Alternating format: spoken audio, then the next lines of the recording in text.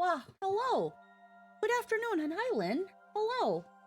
How are we today? Hello, hello. A little bit later than normal, but since we don't have D&D tonight, I thought I would take some time to do some editing.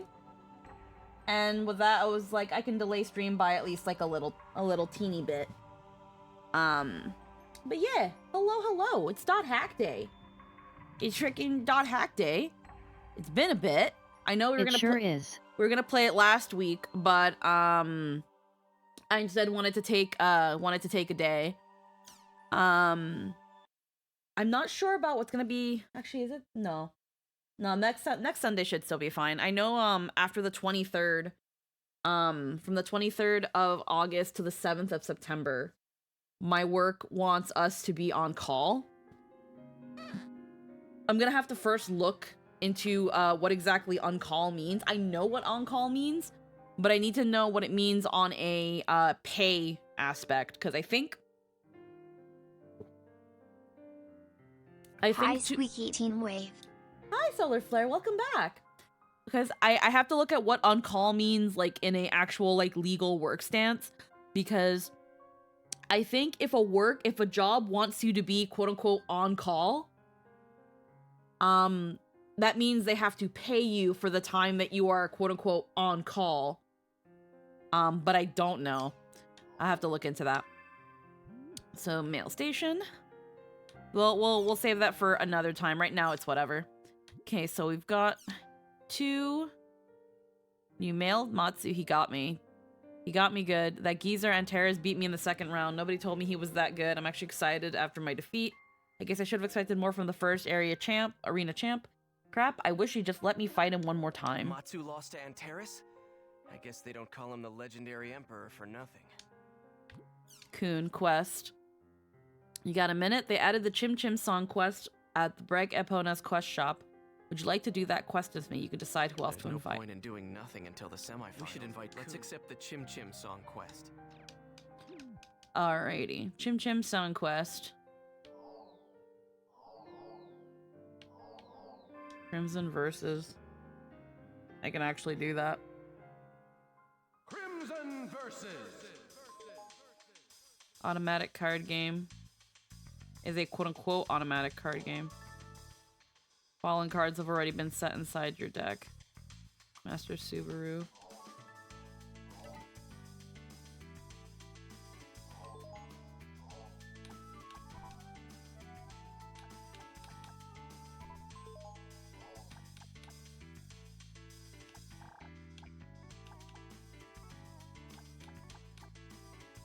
It's Tabby.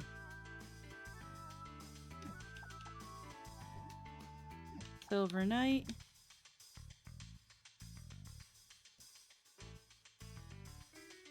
I can't remember her name, but it's Balmung and that one chick from Legend of the Twilight. Hidagi.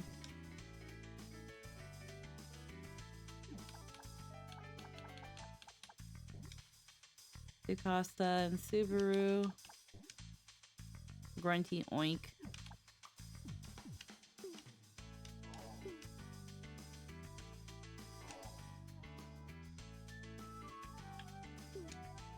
You've not edited your deck. Choose check at under the card menu.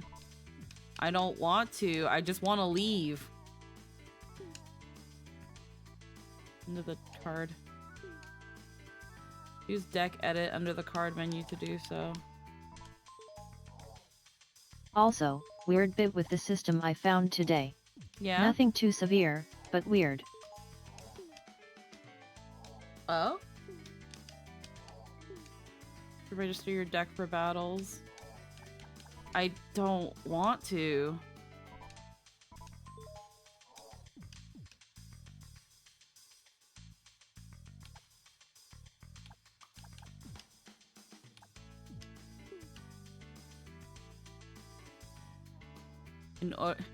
In order to leave Crimson, choose battle entry under versus. Yeah, sure. There. Leave me alone. Yes. Imagine a program not letting you fucking leave because you didn't set a thing. Also, thank you for the head pats, Ryfan.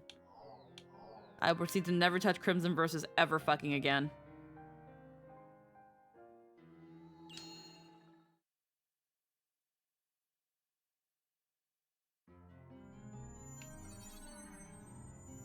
We should invite Kun and do a quest. Let's accept the Chim Chim.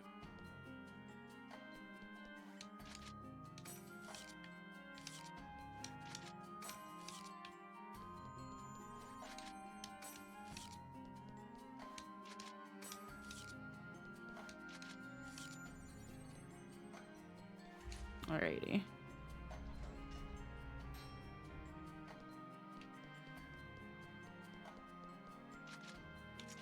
Party. And Kun.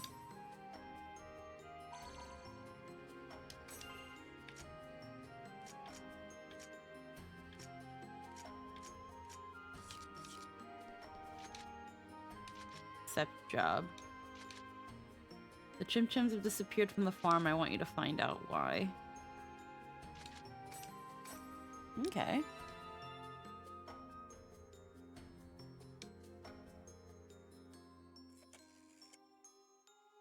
So when I seek for the file locations of the various programs installed, they give me a path involving a LIN folder. However, there is no LIN folder within the users or in fact anywhere that can be navigated through naturally via Windows Explorer. It can only be accessed through typing its name directly into the path bar, as the only user folder attached to the C drive bears your name, not mine. Huh. I wonder what would be a way to go about that.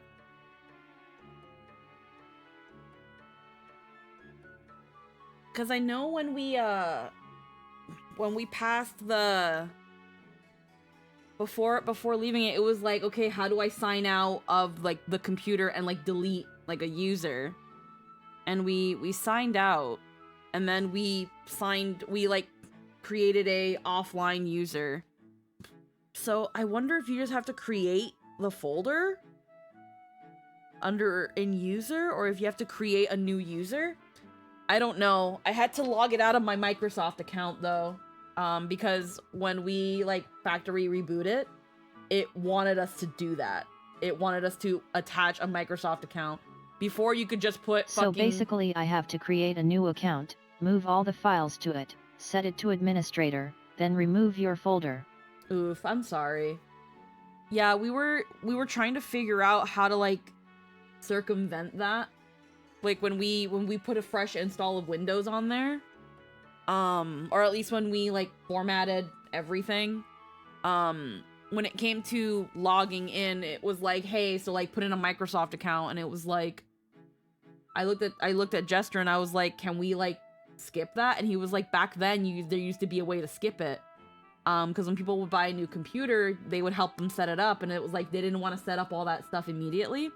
So they would just skip it. You would just put like password 1 or whatever, and it would like kind of skip all that. And now they're like, nope, put in a Microsoft account. So I had to put in my Microsoft account, and then before we sent it to you, I logged myself out of it. But I said, I guess you have to create a new user and make it an administrator. I'm sorry about that.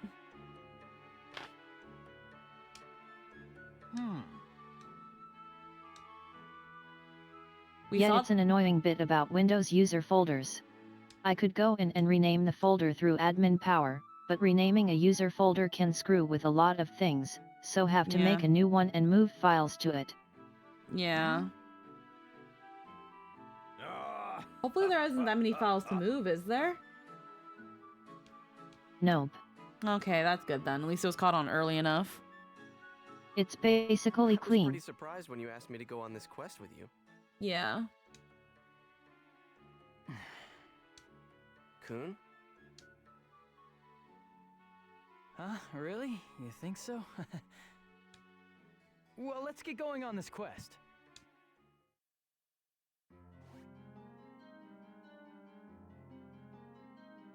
Alrighty.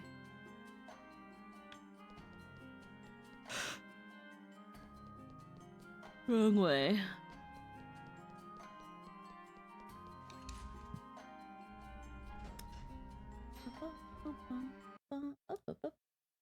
There we go. Alrighty. So heckin' Kun wanted us to go here for a reason.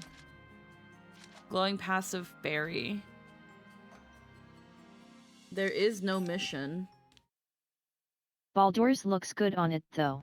Needs Hell yeah. more customization options, but hey, runs good. I know we, somewhere in our chat history, I found a bunch of mods. Yeah. So, definitely gonna have to look at that. And honestly, right now at the moment, I'm not cycling a lot of games on Sunday, so we could do Baldur's Gate on Sunday. Or, depending on how quickly we finish Remake, we can dedicate Baldur's Gate to Monday. Depends on how you feel about that.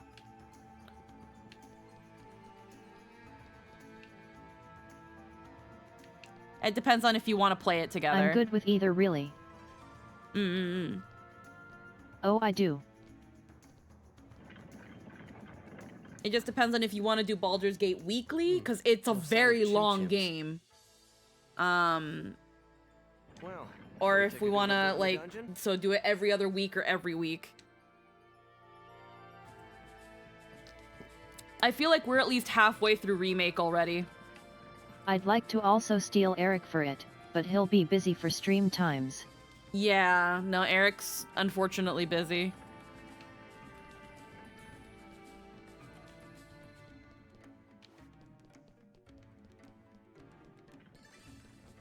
I mean, you can always hit him up and ask him how he feels about Monday morning or Sunday morning kind of stuff.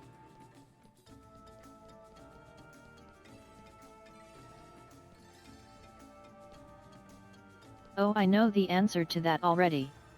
Okay. Not a single Chim Chim to be found. Where did all the Chim Chim go?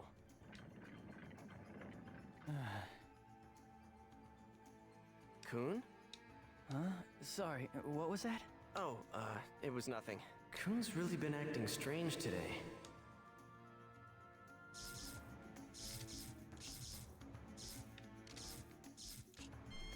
There you go. I was like, what the hell's the... If your time involves a time in the AM, Eric is sleeping. Okay, he's usually... Well, here's the thing. He's in the East Coast. So right now it's almost 4. That is true. Like, so the earliest he's awake, if we go by that logic, is 9 a.m. our time. Which honestly isn't that bad. It just depends on if he wants to do a Baldur's Gate, stream on Sunday and then go straight to D&D. I feel like he would want some time to chill out.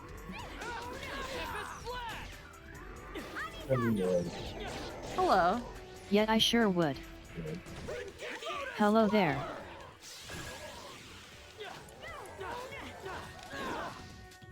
How's the hacking? We recently just started, so it's been alright. Let's see.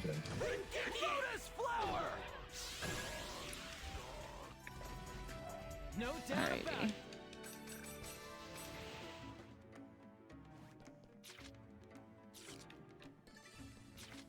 it.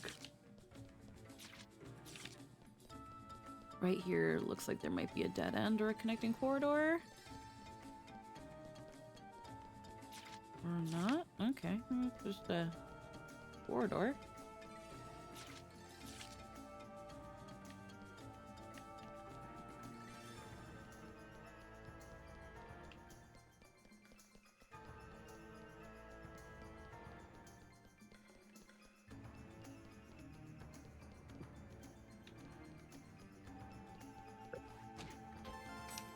Simple earth pelt. And that probably links down there.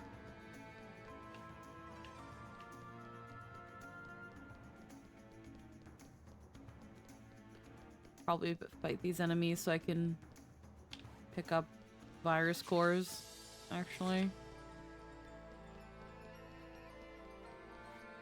I'll crush you.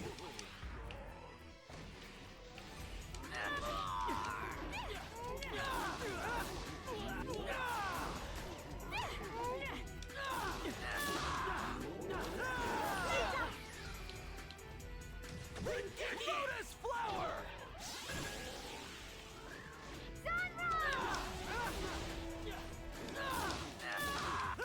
Tempest blast.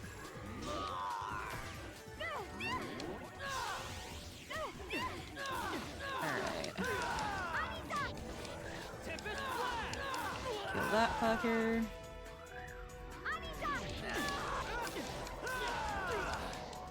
But yeah, we're just thinking about what we're gonna be doing now that Lynn's got her computer.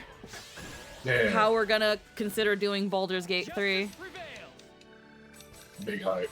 Hargaby the Squeaky. You do it from Scully level Ring 1 and protectors act of the like realm and cute Well, yeah, I flavored fucking- shit. Asshole, but the point I'm trying to say- The point I'm gonna boot you. The point I'm trying to say is that, like, because if we do choose to stream it, because I feel like with a game that long, it's probably the only way I'm gonna be able to actually like keep on it. Because I feel like there's so I don't know. This is gonna sound so fucking first world country, but I feel like lately there's so much shit just that wants my time, and I don't have enough time. No, that's pretty relatable. if I'm being honest. Oh, it's accurate. Yeah. Like, I thought about this the other day when, like, we were, like, when you were telling me about when you and Island, we were talking about, like, some recent anime that are out there that look interesting. And I kind of, like, looked at this and I was like, I don't see myself as someone who keeps up with a lot of anime. I didn't even break a sweat. And I'm sitting here like, there's so much to watch. There's so much that we have to watch. It's not even like really that much, but it feels like so much. And I'm kind of like, yeah, we can dedicate a day to like really like hammer down and binge some stuff, and we kind of do sometimes. Like, we did it with Sailor Moon, and like I think at the end of August, the movie. Yeah, the I last used movie- to watch so much, and now it's just like, yeah, these backlogs are forever. Well, no, it's not even because I used to watch so much. It's just like, why do we have so much to watch? Because again, I'm the kind of person where depending on the series, I don't mind binges. But at the same time, like, binging is boring. You can be. Yeah. Like, if we're just sitting and watching the series episode after episode after episode, that's boring. Like, I don't need a group of people to do that. I like when we can like talk about the stuff. Like we do it with Free Ren and Apothecary, but like Mostly it's about the talking part yet. yeah. Yes. So then it's like, How should we but then handle again, it's like I look at kind of what is our backlog, which again, it's not that big. But like I just look at it and I'm like, why is there so much?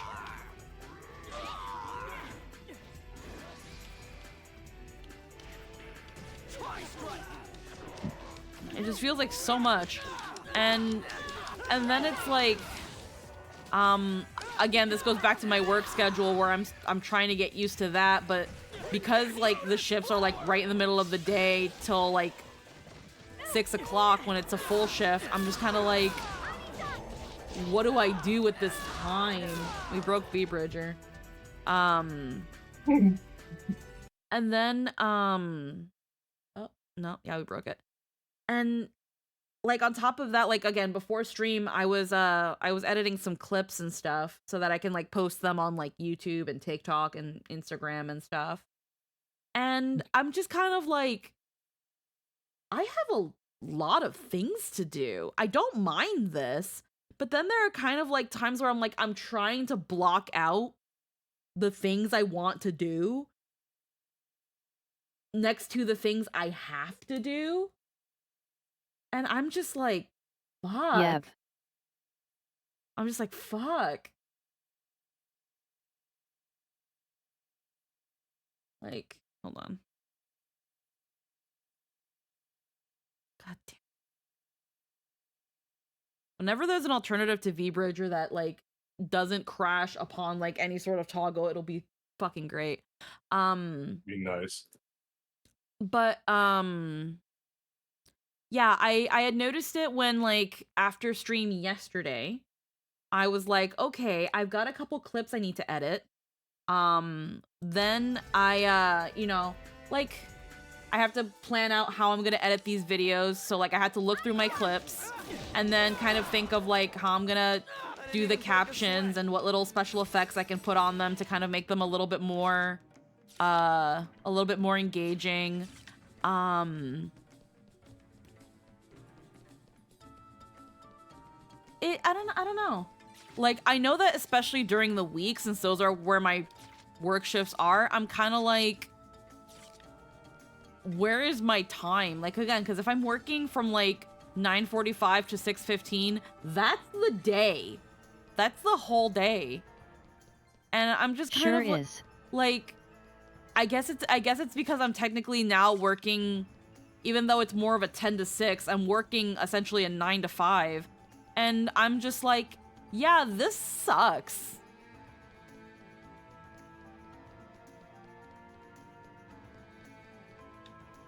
It's just early enough that you can't really, like, wake up a little earlier and get some stuff done, and it's just late enough that, like, by the time you get home, you kind of just want to wind down and, like, not do anything. And it's like, at the same time, I don't like doing that because I'm like, I've got like about maybe 5 hours to my night that I can be productive in. It's a soul crusher. Yeah, no, I've only been working again at this place for a little over a month now, and I'm kind of like, it's the time that's getting me, the times, and I'm just like, I hate these times. Like, I wouldn't mind if, like, the mall opened at like 8 in the morning and a full shift was till like 4 o'clock. And then nights when you also have a game or a stream, it's just, yeah, that's your entire day, no free time. Like, I mean, I used to do that when, before I started mostly, only opening at the cafe. I used to do that. I used to work, Saturday nights, and then, yeah, I would close Saturday nights, so then I would be out by 8. I don't think I would stream on Saturday nights, but then I would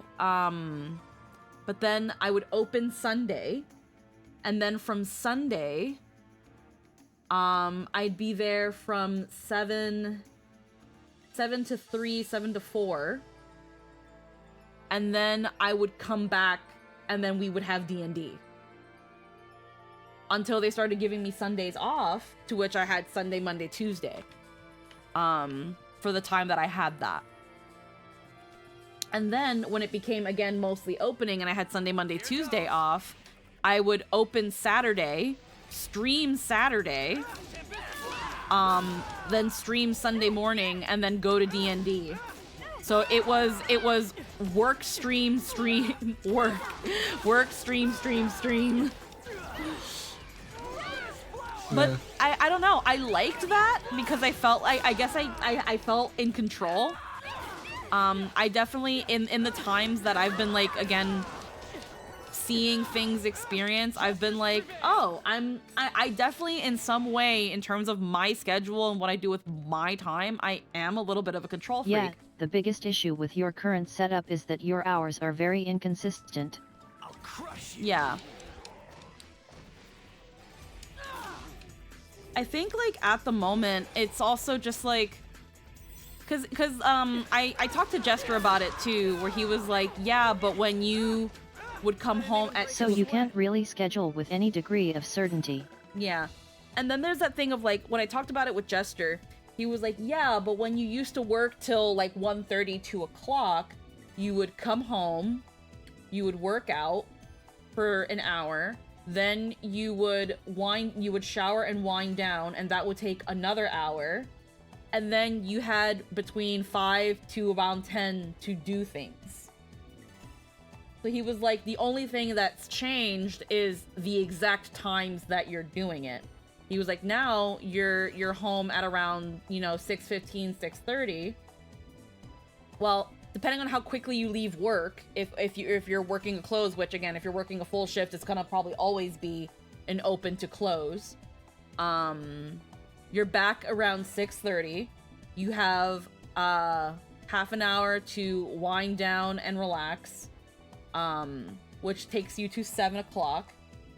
And then if you go to bed at midnight, let's say, and then wake up at 7 a.m. or 8 a.m., you've got till midnight, which is about 5 hours to do stuff. He was like, so the only thing that's changed is the time that you're doing it. But at the same time, but he was like, but I think with your previous schedule, you were getting less and less sleep because you would stay up sometimes, or you couldn't sleep. And that last month, especially when I was in the cafe, I really didn't get that much. It's mostly about blocks. If you have a 5-hour block of free time, that feels a lot better than 2 hours at one point and 3 hours at another. Yeah. So 1 second. Whereas like, when I used to work at the cafe, I'd have to be in bed by 10 so that I can wake up at 5. But there were times where I couldn't fall asleep. So I'd be falling asleep at like midnight or 1, and it's like, I have to wake up in 5 hours. I have to wake up in 4 hours. And those moments of little to no sleep would then also compound on top of the stress of things. Because again, that last month of working at the cafe was very, very stressful. And there were times where... Yeah, plenty of times when we were having little talks until nearly 2 because you couldn't sleep. Yeah, or there were times where if we weren't doing those talks, I'd be trying to go to sleep and I would have panic attacks. Yeah. And I had several a time where I'm laying down trying to sleep, and then I just start hyperventilating and crying. And you know, Jester, since he's kind of used to his schedule now, obviously, so he's usually in bed by 2 o'clock because he doesn't work till like 11 at the latest, or at the earliest. He's like, he'd have to come in and he'd have to calm me down and stuff, and he would lay with me until I fell asleep. Or he'd be like, do you want me to take you to work tomorrow so that you can get a little extra sleep? The thing that really sucked about that, though, was that even if because I would tell him, like, don't worry about it, because with how my sleep pattern was, I was gonna wake up at 5. Because of my point of always being there early, I couldn't, you know, actually be there at my scheduled time. I was always just there earlier because I liked to be there earlier. And then after like the new boss had changed things, it was now, well, it doesn't matter. Hold on. Glowing. Hello, Heisei. Now that the new boss has changed things, I don't really get the extra quote-unquote sleep. I would just be laying there with alarm anxiety, because that's another thing. I have alarm anxiety. And I was like, you can take me to work if you want. I would really appreciate that. But it's not gonna mean me getting extra sleep. And then on top of that, and this only happened a couple times in the time that I've worked at the cafe in general, but this happened a couple times where Jester would take me to work. And as I see him drive away, it's like a kid's first day at school and their mom leaves and I just start crying. Yep. I'm just like looking, wait, is this where I started? Yeah. And I'm just like, and that was also like, man, I don't want to be here. Man, I'm so tired. Man, I want to go back to sleep. Yeah. And yeah, it was that was the thing too, where I was like, Jester, I super appreciate and I love you, but I think you taking me to work sometimes is worse for me. Hey,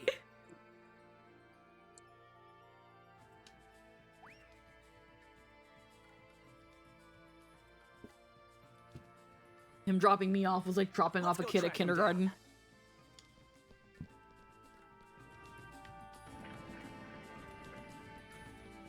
I fucking just immediately start getting separation anxiety and start crying like a fucking Great. little Fork dog. in the road. Which way should we go? Fork in the road. Let's go this way.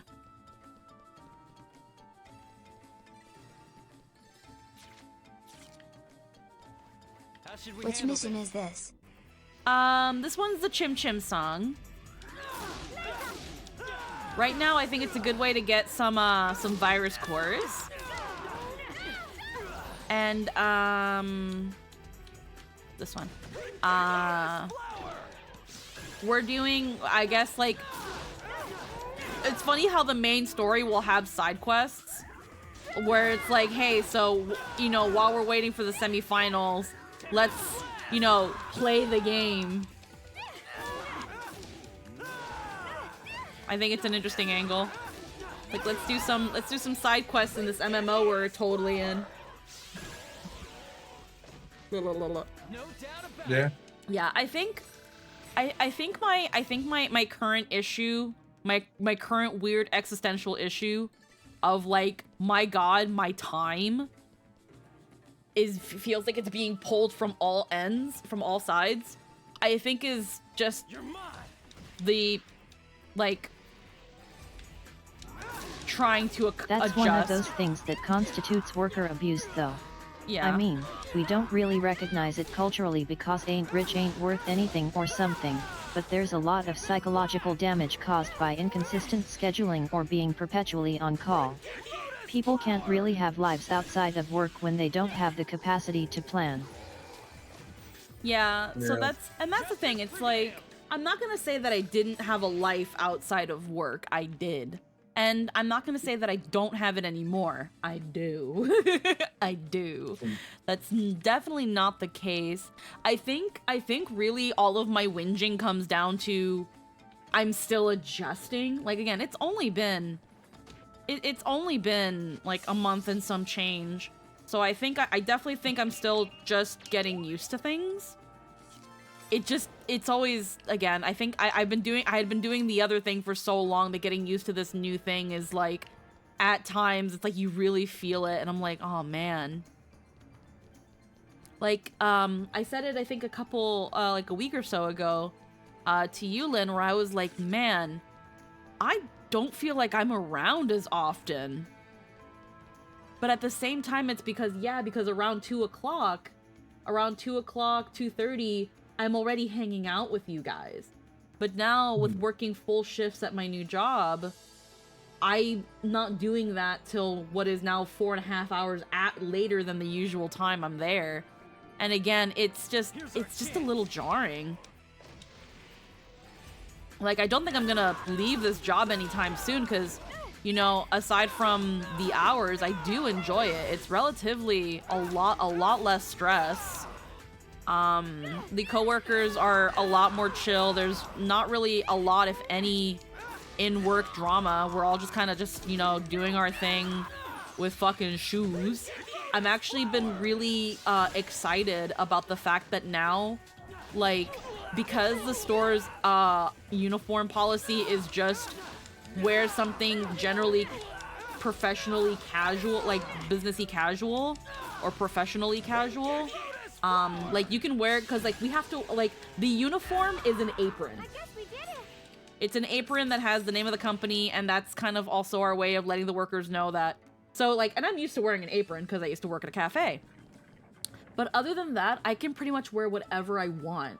As long as it's nothing like lewd or explicit or overly revealing or something that can end up being a safety hazard, obviously. The usual shit. But like, for example, when it comes to shoes, Or a fursuit. yeah, maybe for Halloween, but like, I was told, because I always asked about like shoes too, and someone was like, if you want, you can even wear like flip-flop sandals. And I was like, what? And she was like, and she was like, as long, if it's something that we sell in the store, if it's a style of shoe we sell in the store, you can wear it. And I was like, so I can wear like I can wear Crocs to work? And they're like, yeah, and you can, and that would also, because you wear Crocs, you are technically advertising Crocs, and like, if someone was asking you about Crocs, you'd be like, I'm wearing Crocs right now, and freaking talk, you know, that sort of stuff. And they were like, yeah, and freaking we had an employee that would wear Birkenstock sandals, and she'd wear those to work, and it'd be like, oh. So now, because back then when I was working at the cafe, it was preferred to wear slip-resistant work shoes. And while I didn't always exactly wear like work-grade shoes, I mostly just wore shoes that had some sort of slip to it. But because I'm also working at a coffee shop, I kept it normally black. So you're looking at like black runners, black sneakers, or actual like black shoes, because like sometimes depending on what's on the floor, it could get a little slippery. Now it's like I can wear boots, I can wear sandals, I can wear my Crocs, I can wear whatever. And I can now wear like... Coffee shops usually have tile or smooth flooring, while a shoe store usually has short grain carpet. Well, our shoe store actually has like a linoleum, like wood kind of finish, like a hardwood linoleum-ish look. Doesn't have carpet. Carpet is probably the worst thing you can line a store with, unless it's like a really, really fancy thing where they can like afford to like freaking shampoo the carpets the whole time. No, not in a mall. Not in a mall. If anything, sometimes a tech store will have some carpeting, because where Jester works, some areas have carpeting. But no, our shoe store is in a mall relatively close to the food court. That's asking for somebody to fucking spill fucking food and grime and shit, and like, nah. If it was a super duper high-end store, then maybe. That's fair. But it's a medium of the line. Like our shoes, at normal prices, we're looking at $60 shoes to $120 to $130 shoes, with our most expensive ones at the moment being Uggs, that are $185.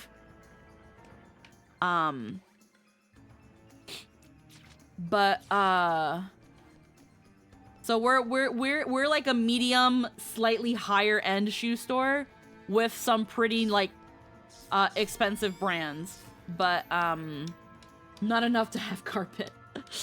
I also think it's because initially, before that shoe store became the shoe store I work at, it used to be a Payless, and a Payless sure is fucking gonna have no goddamn carpet. It's literally called Payless. But usually does around here actually. Oh, interesting. Then the only thing I would say is, if it's a standalone store, they would probably have a no food or drink policy. Then again, this is a mall, because that's the thing too. Like if I was to walk into like if I was to walk into like Jester's work, if I had any sort of open food and drink, they would tell me, I'm sorry, you can't come in here with that. And that's not only a way to protect the technology and stuff, but it's also to protect their fucking floors. And I think if like, again, if we were in, or like a nice clothing store, or again, a nice shoe store, if you came in with open food and drink, they'd be like, hey, like... Mostly I know shoe stores to commonly have those super short grain carpets that feel kind of like a doormat. Yeah, I totally get what you mean. I totally get what you mean. I feel like, at least in the times when I was in the States and the times that I've seen here with the stores, any store that usually has carpet, they usually don't allow you to come in with open food and drink. And again, that's the problem with a mall, is that because Yeah. that stuff is so much harder to control. And, you know, a store might be in one place one moment and then be in a completely different place the next. You can't really adhere to the store's, like, essentially, like, its look policy, you know, if it has one. I know, for example, when I used to work at Children's Place, it's in the name. It's a kids' clothing store. They never had carpeted floors. It's a kids' store. Like, thankfully, I never had to experience it myself, but I would hear about kids that would throw up and fucking piss and shit in the dressing rooms. Yes. Like, I'm sorry, I would never create... Kids just produce goo. Yeah, no. I would never I would never have a kids anything, whether it be a clothing store or anything targeted specifically to kids. I would never put any kind of carpet because of how kids are. Because if they're not actually like pissing and shitting and throwing up in the store, if it's a baby, it's throwing food around because it's always got fucking Cheerios or a little bottle with juice and they're throwing it because Anything it's how related to babies. kids has to be easy to disinfect. Exactly. And that's another thing Yeah. too. Anything with kids, it's got to be easy to clean and disinfect. It has to be.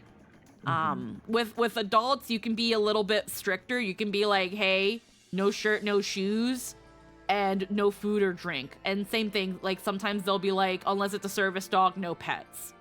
Again, with malls, Kids are you really very can't messy when control they're that. young. Oh, they're so messy.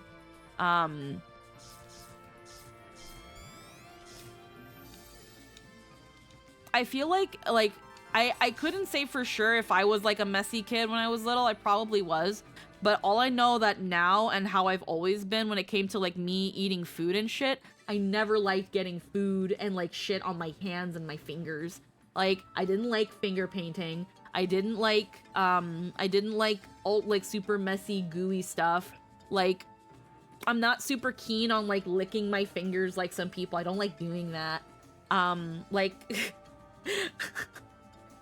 when it comes to like eating, I do like the little pinchy fingers when I have to eat with my hands because I cannot. I really cannot fathom getting my hands dirty. Sick. And now I'm not gonna self-diagnose anything either, but I've got a lot of little tics here and there that I've noticed that make me wonder if I am in some way, shape, or form on the spectrum, but I don't think I am. But I also don't like the whole thing of like everyone's a little bit on the Same with spectrum, me. and that's why it's a That's spectrum. how I figured but... out I had autism low. Really? Yeah, cause that's the thing. But I've heard about that. Yeah, like that fingers thing. I can't remember all the little tics I have in general. I know like when I have like a schedule, anything that gets in the way of my schedule like greatly upsets me.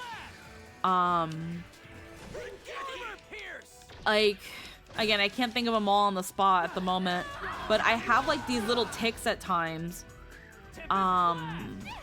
And I know like I've had cases like with family where I've kind of had to be like, is this what I should be feeling in the moment? Maybe I'm supposed to react this way. Maybe I'm supposed to say this, or maybe I'm supposed to put on this face. Especially when I was younger, that when my brother got officially diagnosed, they were he did similar, and they were like, yeah, that's autism. And I'm like, huh? So like I know there are some people that have said that like the reason it's called a spectrum is because everyone in a way is in it, but I don't feel like that's fair either. Hey.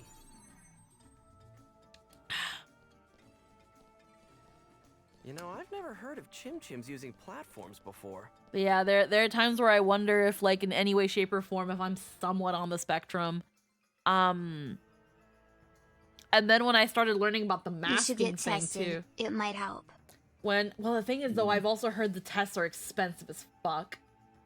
Like I talked to a professional about it because I do occasionally talk to a therapist. I think it's more there are variations and people are not a preset normal.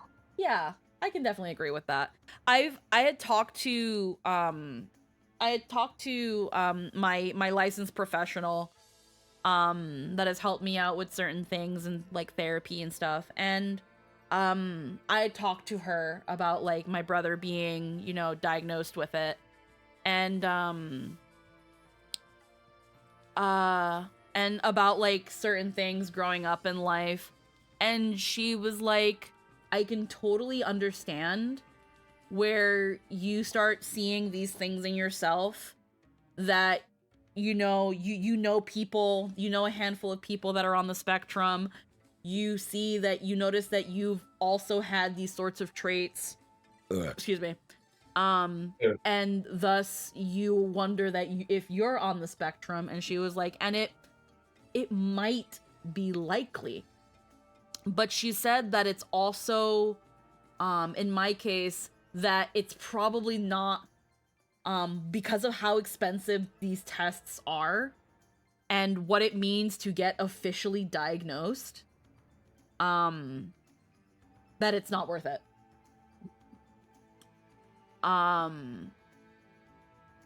So Yeah.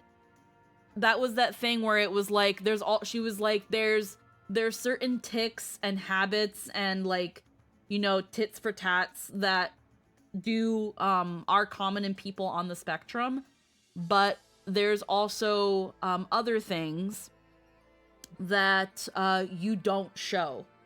There's also other potential like mental ailments that you don't quite show. And while a test might say that you're on the spectrum in some way, shape, or form, the things that come with getting officially diagnosed are not worth getting officially diagnosed. She was like, if you think you might be somewhat on the spectrum, we can work with that. But she was like, but I personally don't think you're on the spectrum. And she was like, if you ever do want to consider going down that path though, we can see what we can do about that. But she was like, it's a very, very expensive series of tests. And again, I'm not sitting here being like, if I learn that yes, I am on the spectrum, it's gonna be this life-changing thing, because I don't know. Although again, I've been, It's really not. but it's a thing that I guess like really been wondering. I've really been wondering if I somewhat am. But again, I also, just like there are certain things about me that I'm like, but that's like common with people on the spectrum. There are certain things about me where it's like, people on the spectrum don't do that. I feel like in many cases, if you're high functioning, which we definitely are, all knowing does is let you give yourself an excuse. Well, I'm in that thing where it's like, I don't think learning that I'm on the spectrum again is going to be this big life-changing thing. It's going to be that thing of like, if someone was like, oh yeah, no, you have autism, I'll be like, oh, okay. Well, it's nice to know that that's what it was. But at the same time, I'm also kind of like,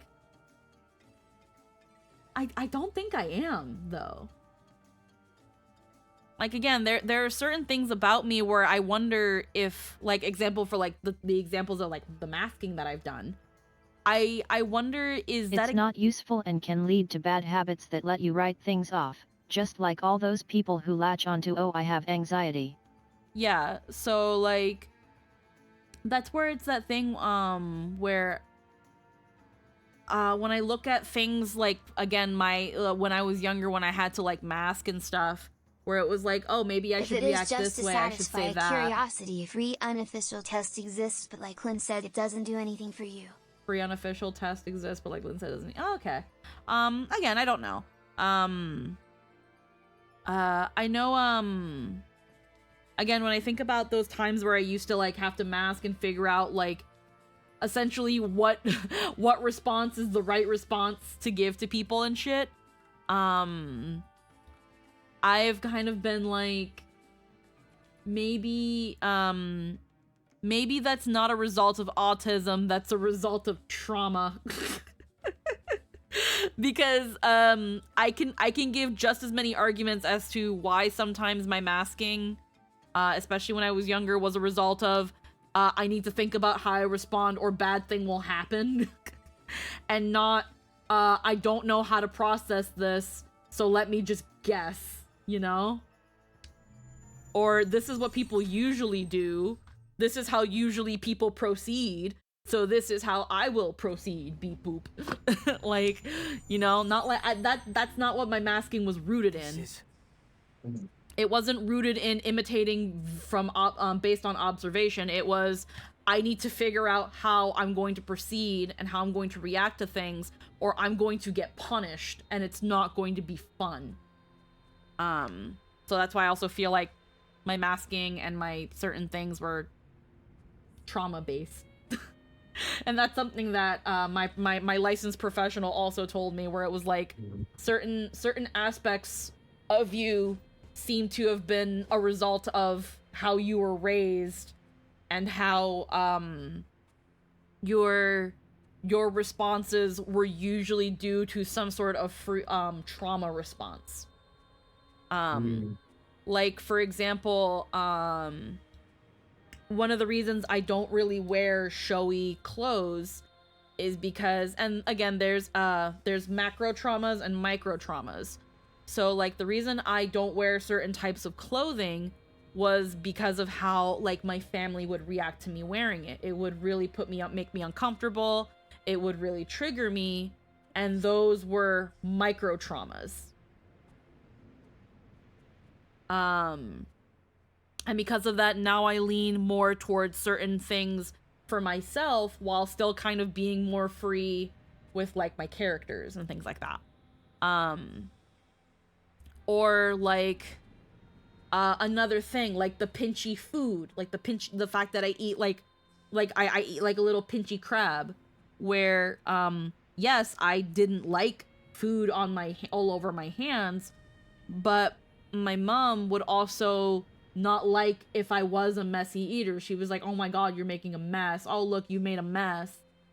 And it's like, oh, mom doesn't like when I make a mess. You know? So it's like a bit of both. And that's something where it's like, I mostly don't think getting the label officially does anything for you other than making it easier to write things off.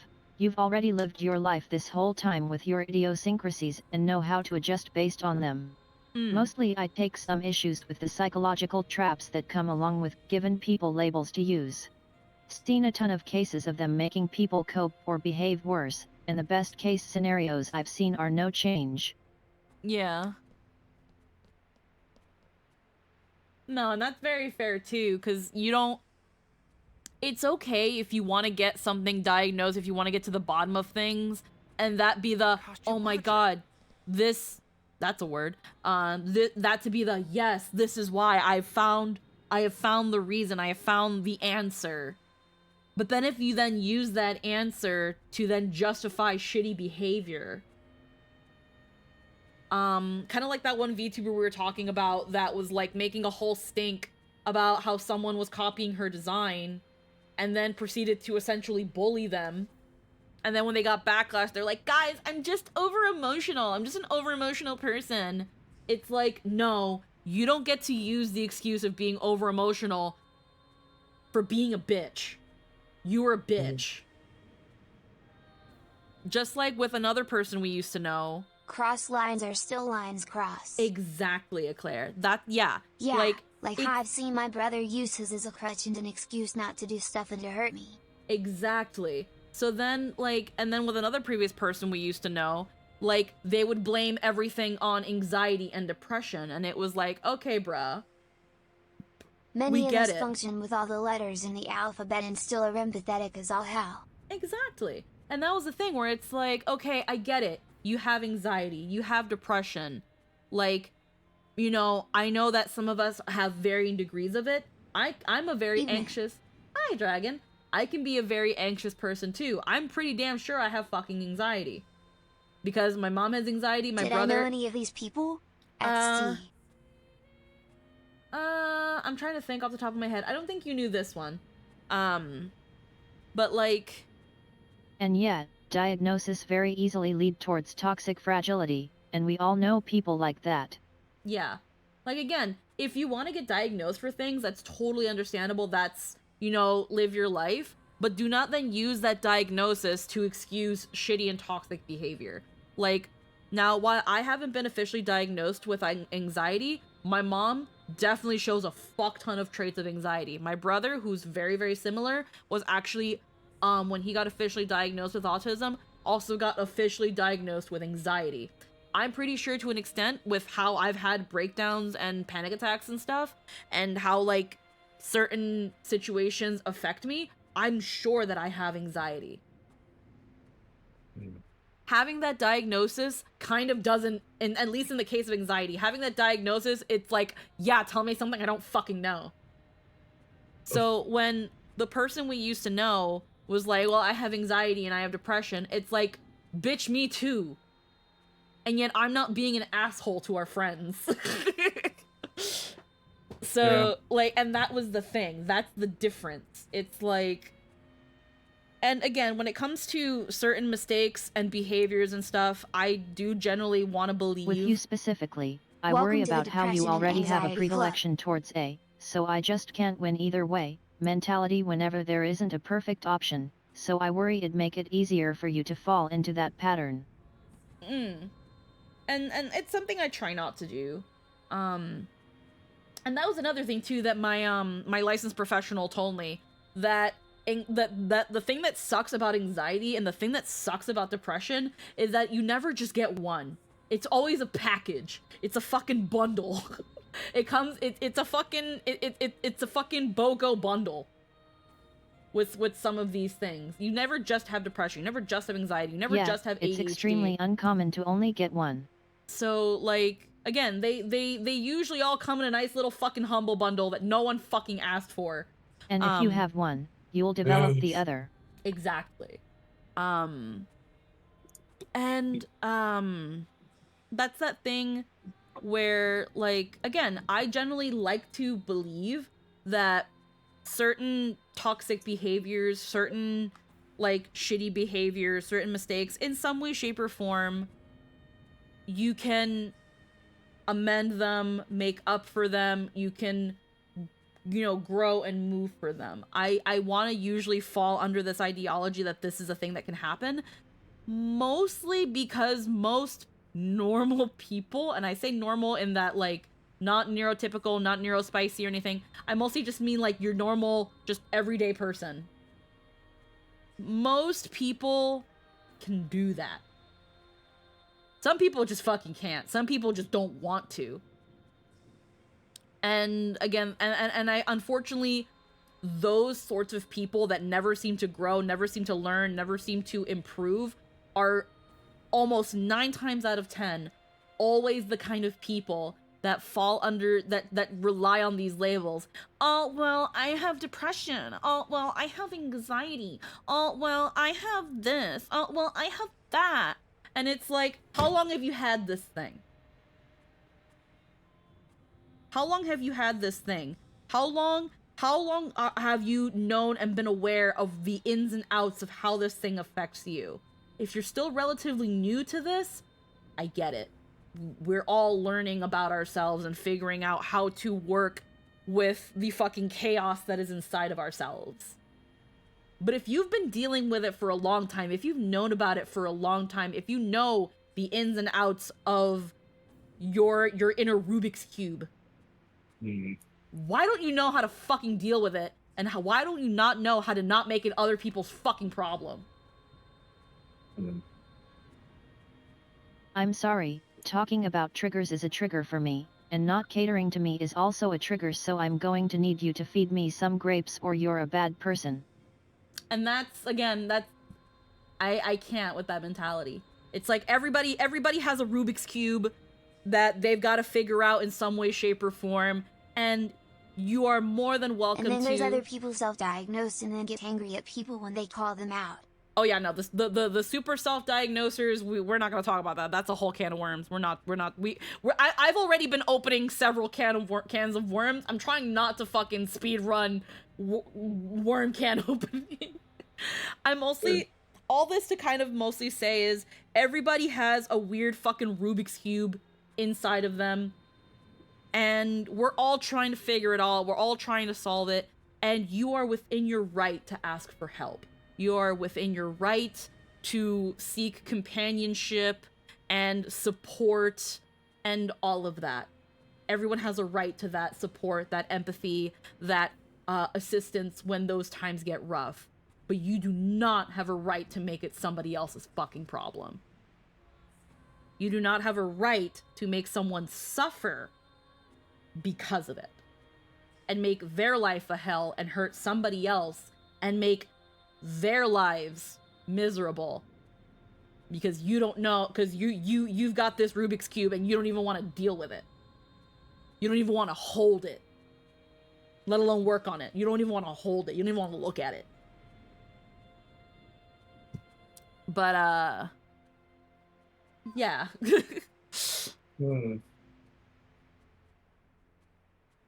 That's pretty much what I'm kind of getting at. I totally understand. Yeah, a huge thing I stand by is that intent often doesn't matter. If a person ends up hurt, you hurt them and you gotta own that shit. Mm-hmm. Exactly. There will be times... I'm 99% sure I'm big time autistic. I'm literally a robot. Beep, I miss Popio, but I do pretty okay and I know who I am, so I just work with it and am upfront about my idiosyncrasies with people. Yeah, like, and again, there are gonna be moments where, you know, metaphorically, you bump into somebody or you hurt somebody. And again, there can be times where it can be really hard to admit you're wrong or that you fucked up or, you know, that you need help. It's part of the human experience. Excuse me. It's part of being a person. It's part of being a person. It's something that I myself, in my 31 years of life, am still trying to kind of come to terms with. So like, I'm saying this obviously to a group of people, but I'm also kind of saying this to myself because it's something that I also kind of need to remind myself about. Where it's like, hey, like, you have these problems, other people have these problems. It's okay. But yeah, that hack. That's the thing about living in a society. There is a degree of compromise that is needed to coexist, but if you only have one or two interactions, prisoners' dilemma shifts to greed. Yeah, and that's the thing too. It's like, yeah, in order to live in a society, there's a degree of compromise that you have to make, and unfortunately, a lot of people don't want to compromise, and that's really where the problems start happening. Looks like the Chim-Chims are giving the land's energy back. Coon. You see, the Chim-Chims gather the dispersed energy to create a Chimsphere. And the purified Chimsphere is brought here for return to the Earth. They're pretty, like fireworks, aren't they? I see. That's why we didn't find any Chim-Chims on the farm. I first looked into this quest with the intention of doing it with some other players that I know. But something happened and they couldn't come. Wait a minute. They didn't become lost ones, did they? Jonquil and Girls. Perry, actually. I've been so busy dealing with this GU stuff, I haven't been able to spend much time with them. Huh?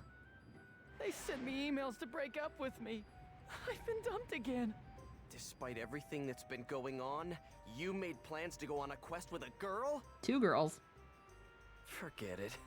You know what? Rip that I guy. actually admire you for that. I wish I could be more collected like you.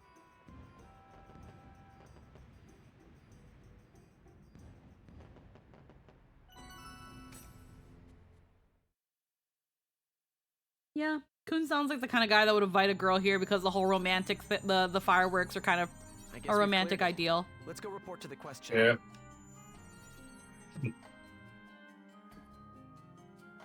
I'm of the camp that intent is extremely important, and I don't actually care that much about fragility, and am immediately suspicious anytime someone is performatively hurt, but I do agree that anytime you hurt someone, you should reflect on your behavior and talk it out with an open mind. Mm-hmm. Yeah. Oh, really? I know in my case, whenever I'm like upset and hurt, like I really fucking suck at not showing it. I'm really sorry about dragging you out here with me on this quest. It just becomes a thing of trying not to bring like too much attention to it and try to make it seem Emotional like manipulation through guilt is by a wide margin the I most just common wanted to form spend of some abuse time I with see in the somebody to get modern my day. mind off things. Mm-mm-mm. Oh, intent hell it can matter. Like it definitely can Worry make things about it. worse or I'm less sure I'm worse. going to- But a lack of an intent never makes things better, emo. Mm-mm. Hey! Rose, what's going on, gorgeous? Now you stop looking at me with those beautiful eyes. I think my heart is about to burst through my chest. Oh yeah, I found a guild shop that sells some great items. Hey, you wanna go? How about we take off right now? All right, Haseo let's kill go. that guy.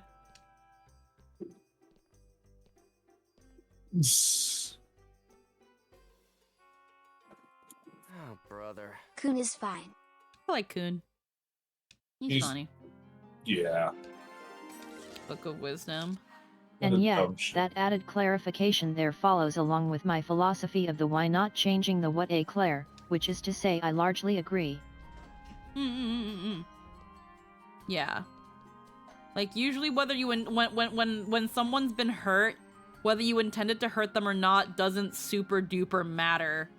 Obviously, like if you intended to Hype hurt them, popcorn. Hi Daxtus, if you intended to hurt somebody, that's pretty fucking bad.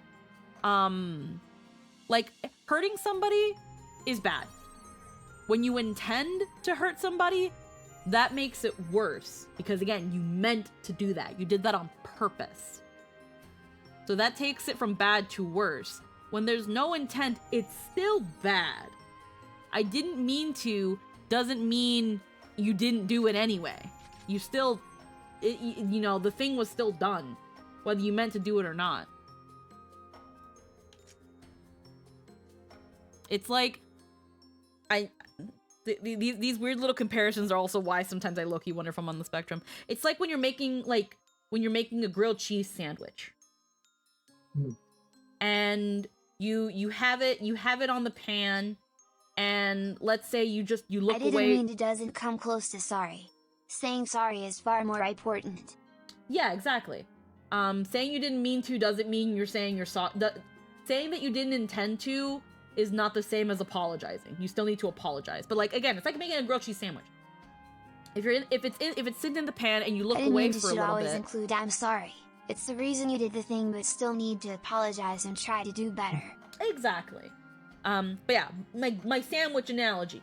Like, okay, your sandwich is in the pan, and let's say Grilled cheese and let's say your grilled cheese is in the pan, and you look away for a moment. You get distracted by something, or you know you gotta go to the bathroom, and you look away from your grilled cheese, and then you come back and it's burnt. You didn't mean to burn it, but the decisions you made, the actions you did, led to it being burnt. Now, you didn't mean for it to burn your grilled cheese, but now you did. What are you gonna do now to make it up to your fucking grilled cheese that you fucking burned? I'll Haha. still try to eat it. Love me a grilled cheese. But the thing is, you have that moment of, oh fuck, I burnt my grilled cheese. Like getting distracted. Burn grilled cheese. Get out the knife and start scrapping away. Wonder if this step is transferable too? Well, here's the thing, Eclair. That step is transferable because what it comes down to, scraping I'm out, sorry. Grilled cheese. getting out the knife and scraping away at the burnt part. What you're trying to do is you're trying to, in this case, you're trying to save the grilled cheese. You're trying to fix it. You're trying to fix it. So it is transferable. You're trying to save it. Now I want a grilled cheese. Now, the worst thing you could do in the case of this grilled cheese, Oh damn. because again, in this case, let's say you didn't like burn it, but like now it's looking pretty fucking toasty. And you like your grilled cheese is on the lighty toasty side. Let's just say for example. And you're like, "Oh man, now it's way too fucking toasty." And Yeah. stabbing someone is also an option. Then you have a whole new problem. But like, you know, you scrape off some of the overly toasty bits. It's because you're trying to fix it. You're trying to fix it so that you can still have a grilled cheese. You're trying to fix your mistake or make up for it so that you can save your friendship. The friendship is the grilled cheese. The worst thing you can do is throw away the grilled cheese. Because now you have a grilled cheese that you could have done something about. While it might not have been as perfect as if it's not as perfect as if maybe you had paid more attention to it or didn't go to pee, it's still workable and you can still enjoy it. But no, you just threw it out. You just gave up on The it. worst thing might be leaving it in a pan to burn more XD. Or that, or just, yeah, there's two worst things you Which can is do. also super true. There's two worst things you can do. You can leave it in the pan and let it get worse by doing nothing, or you can throw it away. So WTF, how does the grilled cheese metaphor work so well, XD? Yeah. I know, it does work really well. The grilled cheese metaphor, friendship is like a grilled cheese sandwich. Yeah. You have to give it attention, you gotta All butter it this up. grilled cheese talk. Squeaky, I think you might owe us some grilled cheese. I'm just saying, friendship is like a grilled cheese sandwich. You gotta give it a little bit of love, you gotta give it a little bit of care, you gotta butter it up a little bit, you gotta give it a little bit of buttering up, and you gotta be attentive, you gotta flip it when it's ready, and then once you've taken the time and the care, you can enjoy a wonderful grilled cheese. But if you leave it unattended to, it can get burnt, or it can get too toasty, and it might be a little rough. You can still save it. You can give it a little bit of butter. You can give it a little bit more butter to soften it up a little Friendship bit. is like You a can- grilled cheese. It's way better with some ham in there. Yeah, no, it's way better with some ham in there. But again, like, you know, it can just still be a grilled cheese. A grilled cheese in itself is still pretty good. You can scrape it a little bit, and that can help fix it, you know? Or again, you can just, you know, accept the little bit of toastiness, and then, you know, you might actually realize that, oh, I kind of like it a little toasty. Like, but the worst thing you can do is just let it burn more or throw it out. I think of it in terms of ethical considerations. Ethics are all about intent and harm reduction. For instance, car accidents are a common example. Say you get in a car accident and people died. If you drove into them intentionally, I that's like murder. it a bit toasty. If you I lost like drama. control and the vehicle just happened to follow a line into them, that's vehicular manslaughter, or they could jump in front of the car from a spot you couldn't see. All three have the same outcome, but ethically speaking, the driver's culpability is wildly different. You're still going to offer your condolences.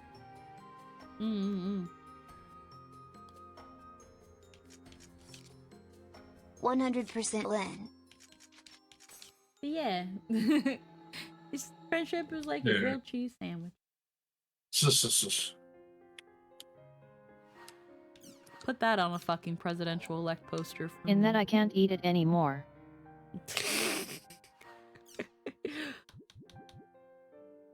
Heckin', I tried to make like I made a sandwich earlier where it was like the egg and stuff sandwich. It still came out pretty good, but like Jester cooked in the pan earlier, and I guess I forgot to like spray a little bit of Pam because my egg got all like fucked and it stuck to the pan and my egg got all fucked. I was sad, but I still like. I was like, it's okay. I'll just take the egg that like stuck and I'll just put it in the sandwich and then I'll put my cheese over it. And then like I fixed it. I'm so hungry now. I like it a bit toasty. I like drama. Well, again, in this case, like the toast, what the toast itself, the toastiness level of itself is kind of superfluous. The point is that most people don't like their grilled cheese sandwich burned. Burned usually means ruined.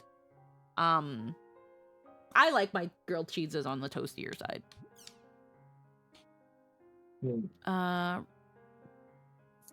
Chim Kicker campaign.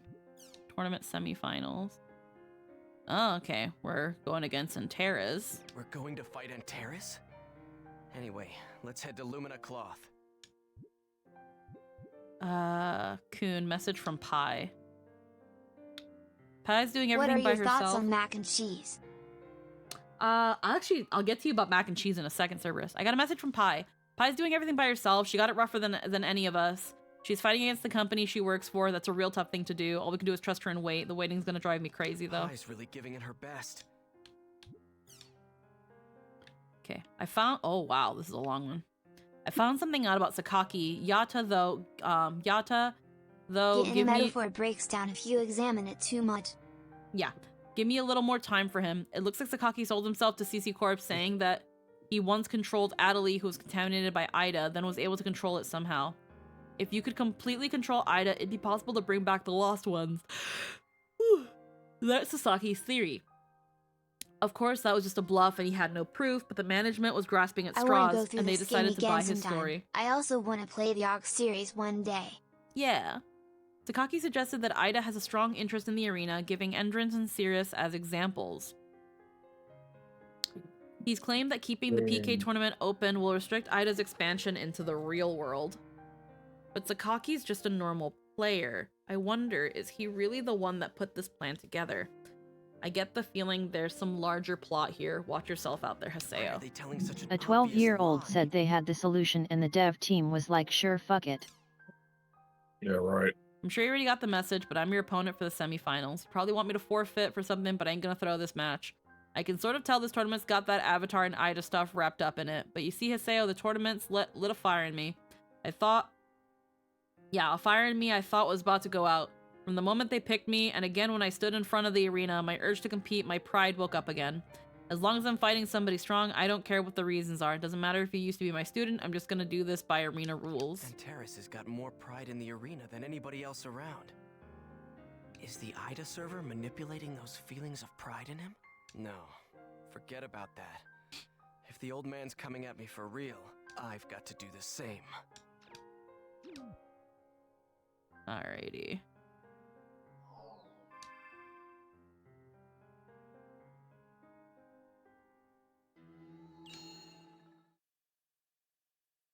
Yeah, again, it's really hard to think the fact that freaking... This is not as we discussed, Sakaki.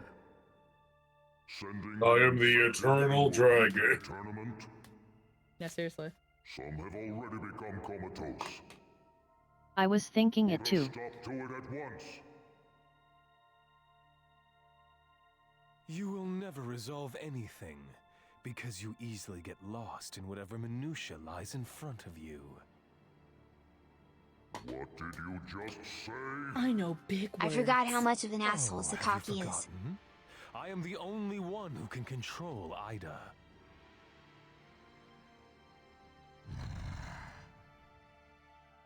I This was in believe my that you English entrusted class me with today. the Can you tell? responsibility For all of the world, did you not?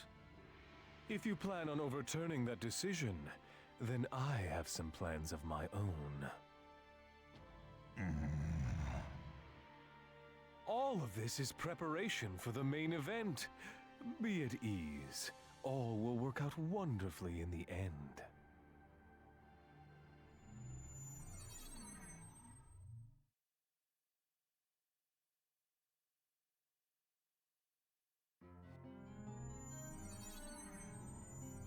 Let's invite Kuhn and Adelie. Alrighty.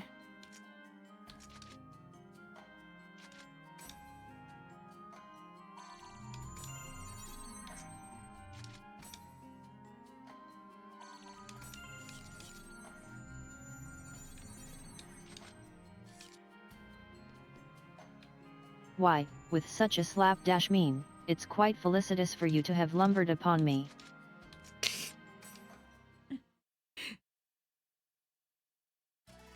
Really funny when you think about it. Still a fucking 10-year-old. So he is blackmailing them? Don't they know who he is? With all the kids they've kidnapped, why can't they do it to him? There's... One second. There's a safe shop. I don't think it's as easy as that.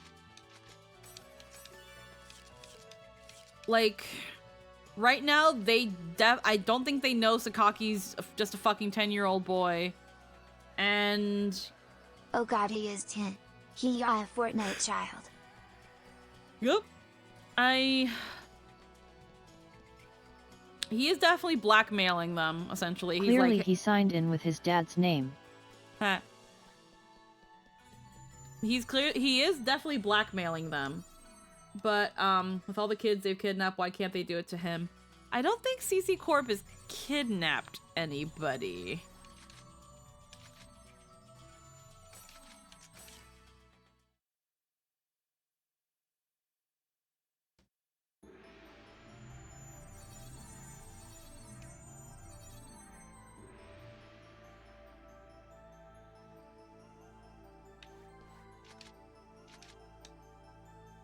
So Antares is our opponent for the semifinals. Well, couldn't we just ask Antares to forfeit the match? No way. That single-minded old geezer's gotten more stubborn than ever. It doesn't look like he plans to go easy on us. We've got to meet him full on. It's just about time. Let's go! Antares, I'm not fighting to try and defeat you. It's to protect you. I can't let you fight the infected players. Now the semifinals. It's Team Haseo versus Team Antares. Arena fans know all too well. This battle is between master and apprentice. I was gonna say, where's the third one? He's just so fucking short. And once again, we hear the now familiar boos for Team Haseo. To be perfectly frank, ladies and gentlemen, I cannot help but feel a small pang of sympathy for Haseo and his team. It's boo after boo. Yo!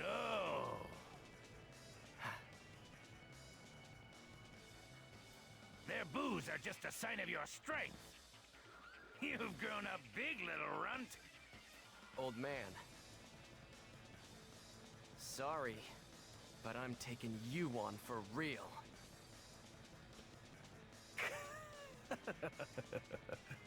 Now, let the match begin! Think so. All right.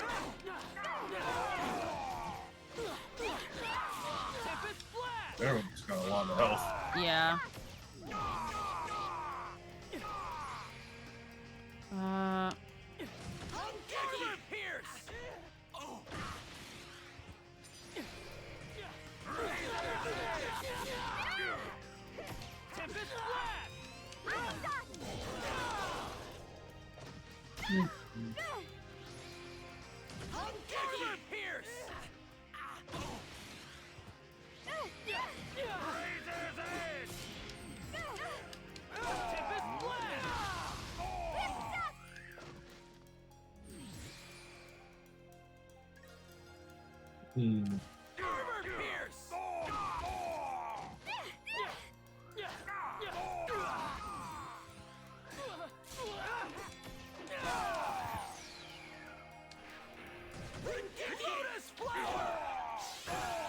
We got them all with that. Yep. Nice.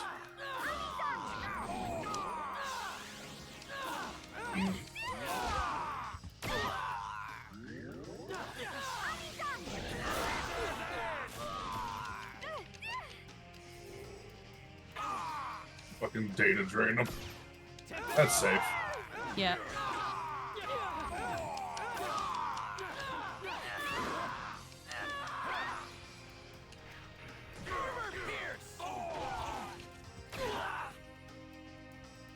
And the terrorists down the shit. Get it. Bop him. Bop it. That's I'll it! twist it. That's the match! In Master versus Student, the student has emerged victorious. Haseo will advance to the finals. We may have an unprecedented 3-rank conquest on our hands. Oh. Just look at me. Guess this is the best an old man can do. You know there's no way I could have let you win. To protect me, you mean? I appreciate it. Thanks. Now that won't do, Terror of Death. We can't have anyone throwing a match now, can we? It's quite a shame to see you've brought your personal feelings into the arena. You think he threw the match? Dear friends, as you are aware, Antares and Haseo are master and student, and there seems to be a chance that Antares purposefully lost this battle in order to allow Haseo to advance. The bastard threw the fight! That's cheating! Huh. Silence! You dare dishonor our honorable match? Honorable match, You must be joking. For now, Antares, we'll have the loser take his leave. Haseo was suspected of cheating in the previous tournament. He used a power that deviates from the system. He entered this tournament with a hacked PC. Oh yeah? Where's your proof? Right here, of course.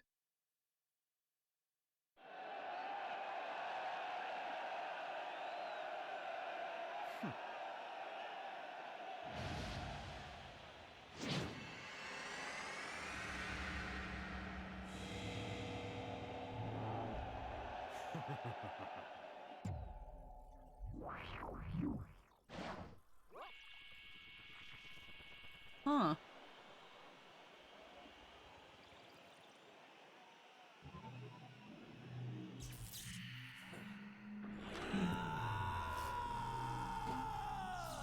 What are you doing? Say goodbye.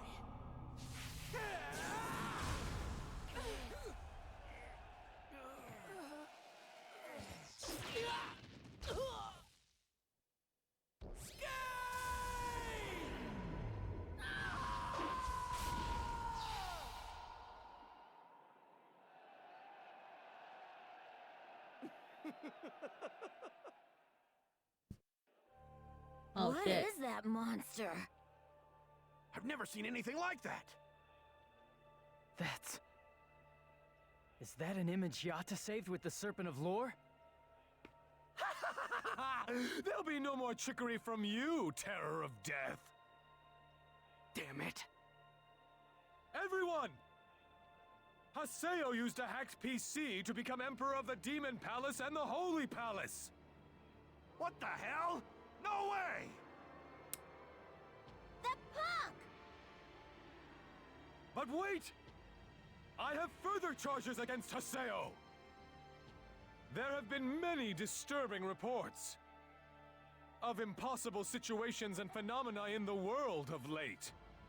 Furthermore, all of these abnormalities were caused by the dangerous elements that call themselves the GU. Could there be any greater offense to honest players like ourselves who work diligently to make ourselves better? He's the GM of. He's the Guildmaster of GU now. Don't dirty up the world! No. No! I can hear it. I can hear their malice. And Ida! No! Everyone! I seek your wise, fair, and honest judgment. Is Haseo guilty? Or is he innocent?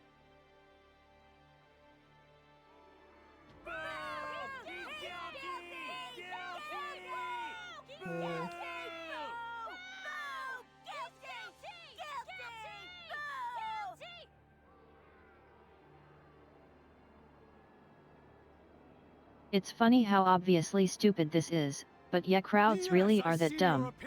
Yeah. Haseo's terrible guilt runs deep.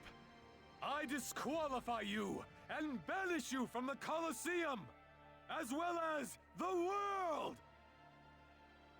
Get out, Haseo! I love how his evidence was a CGI cutscene. Yeah. Bastard! Yes. If any of this was actually true, he wouldn't be talking about it here. He'd file a report and get him banned. Those words. Yeah. What a fool you are, terror of death. Have you not realized? But I because just saw this guy and I already hate him. But because we decided, because fucking the game devs decided to give a 10-year-old absolute command over how the game is freaking administered, sure. Your precious idea. That's that thing, that's one of those things where you have to suspend your disbelief that so many adults could be so fucking stupid. Deals no longer exist anywhere in this world. The mass opinion of the players at large decides what qualifies as right and wrong in the world now. Your heinous sin will be carved into the logs of the world for all eternity. May your life be miserable. May you be crushed under the pangs of your guilt. Wait a moment. Like, so you're just gonna ban me? He's throwing it to the court of public opinion, which is what you do when you don't have alternatives. Takaki's trying to cancel Haseo. Yep. Yep. He's trying to cancel him. I gotta use the potty really quick, so we will be right back. I'm gonna do a quick little BRB. So this is a good time for everybody else to get a potty break, to get some fucking, get a snack, or heckin' get a meal in. I'll do a quick ad break so that we can kill the pre-roll. I'll be back in about 3 to 5-ish minutes, okay? Wah!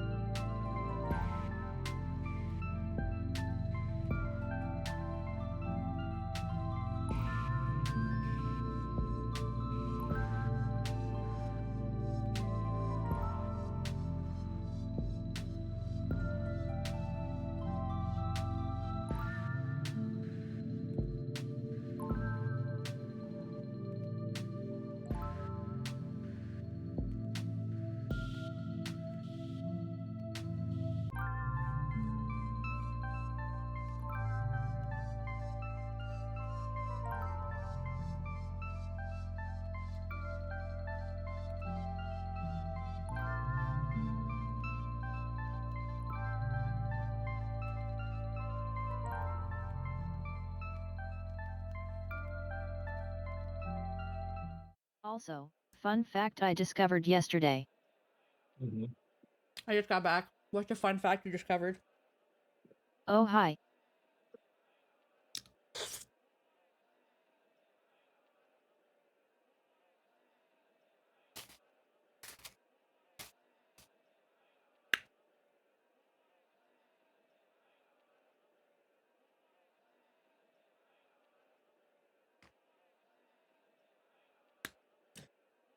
What's the fun fact we discovered?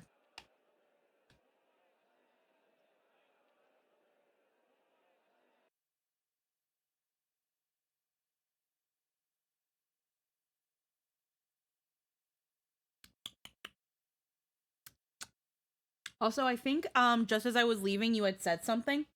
So if you want to, you can say it again.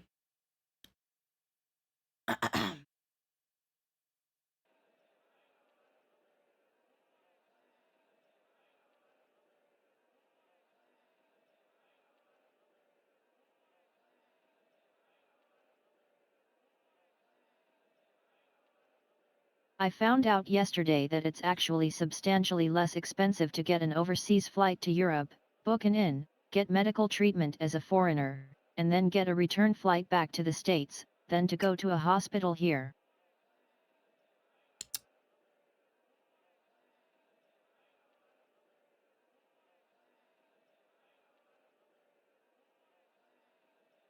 Yeah, it doesn't surprise me.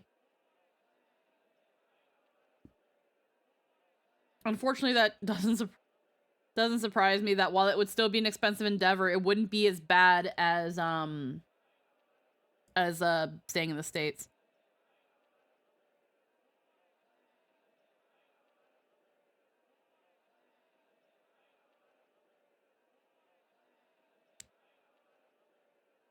Oof. I also just saw the recent announcement. Holy shit. Yeah.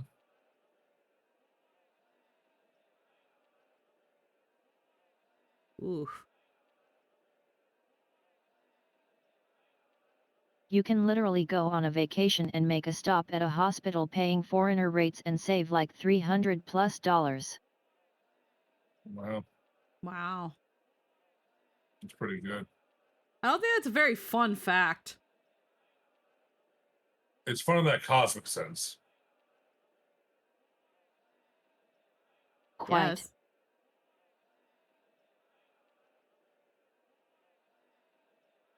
Assuming you can afford a vacation. Yeah, I was gonna say, assuming you can even afford that though in the first place. Fuck. Yeah. And then yeah, what was you said you were saying something before, Lynn, that I had BRB'd like just as you had said it.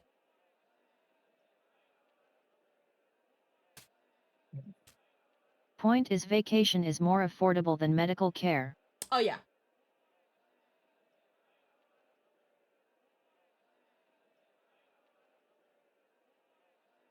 As a package deal. Yeah. And moment. Yeah, no worries. I'm just looking at some DMs that I missed while I was AFKing.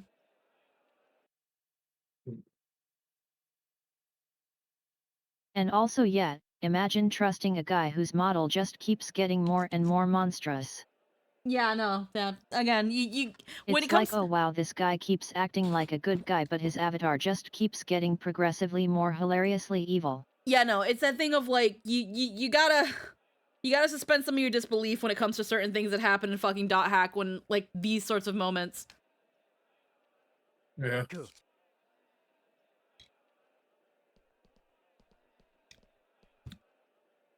Entrance.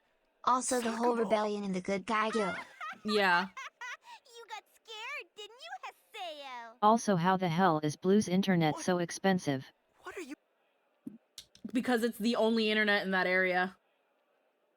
It's a similar case like with yours where it's the only internet in that area where they to get good internet you have to pay like his usual internet bill is like 300 something. It's disgusting. You guys doing Also they keep not charging him and then charging him late fees. Yeah. Monopolies hurt prices and quality. I don't know. Well, here's the thing. They keep not charging him and then charging him late fees. Again, I that part, I don't really know what's going on. I don't know if Deco has it to some sort of auto pay, or if he has it so that, like, I don't know how he goes about sending the payments in.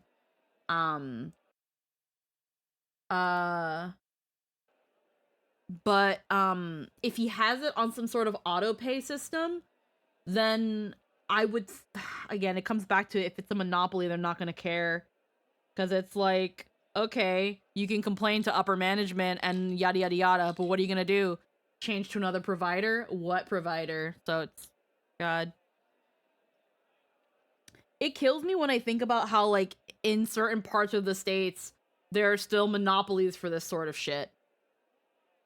There should not be, in the with how much the states likes to, and I'm saying this as an American, even if I'm living in Canada, for just in case anybody wants to fucking come at me. Try.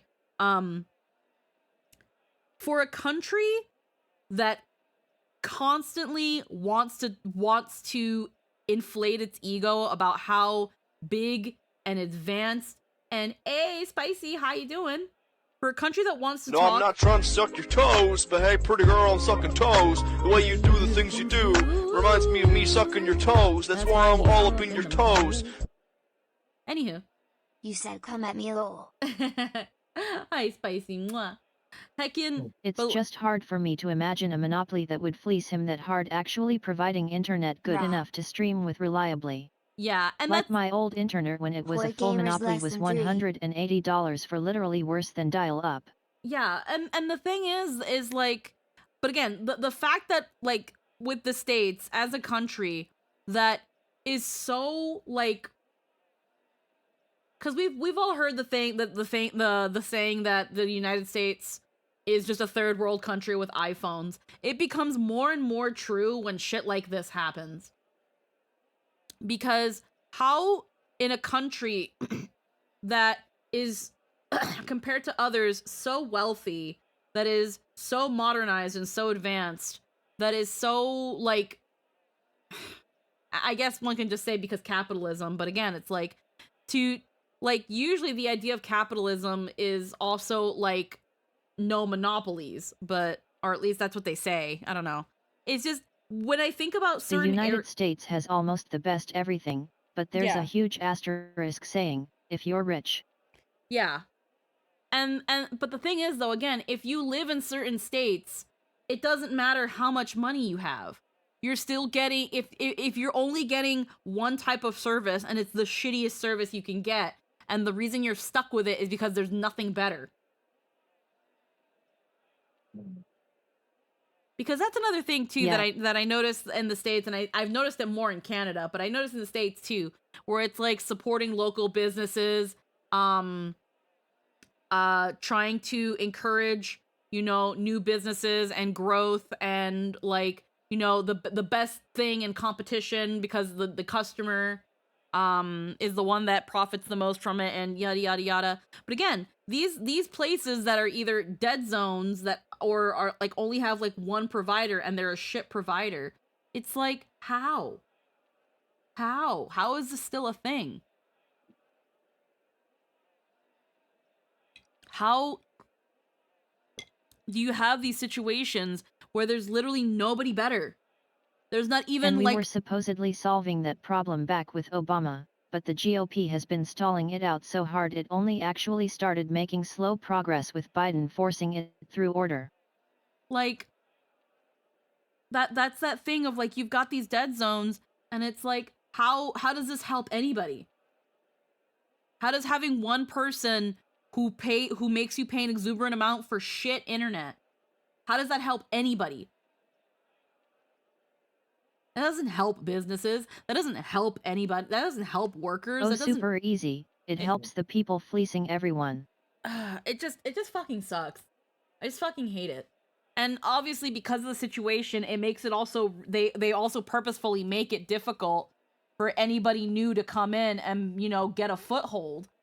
Because, you know, it's also like, it helps the business the make cell more money towers. to lobby the corrupt politician who can make laws to change it.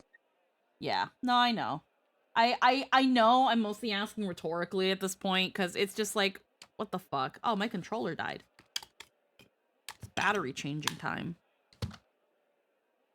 It helps shareholders, and we live in a shareholder economy. Yeah, it fucking sucks. Hold on, I'm gonna grab some heckin' batteries. Cause my controller died. Cause it runs on batteries. Cause I used to have it just, you know... Which is to say, our economy is based around actual human parasites. I have for it fucking blows.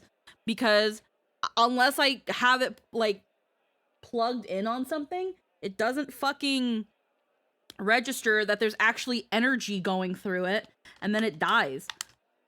And you know, I could just get another battery pack, but I just don't fucking want to. Because what if that battery pack doesn't fucking work? What if that battery pack doesn't fucking work? Yeah, no. Man, what if? It's that thing of like, honestly, I've given that battery pack a couple other tries. I've made sure it's fully charged and everything. It doesn't hold a charge, and that was a brand new one. So I don't know. I mean, the actual answer is you refund it, but it's easier to just not try. Well, no, Jester got it for me. And he was when I told him, I was like, is there a way you can return it? He was like, nah, it's not worth it. Because it was like it was an insignia. I mean, getting a new one. Getting a new one? I've thought about it. I've genuinely thought about it. But at the same time, if it doesn't work, like you said a few seconds ago. I know. No, I know. I definitely know that it's probably just easier to get a new battery pack than to just buy batteries constantly. You're definitely right there. In this case, I really don't know. Because right now, I've got this whole ass pack of batteries. So I need to go through them. Yeah. So maybe when we run out of batteries, I'll entertain the idea of getting another battery pack or seeing how the battery pack I had for this works. But that's another thing where it's just like, I don't know. We'll see. But right now I've got a full ass pack of batteries, which is why it's like, well, I'm not going to get another battery pack and then have a pack of batteries fucking sitting around. That's stupid too. You shouldn't have counted on me and Master Ren. We didn't. Always doing exactly what you told us to do. I never used you. Right, Master Ren? Me and Master Ren are going off on our own now, and no one can stop us. But... why? Why would you side with Taihaku and with Sakaki? These two have wisely chosen to ally themselves with me, Terror of Death. I expect it from Saku. She's a little fucking cunt. But you, Entrance? No way. It was well worth the trouble of opening this tournament, if just to hear your pitiful voice right now. But yeah, with Blue I'd be like, my guy, try to save up some money and look to find an apartment or low-cost rental in a better area, and you'll save literally $300 a month on internet to offset the cost. So, I think there's a reason why. Well, first off, he's in the South.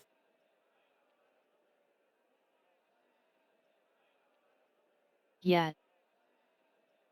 It's already... that part, the part of the South that he's in already makes it, is already a pain in the ass just so that he can keep his disability. Because even though he doesn't make enough money through streaming and Nat19 to pay every single one of his bills, the fact that he makes any money makes it so hard to keep his disability. On top of that, I think another reason why he pays so much for fucking internet is because of, like, the TV packages that his family utilizes for the thing, because it's a TV, phone, and internet package, which is also why it costs so much. And he can't disconnect the phone because they need to have his grandparents, well, now his grandfather needs to have a landline because he doesn't want to have a cell phone, I think. and the TV package because he wants to watch his fucking TV shows. So even though these two things Deco doesn't deal with, they gotta fucking pay for them. And I'm sure that if Deco was able to cut those two things out of the package, he'd at least be paying half of the amount he's paying a month. But he's stuck, unfortunately, with that thing. Again, I'm the sort of person that when it comes to that sort of thing, it's just like, okay, hey, you want to have your fucking TV packages, fucking papa? You're gonna give me half the money for the bill. Because I don't use this shit. But no, they make him pay for all of it. Because at the same time, his grandfather doesn't see what he does as a legitimate job. He doesn't see it as a legitimate way of making money. So they undermine one of the only things that Deco can do to make money and make him then pay and then make him front all the bills. Which again, it's not like they don't have money. They do. They just don't want to use it for whatever fucking reason. I don't know. I've told Deco many a time my gripes with their family and how they do certain things, and it sucks, and I don't want to go too into it because that's his personal family stuff, but most of the stuff that I'm talking about he has talked about on stream before. Hey, your job is fake. Give me the money you make from your fake job so I can keep saying it's fake as I spend it on real things. Yeah, that's the thing. Like, it pisses me off, and I know that like Deco's talked about it, so that's why I'm not like dodging too much of it, but yeah, I hate it. Because at the same time it's also so common with like the fucking old ass boomers that it's just like they don't see it as a real job, but it's like it's money. But you know what I have from it? I have money. So fuck you. But yeah. Because he mostly needs the internet, they get the TV packages out of him and then have them pay like a lot more for it. And it sucks. And at the moment Deco also lives with their mom. And I don't know too much about their mom's situation. I also know they have like 8 dogs.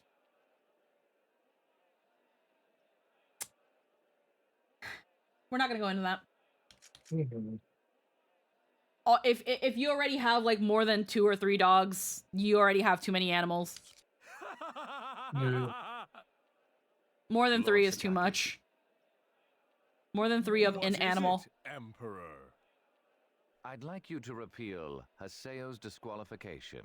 Especially when it comes to your space. If you've got a house, having like 3 or 4 animals, that's fine. Because I know like cats stay relatively small. There are certain dogs that stay relatively small. Once you start getting into like, again, like 4, 5, 6, and you don't have the space or the resources, not only are you careless because now you cannot provide for all these animals and you are careless, but you start getting into like hoarder territory. What? He's befouled this honorable arena. I'll defeat his him ass. myself. A real job is when you consign yourself into indentured servitude to an exploitative dictatorship where you get paid 1/5 of your market worth and say thank you sir, can I have another boot?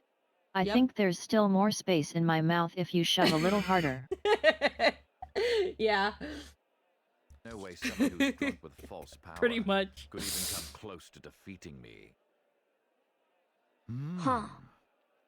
Huh, yeah, yeah.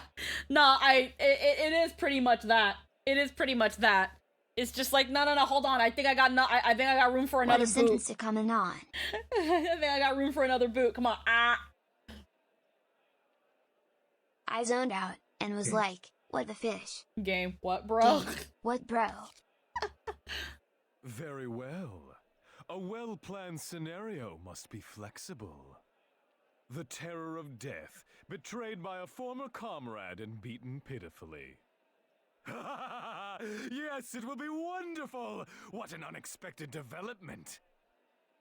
However, you realize you may not have to do anything, don't you?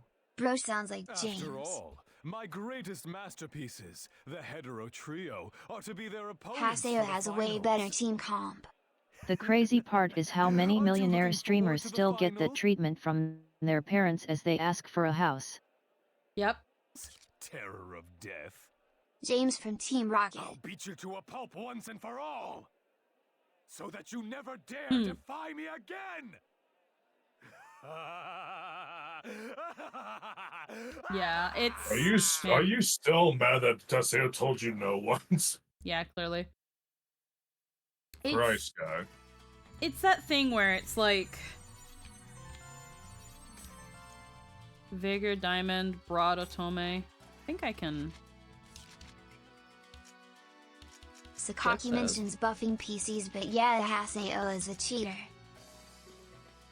Yep. Vigor, Diamond. Okay, I can't equip that just yet. But it's quite the boost. Because it raises my HP.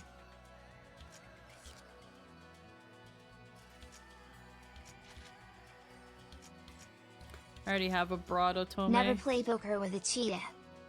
Heh. Let's see. Lol. Let's see. So we gotta log out. I think the armor is their way of saying what level you should be for the next part. Probably.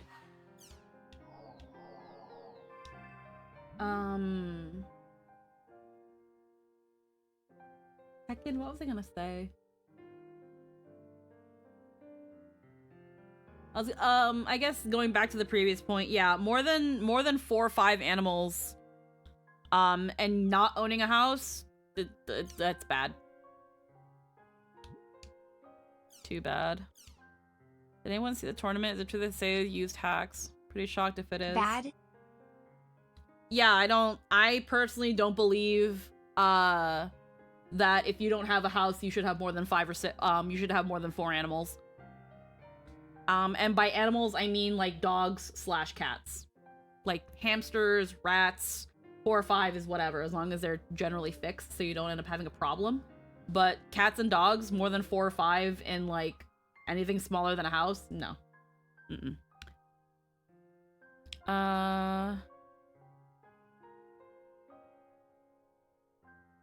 All hacked. I feel stupid for cheering them on as long as I have. Copy of my log in the tournament. Movies, a sale with Bordeaux and Arcade.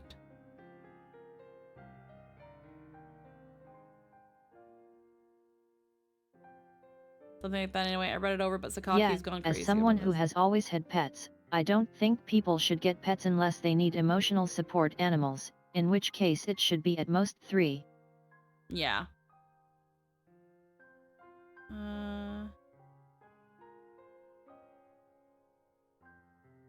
It says weird monsters and Haseo changing forms, but I was there for that match. Nothing like that happened at all, so why could I not see all that happening, or was I the only one who couldn't? What's GU? And Adley and Kun are hacked too, since they fought alongside. I don't know much about Adley, but Kun helped me out when I started playing. You'd make a charge that falsely.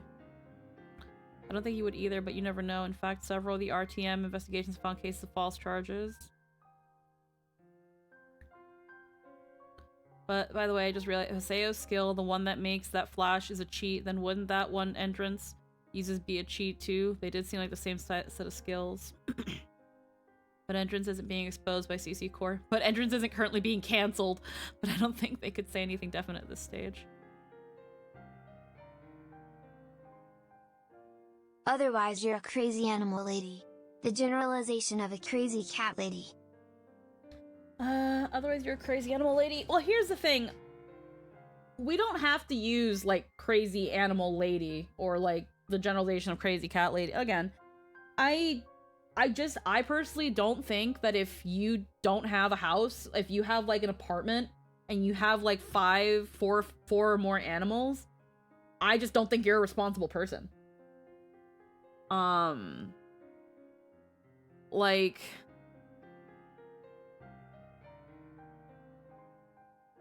because when it comes to animals, like, just because a cat can live in You don't need a security dog, that's cope, unless you're actually training it and have livestock.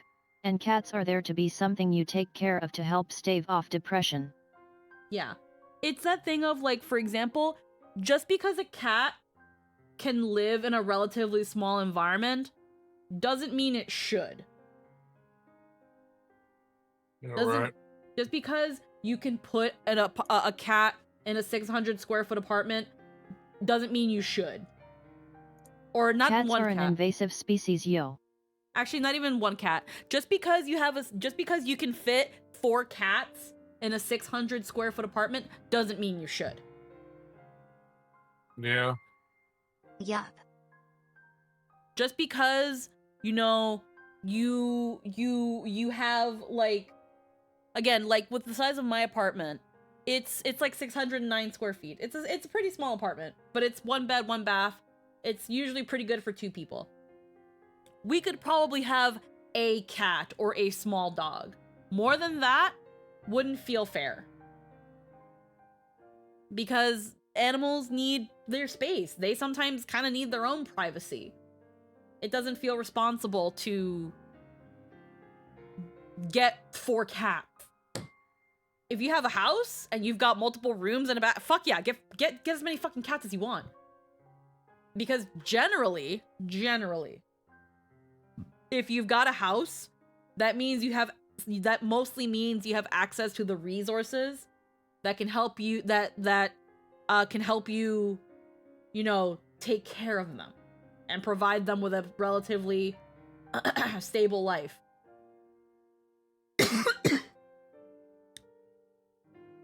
But like, also, animal food is going up, so they become a pretty hefty bill when you're budgeting, and if you'll allow me to be exceptionally cold. Oh no, absolutely. I was gonna say, like, at the end of the day, a pet is a luxury.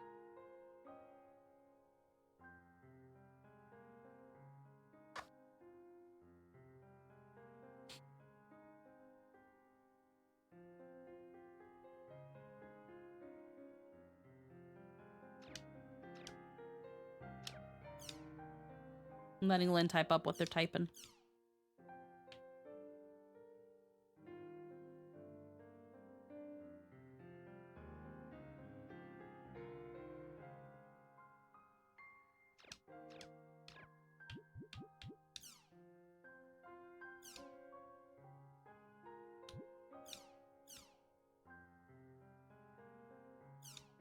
But she was hot, so I liked it.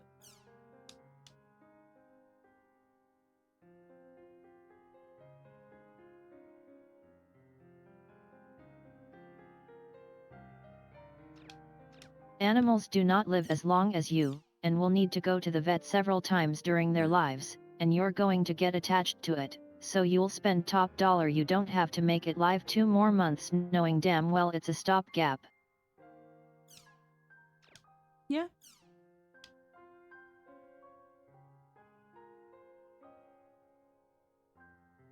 Blick Reaper.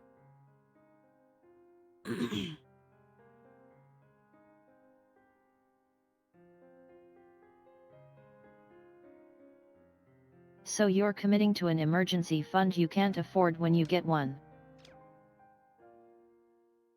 Yeah, because that's the thing too. It's like we get in addition to all their other costs. But that's the thing too. We do get attached to our animals. And of course, like when they get sick, when they have to go to the vet, we want to do everything that we can to help them. Of course. Again, if I had my pets and they weren't feeling well and they had to go to the vet, you damn best know I'm taking my babies to the vet. They're my babies. When I was in Jersey and my dog and Levy had to go to the vet, I didn't care. I scrounged up the money somehow to get him cared for. But that was hell. I remember the one time that I took him to the vet, and it was a small local vet, so unfortunately they were expensive. But like he had an ear infection and they had to like check his skin and do a biopsy. Like they did a whole check on him, and that was an $800 bill. That was $800 I didn't have. So I had to talk to my brother, I talked to my big sis, and then I did a GoFundMe. and some friends donated money so that I could, you know, finish paying off his bills. It's money I don't have. Or money I didn't have. So like that's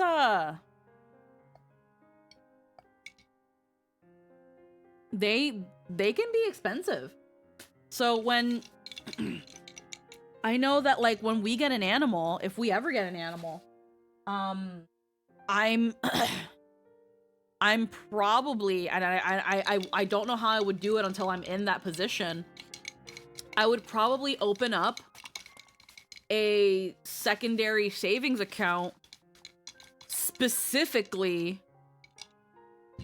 for if any emergencies ever happen with that animal. And like also they are going to break things, no matter how careful you are, and those costs also add up. Well, there's the things that they could also break. I know with certain things you can get fucking museum glue or museum putty and stick certain things down. And apparently it sticks really fucking well. So that was something I was like, damn, if there's ever a child or a pet in a future, museum putty. But at the same thing, like for example, a cat, if we get a kitten, the sound foam that we have, what if it eats it or scratches at it? The couch we have, what if it scratches on it or pisses on it? Like the rugs, what if it pisses on it?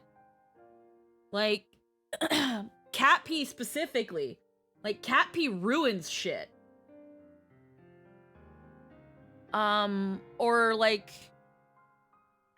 our computer towers and shit like that. Like things are going to be broken, things are going to be like chewed on and things like that. And that's that thing of that's also why with our apartment, as much as I have like cat fever and like want a pet, like I already know that it's on top of the already costs of having the animal, whatever it breaks, whatever it like pisses on or whatever, I'm gonna be also like dealing with other costs on top of that. And there's a part of me that it's like, I don't know if I'm ready to deal with that. I don't know if I'm ready to deal with the cat somehow ruining my fucking computer tower that is worth $3,600 and not wanting to fucking fling it out of a window. I wouldn't actually do this to a kitten, but like my point still stands. It's hyperbole. Hyperbole, obviously. Better cat fever than baby fever. Don't have to send a cat to college. I mean, don't have to send a baby to one either. Point is that like, again, it's like, or another thing, like I get a cat and it fucking pisses on the rug or like fucks shit up.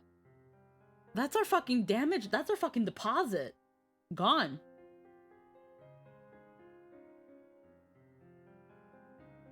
Like, I don't know. Like, again, like, that's that thing of I'd rather most likely it will screw up your furniture, accessories, carpet, walls, and also your favorite clothes. Always your favorite ones. Yeah, like, yeah, and that's that thing of like, when it comes to our apartment, the only places that have a carpet that are actually like a carpeted floor is the bedroom. That's the only place that has carpeted floor. And then we have like a carpet in front of the door that's kind of like a long mat, and then we have a carpet in front of the couch. The couch we have, I mean, it's a $300 couch. It's nothing too crazy. But yeah, I wouldn't want to have to worry about getting rid of it. The chairs that we have, like the bar stool chairs that we have, again, nothing too expensive because again, Jester gets really good deals. But man, I don't have to. I don't know. Like I'm also the kind of person where I'm like, is having a cat worth possibly destroyed furniture, possibly losing the damage deposit, possibly having to replace furniture? Like it's kind of not worth it. Yeah. I like how you say possibly, as if it's if the cat isn't going to do that. It is. Yeah. On top of, like, again, ruining this. Hell, if it fucking decides to be fucking stupid, and it will, and freaking scratches at the sound foam, or worse, eats it. Now I have a dead cat. Yeah. Like. The sound foam would have to be in place in the main point is that 8 animals is way too many and will easily be the difference between middle class living and poverty living. Yeah. Obviously, I know we can afford unless you're a goddamn farmer. It's a thing of, I know we can afford a cat. But it becomes a matter of, on top of what we can afford, do we want to add a cat to that? Better, but yeah, and that's where the answer is, man, I don't want to upfront the additional costs that could happen, that most likely will happen. I'd rather not. Yeah. I miss my animals, but I don't miss taking care of them. And the least them. expensive option will usually be a small dog, but man, I can't stand small dogs. Oh, I love small dogs. So, like, that's the thing, too. It's like, I think I'd probably rather get a small dog than a kitten, because I don't have to worry. I don't have to worry about a small dog climbing on the fucking sound foam panels that we have. It might eat it still because it's dumb, but that's not the point. The point is, in any kind of animal, especially small dogs, depending on which one you get, and depending on its personality, it might be... You can't have a dog that has high energy for an apartment, small or otherwise, right? Unless you plan on taking enough time out of your days to do things with this dog, taking places all the time, to burn the energy off, it's gonna be miserable stuck inside all day. And dogs really like to chew and can completely destroy your furniture yet. Yeah, that's it, chewing. And also, the noise of it, it'll... Yes and no, honestly. You know. There are some small dogs that were meant to be lap dogs. Yeah, you can take them on a walk, but like they're like, a little dog doesn't need a long walk. Like if I had a little dog, like let's say we go like absolute smallest, we get a Chihuahua. Okay. First off, a Chihuahua is not as annoying and yappy as most people think they are. Throw it out the window. Yes, they are. My Chihuahua German Shepherd is my favorite. No, again, my experiences with Chihuahuas have been pleasant. I've never experienced a loud, yappy, annoying Chihuahua. The reason Chihuahuas get yappy and bitey and annoying is usually... I've known 5 Chihuahuas and they're all loud, yappy, out the window you go. The only time I have seen Chihuahuas get annoying and yappy is if in some way, shape, or form they've been abused.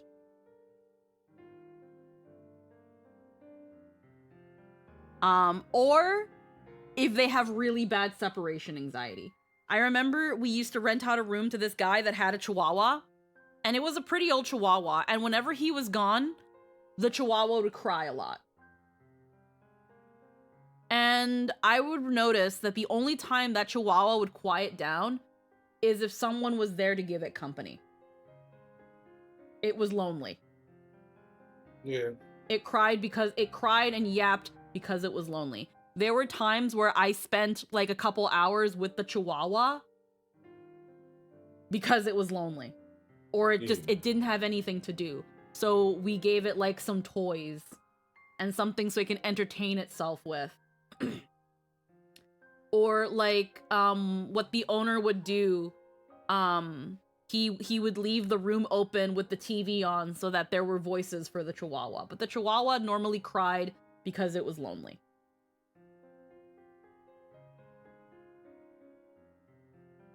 And I remember where my parents were really annoyed by it, where they're like, can't you do anything about your dog? Oh, hi, Bread. Happy lurking.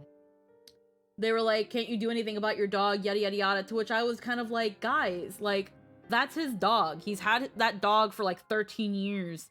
The dog yaps and cries because it just doesn't want to be alone. And the dude's gone at work for 8-9 hours.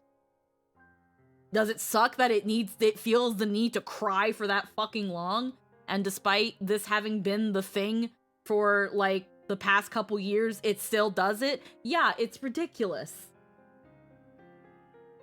But, you know, that's also what happens when you kind of spoil a dog. So it wasn't that the dog was annoying and yappy because that's just how the dog is. Any dog can be like that. Even big dogs. I've seen big dogs be annoying and yappy, and I want to throw it out the window if I could pick it up. It's not a matter of the dog, it's how it's raised. Yet I have a very annoying and yappy big dog. Like, it's always been a matter of how it's raised. And I can pick it up. The thing is, the thing is with smaller breeds, is that because they are small, they are so much easier to abuse. They are so much easier to abuse. They are so much easier to annoy and rile up because some people think it's funny. We've all seen the videos of like, oh, look at the silly Chihuahua. It's being freaking angry because the person's going, all up in its fucking face and disturbing it. So yeah, the Chihuahua's gonna get pissed and snap at it, but we think it's funny because it's a Chihuahua. It makes funny little grr noises. Yeah, and yeah, it is, but it's also, you know, it is kind just yeah. Don't fuck with animals, man. Just sometimes like yeah, I'll admit it's kind of funny, but it's also fucked up. You're making it that way. So then anyone that tries to, you know, because all that does is that eventually when a kid does it, because it's a also, kid, you can kill it with one hand and it knows it. You're a titan compared to it. Yeah, it becomes that thing where eventually when a child does it, because let's be real, children are little sponges and will learn, and they see dada freaking fuck with the Chihuahua, they're gonna fuck with the Chihuahua, and then good luck, good have fun. You've also now erased a little fucking psycho that thinks that it can fuck with animals. Children love abusing animals. It's their favorite thing. But then, when that dog bites that child, suddenly everybody's like, "Oh no, I didn't think he would bite it."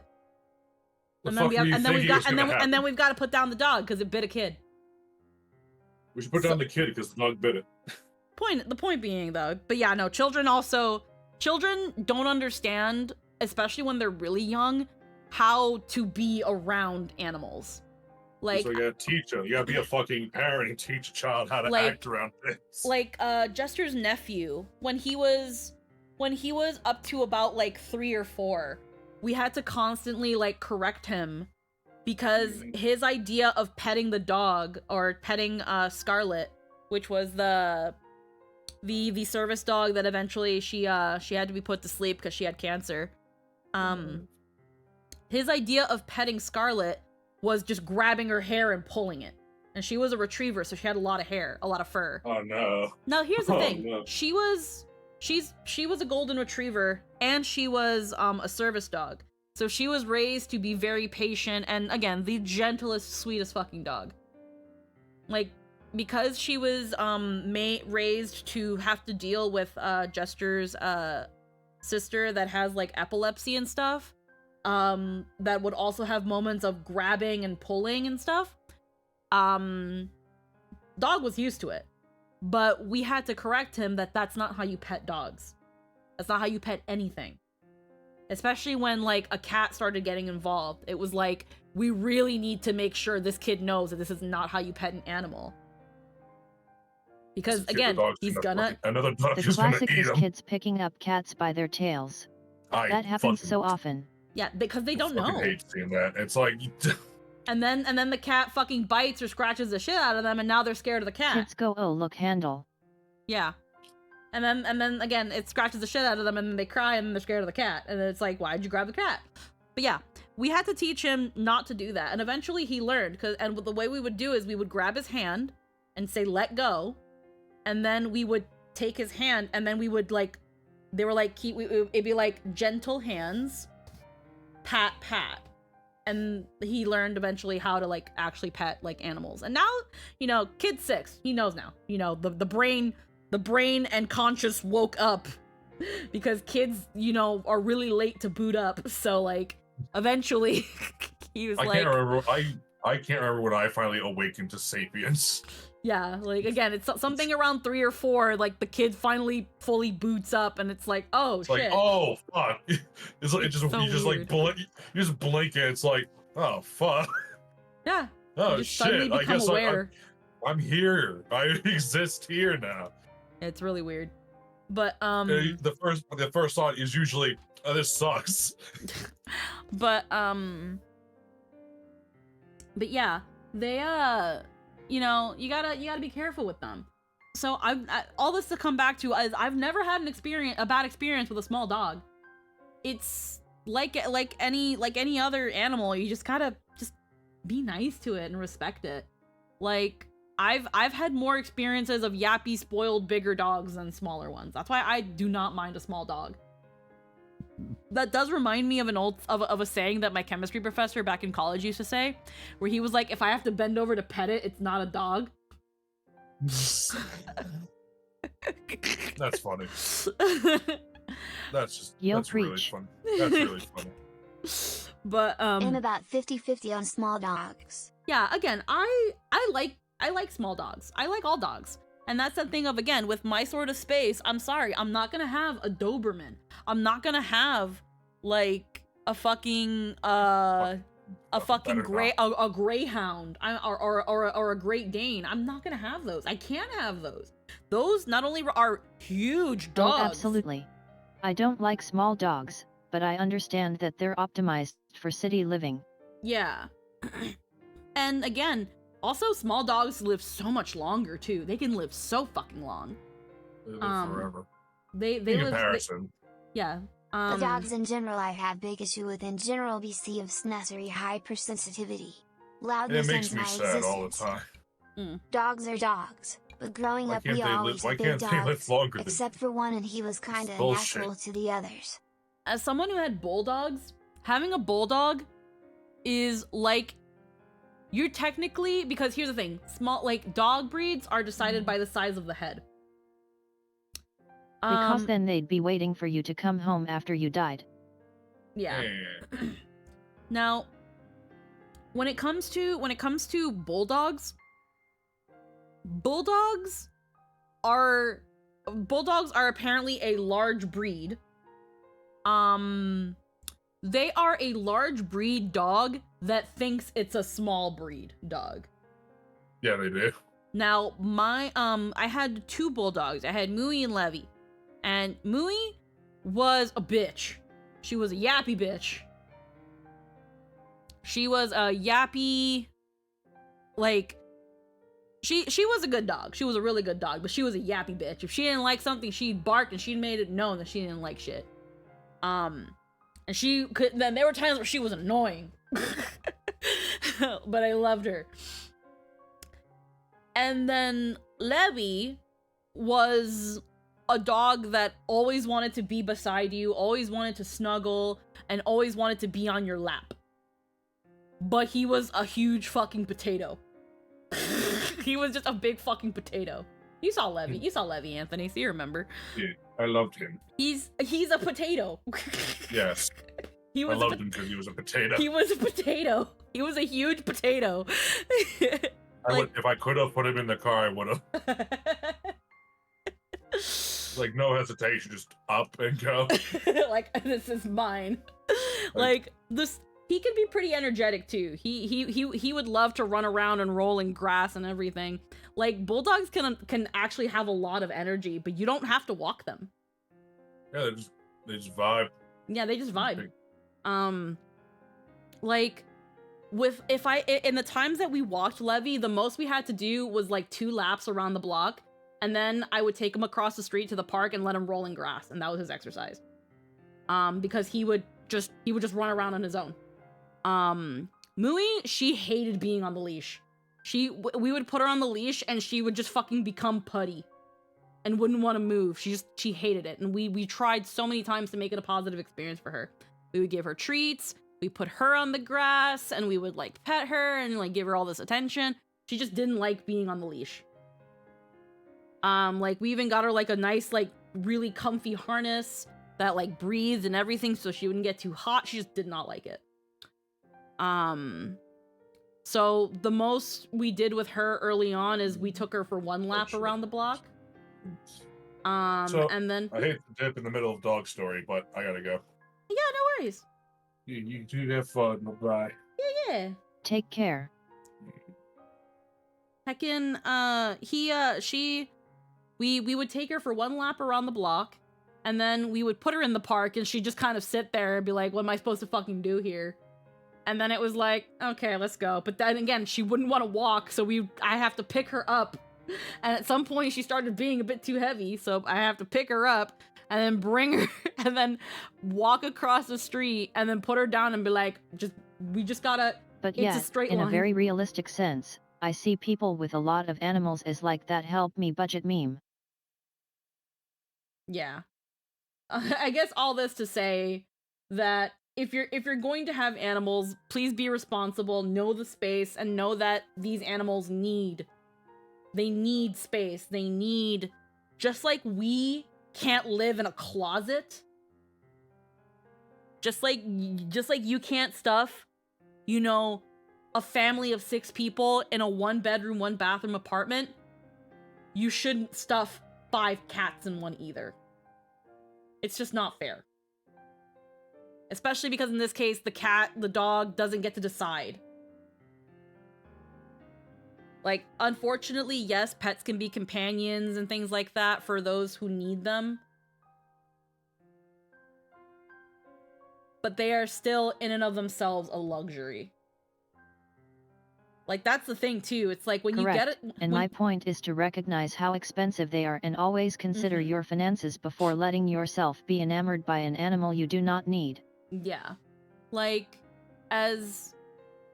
like, when you... 1 cat can handle in 1 room, 4 cats cannot. Yeah. Like, the thing that sucks about service dogs, because it's like, to get a legit service dog, like, yeah, you can take your dog and you can get it trained to be a service dog, but if you actually go through the lengths to get a certified, like, service dog, like, as in, like, from an organization that essentially provides service dogs, you still have to pay top dollar for that dog.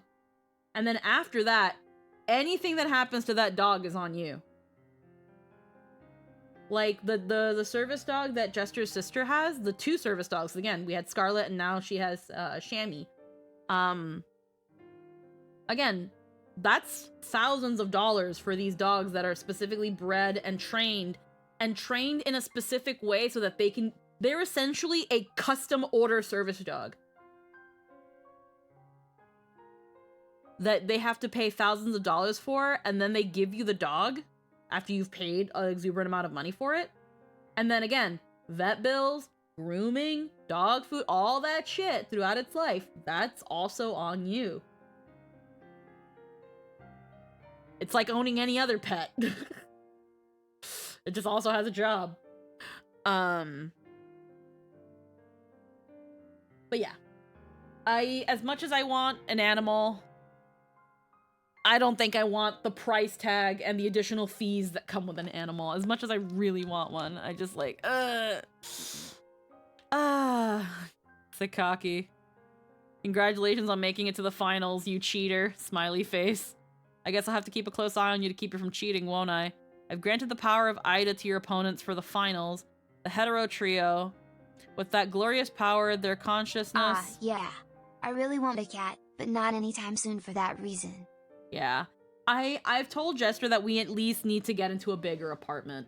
Just so that we can maybe, like, proof certain things better and it can have more space, or it space. Oh, excuse me. The hetero trio with that glorious power, their consciousness viewers have attached to their PCs. I can control their bodies and minds and the power I have given them, but with a thought. And I can control. Is Hetero being mind-controlled, just like Adelie was? Sakaki. He thinks he can mess with people's hearts. And Terra's quest. Take the STEAM Professor's research quest. We need to talk. Invite me. Pick whoever else you like. Wonder if let's invite Antares and accept the STEAM Professor's research quest. Man.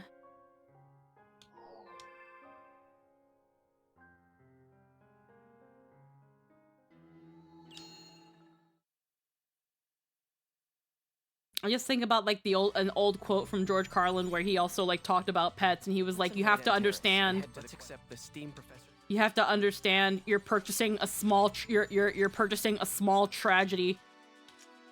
Yep. Like, yeah, this thing is going to... You are going to outlive this thing.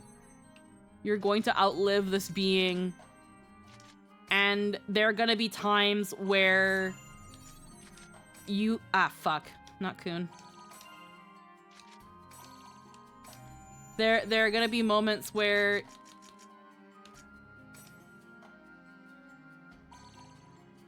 I don't care about stupid Haseo. I love how I can still... Goodbye, Haseo. Goodbye, my beloved.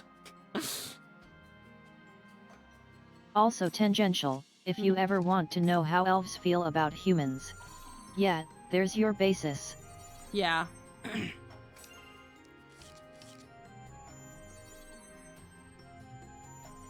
But, hold on, I gotta make sure I'm handing out Bickman flyers.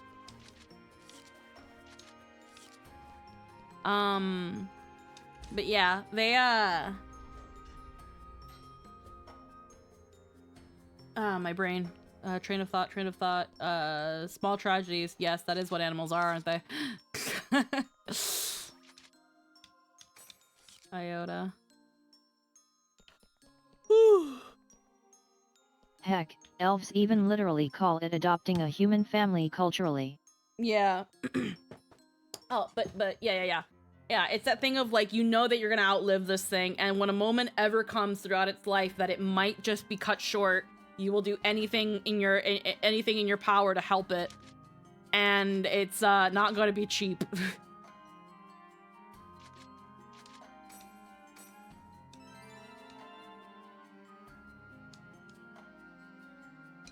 And you know it won't actually amount to much. Mm-hmm. Well, it depends on the situation. Like, heckin' Mochizuki. Hello. Welcome to the stream, and thanks for the follow. We're talking about a lot of life stuff. But like, another example, with Scarlet. Scarlet, the service dog that belonged to Jester's sister. Obviously, like, she had cancer. She had some tumors, mainly like in her mouth and I think in her stomach. And one of the things the vet said that we could do was, well, that Jester's family could do, was put her through certain surgeries. But I mostly refer to when animals get old. Yeah, you can drop 1,300 on helping them feel better, but it will maybe buy them another few months, and everyone knows it. Yeah, that was the thing. Like, again, with Scarlet, they could have done a surgery to remove the tumors, but there was no guarantee that they weren't going to come back. And considering how old she already was, which she was about like maybe 12 or 13, because of how old she was, it was probably, she was probably only going to be cancer free for about maybe 6 months before it comes back, if it did come back, which again was very likely. And then on top of that, because there were tumors in her mouth, she was going to have to essentially be put on a special diet and have to be like supervised when she eats so that she doesn't eat too fast and like go through all that stuff. So it was just not going to be a fun time for her. But hey, we get about 6 more months. So they were like, no. And yeah, it was going to be an exuberant amount of money. And they're like, no. Not only is it only going to be about 6 months, it's probably going to come back. We're going to be in this situation, and the dog's living every day. Every time the dog has to eat, she's not going to have a good time. And she's a very like food motivated dog. It was like, no. And that's when they made the decision to put her down. Which again really sucked. But that last day before they put her down, they fed her everything that she couldn't have. They gave her onions. They gave her like sauteed onions. They gave her bacon. They gave her chocolate.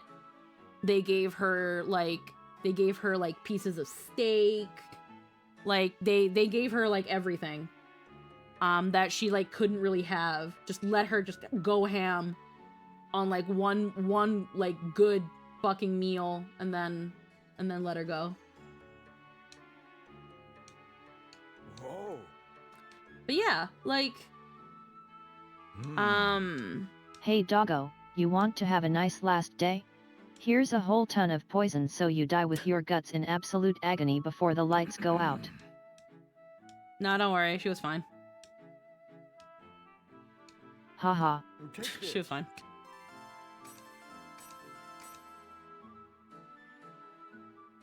When they eat them willingly, they don't give a shit. Don't worry. Honestly, depending on the size. DM. Dindin says Lynn DM. When it comes to like chocolate and onion and stuff for dogs, the bigger the dog is, the more it can kind of get away with before it actually can kill it. Like a big dog having a Hershey Kiss isn't gonna fucking kill it. Whereas like a Chihuahua or like a small puppy. Oh my god, Din. A Hershey Kiss could kill it. You know you have to show me. I know. That's the policy. When it's done to me, you tell me to show you, so you have to Din show me. Doesn't attack me. This is so rare. Yeah, what the fuck? Usually when Din attacks me, it's art of other people for stream. Like every once in a blue moon, every once a moon, Din attacks me with, you know, something me related. Ooh, hell yeah.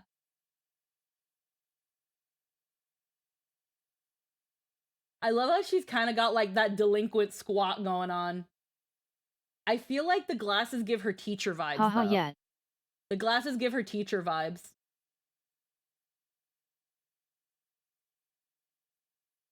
Methinks.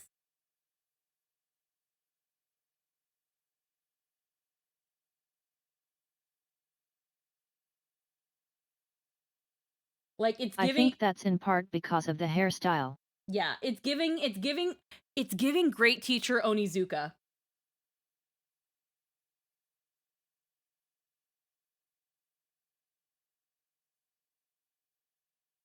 Honestly, I'm fine with that. I don't mean that in a bad way. Like, great teacher Onizuka is a classic. I showed you a ship notebook just a few days ago. But colored in know, these Din. sunglasses and that changes the entire vibe. That's why, Din, that's why I said once a moon. Once a moon, because once a blue moon is too rare. I said once a moon. But usually, Din, when you tell me DM, it's usually a reactive. It was usually a reactive for somebody. That's what I usually mean. Not that I don't love them. Either way. Did you draw this one from memory? Mwah. Maybe, because I think that was, it's close to a recent pose that you've drawn the character in.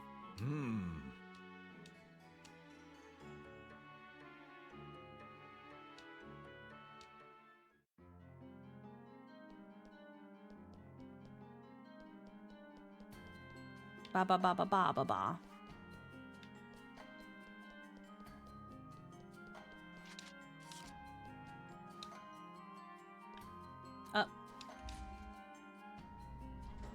I looked up a pose.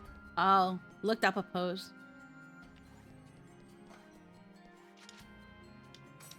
Oh, yeah. I see, I see. Yeah. Actually, let me quickly go to Makanu first.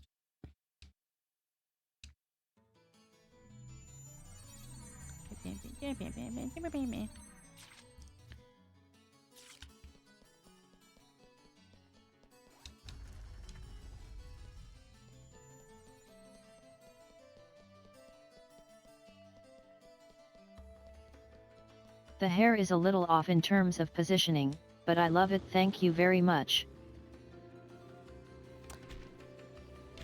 I think it just might be the angle. Or are you saying because like she like Din made the hair fluffy? Like it's fluffy. Hua.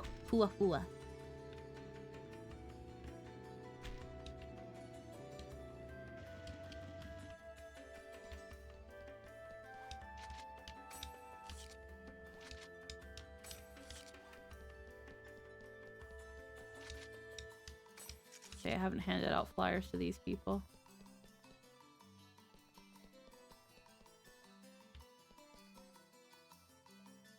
Hold on. There you go.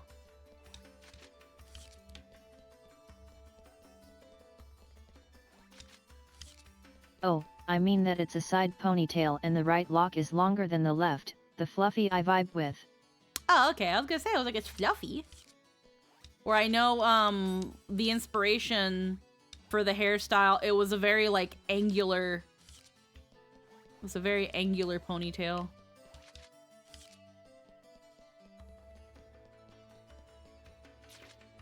Where's Bickman?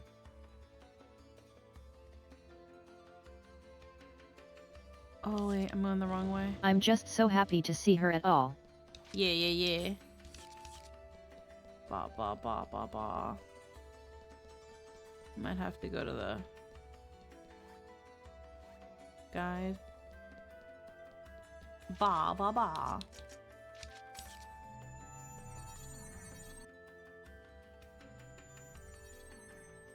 Yeah, there he is. I don't know how many flyers I've given out already. Doesn't feel like I've given out a lot. Oh my! 60. Okay. Wonder Soda specialty. Oh my! Human male, human female, beast male, beast female. Not a bad pace.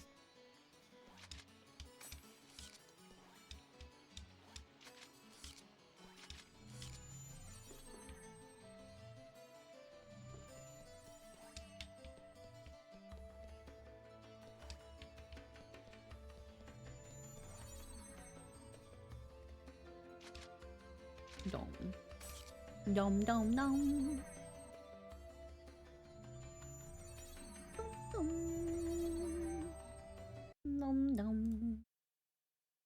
me go back.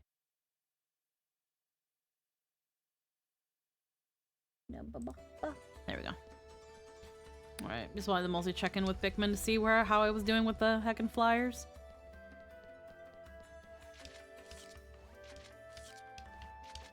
Alright. To town, Bragapona, then from Bragapona to the mission.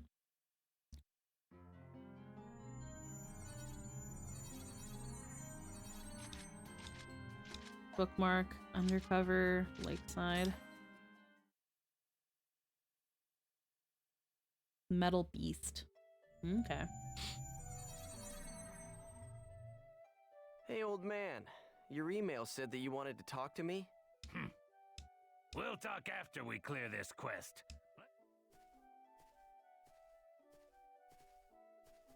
Alrighty, let's go.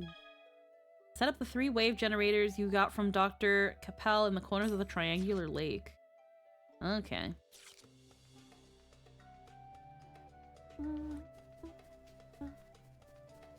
Making sure, looking around here.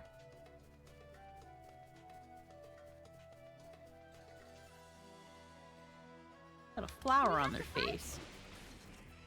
A flower face. Sir Unknown.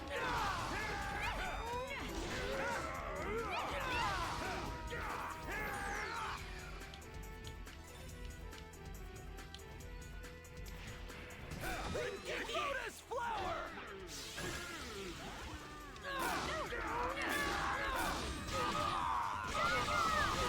Oh, damn. Lotus flower!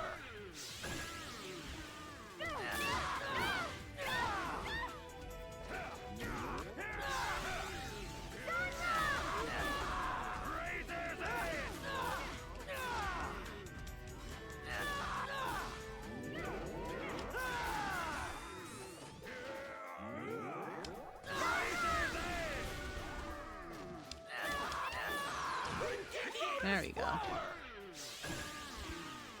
Disaster sword! Splendid! Splendid! Oh wow, and Terrace is at level 110. I didn't even notice.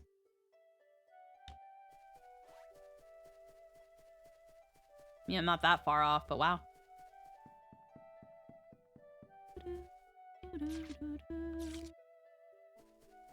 Shake a tree. Kick.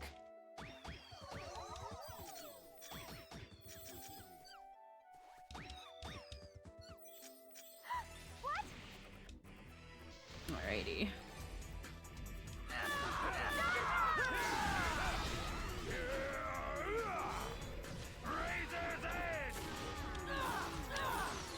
Lotus flower!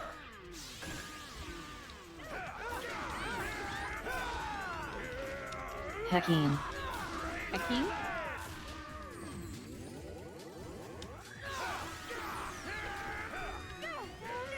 Lotus flower!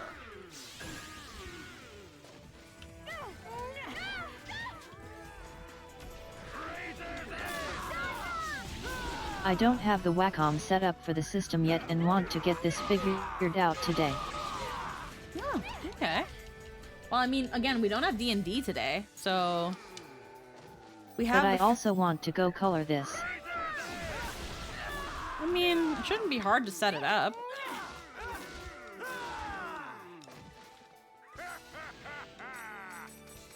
I don't know what kind of Wacom you have.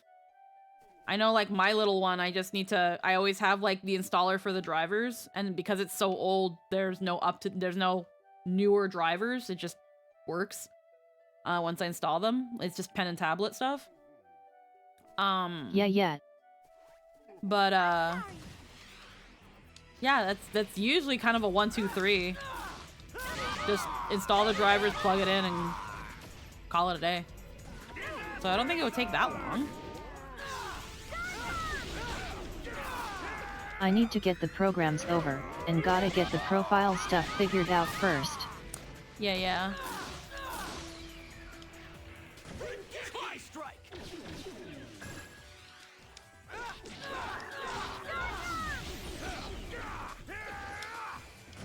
Tri-strike! That was nothing.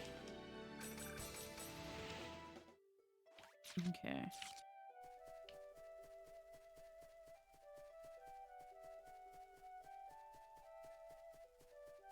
There's usually guys by the chest. Yeah, collab art. Hell yeah. Din adjusted at AAAA.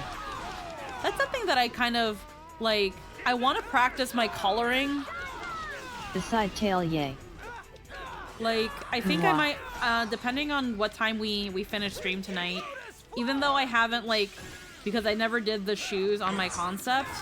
I'm just gonna I'm just gonna write off the shoes, but I kind of wanna put some shading on my concept just to practice rendering. But at the same time, I need to focus on freaking video editing because there's some videos I want to edit so that I have content going out this week.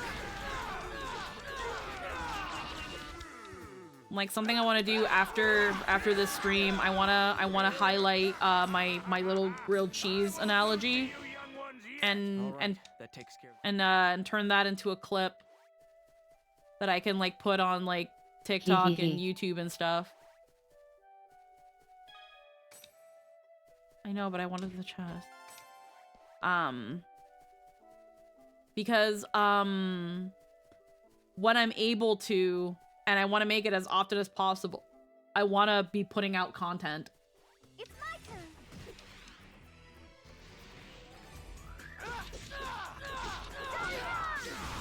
It's a good mindset.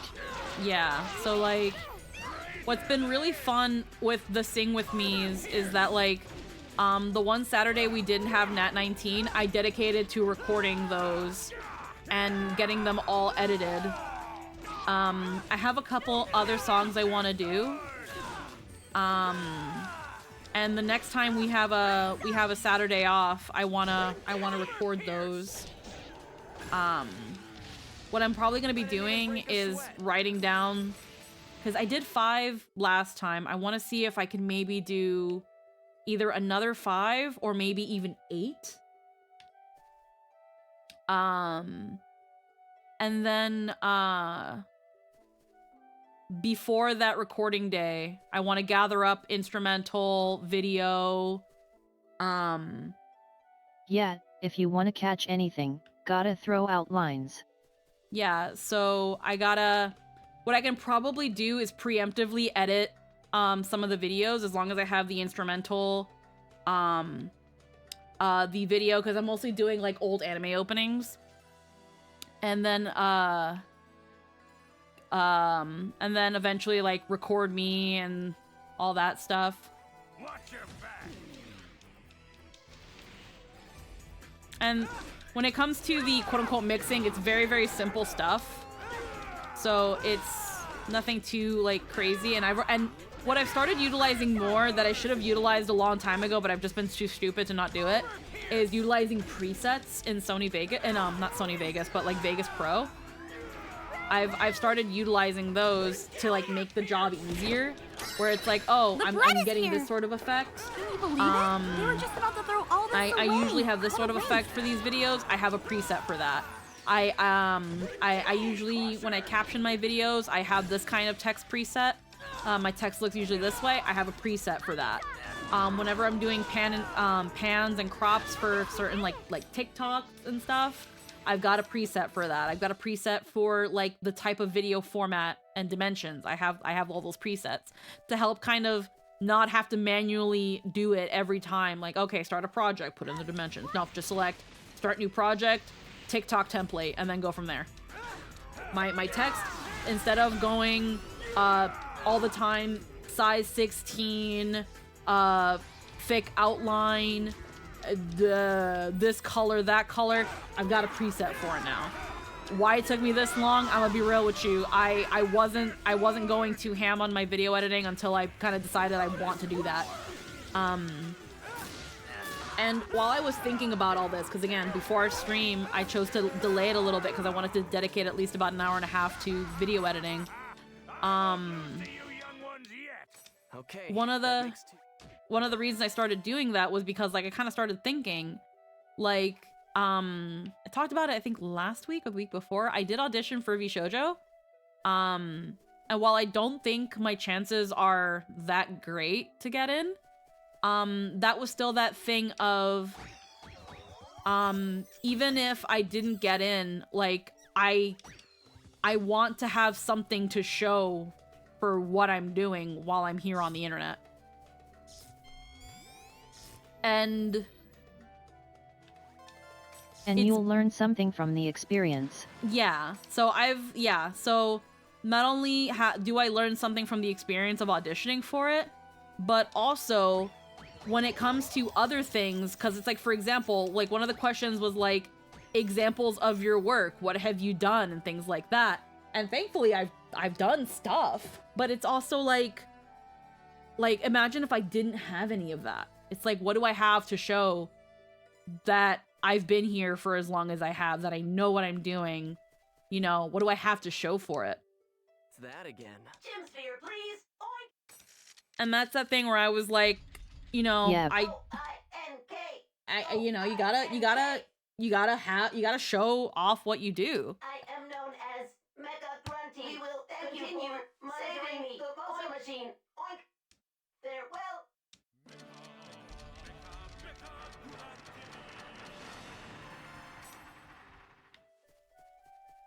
So it's like,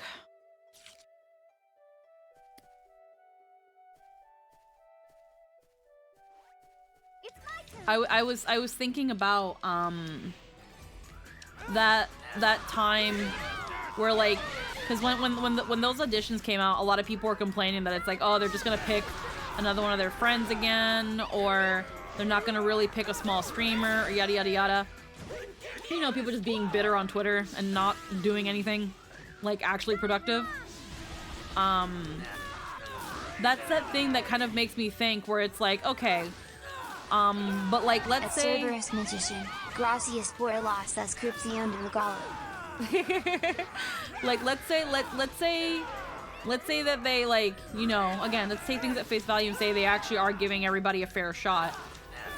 What do you have to show for yourself, aside from salty Twitter posts?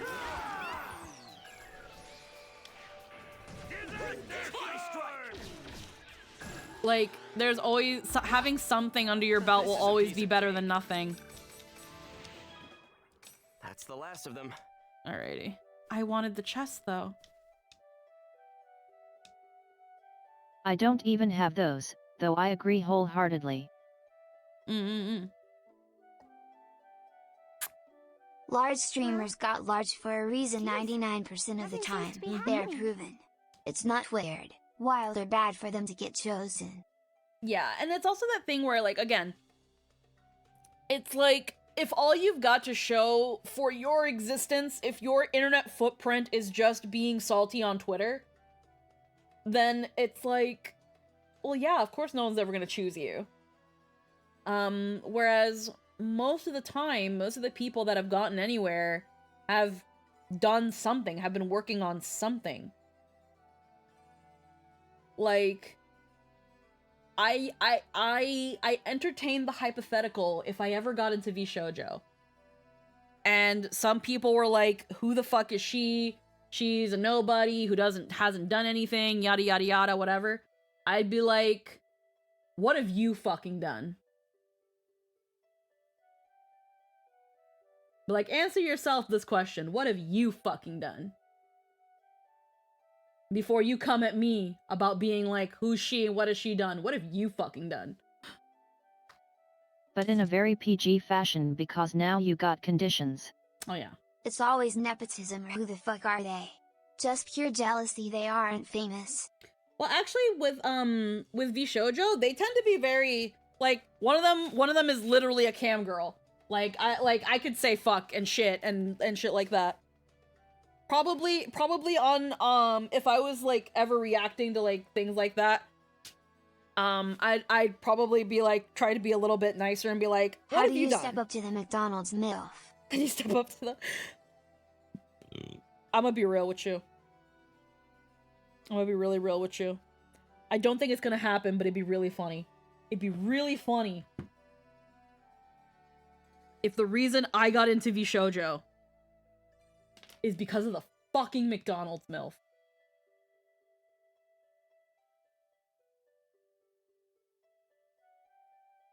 I would die of laughter. Because, without showing my audition tape, I did a little compilation of me, like, talking about myself. And near the end, I had a little montage of some of my clips. And near the end, I had the clip of Lynn saying that I am the voice of Depiction's McDonald's MILF.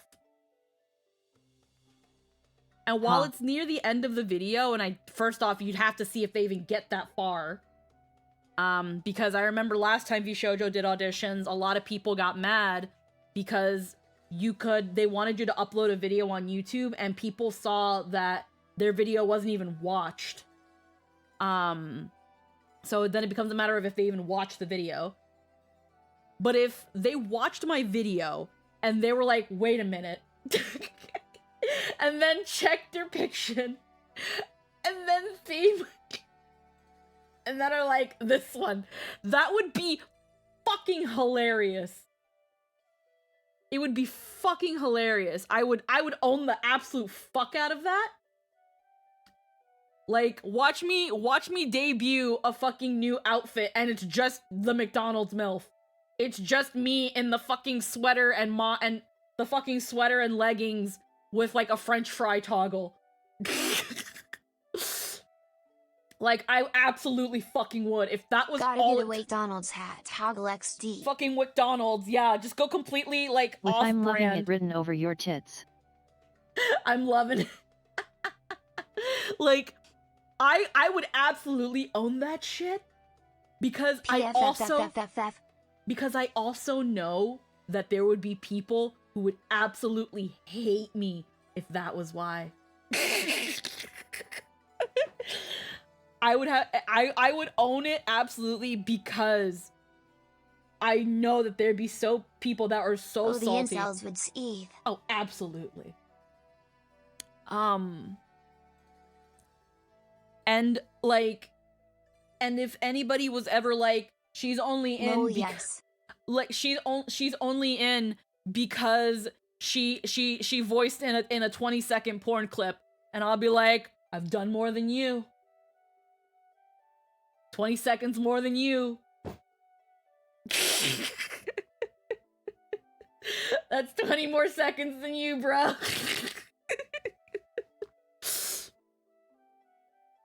Legit, that would be funny. It would be really funny. I know it's not gonna happen though, but it would be fucking funny. You're gonna talk like that in front of my Big Mac? Really? Like, I know a good chunk of people who have auditioned for VShojo, and I can already see them being so much more qualified than me. But at the same time, I'm also like, I don't know. See what happens. So it takes some time to kick in? Might as well take a walk around the lake. Actually reminds me. Quite. Let me just check something really quick.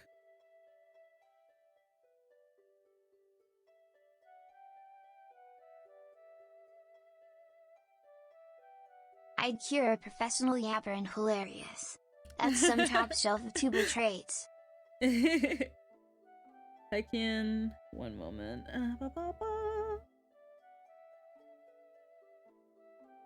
Just trying to...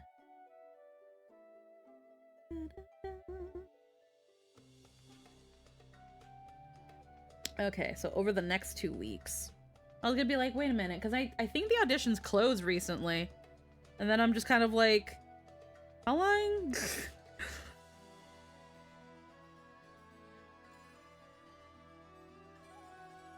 So 4 days ago, today's the 11th, so on the 7th, they've closed.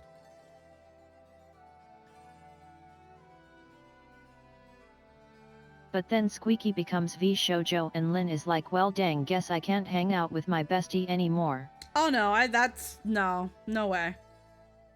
I don't think so, because the other girls at VShojo, like, still have the friends that they constantly talk to. Like, I don't think so.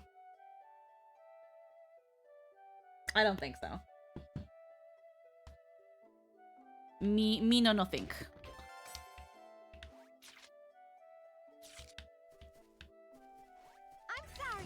If anything, if I got into VShojo, one of the first things I'd want to do is be like, hey, Zentreya, can you please hook a girl up with your fucking text-to-speech shit? Why? I have someone who really needs it. Can you please hook a girl up? I'll fucking... How much do I have to pay you for you to hook a girl up?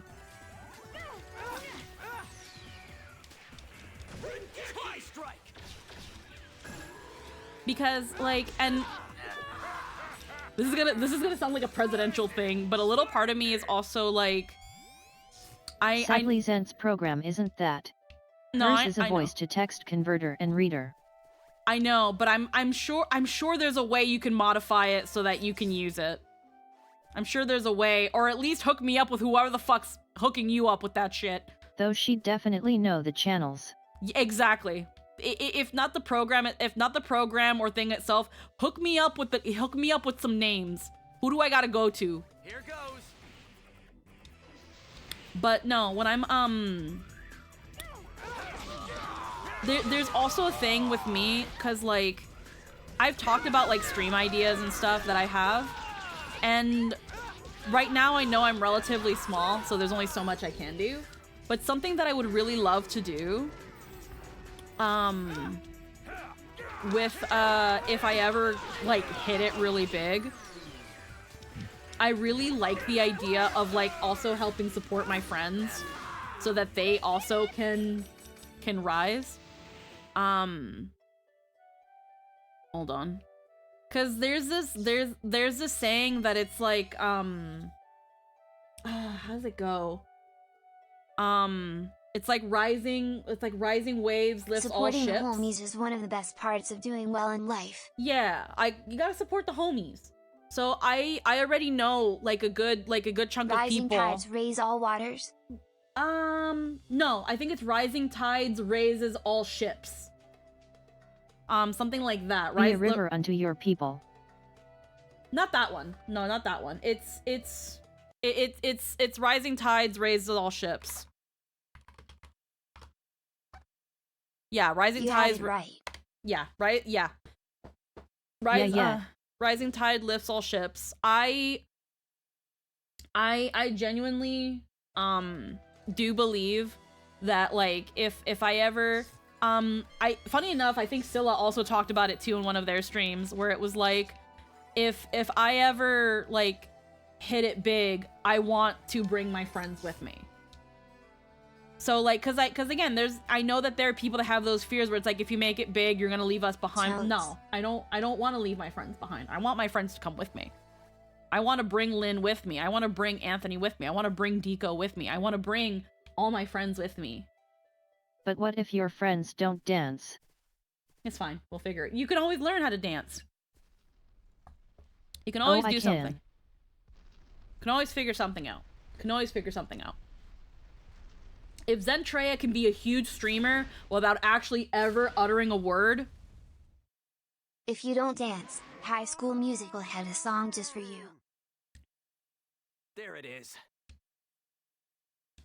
Like if Zentreya can become a big streamer using a speech to text to speech, then I'm sure that we can get Lynn on a billboard. Lol. I'm sure we can get Lynn a streamer award somehow.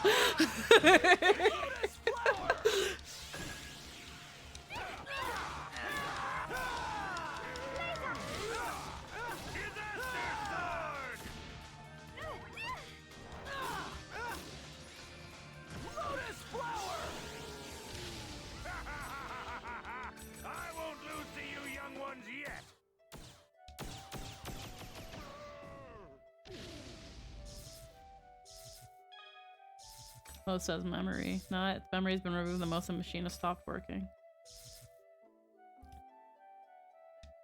Honestly, legit AI and machine learning technology could do so much for accessibility.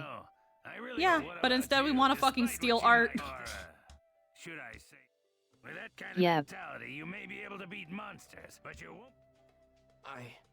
You know, Haseo, your avatar, or whatever you want to call it, Might seem like cheating to many. Maybe it's even unforgivable. But then, you have a larger purpose, don't you? Something you have to do in the world. Yes. Then you'd better get your head on straight. Old man. That's all I wanted to say. I'm going home.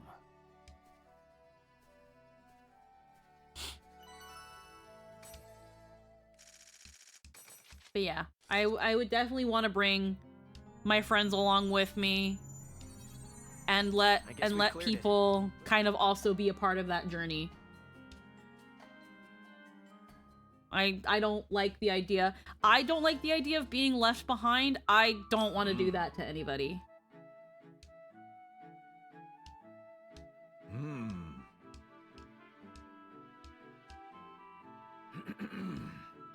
I was Mecha Grunty.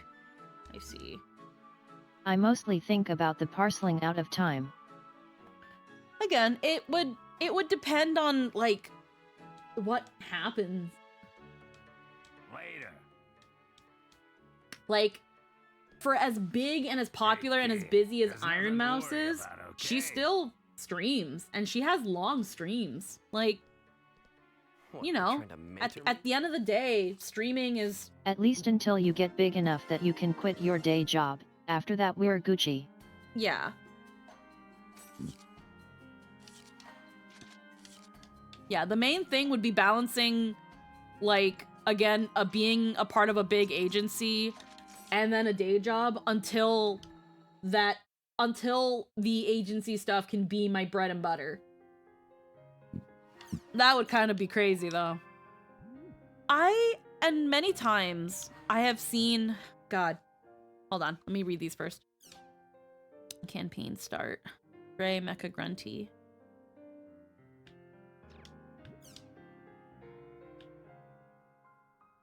Blackish, white, hetero. We're fighting the hetero trio for the Let's invite Kun and Adderley. So, what level are we right now? Let me do a save. Like, I've thought about it in the past. There have been some VTuber groups and some smaller VTuber agencies that I have considered auditioning for. There was one that I think it was called, like, I don't think it was called Kawaii Cafe, but it was essentially, the theme of it was supposed to be like a maid cafe. It wasn't supposed to be an agency. It was supposed to be a friend group. It was supposed to be like a friendish kind of VTuber group. And apparently what the auditions were they were going to either provide you with a VTuber or integrate your VTuber in the group. And if they integrated your VTuber in the group, as in you already had one, they were going to provide you with a model of your VTuber with like a cafe maid themed outfit, because the theme of the group was, again, like a maid cafe. The only thing is that they kind of had like agency-ish rules despite not being an agency. So that was that thing where it's like, okay, so I'm auditioning to essentially be a part of a glorified friend group that, while they will provide me with a model and are willing to integrate my VTuber in the group, would also kind of prefer that I audition for one of their characters that they already have for this cafe. And I was just kind of like, no. That was already the thing that made me kind of be like, no. While it would be really cool to have a VTuber of me in another cute outfit. Yeah, and that's one of those cases where they cross the streams between business and friend group that always ends poorly. Yeah, and it also calls into question ownership of the character. Yeah, that was a thing where, what was it? I think it was called Kawaii Cafe? I can't remember. I think, they had there's a VTuber in it. I think that or it was like Moe Cafe? What the fuck was it called? Or Cafe Moe?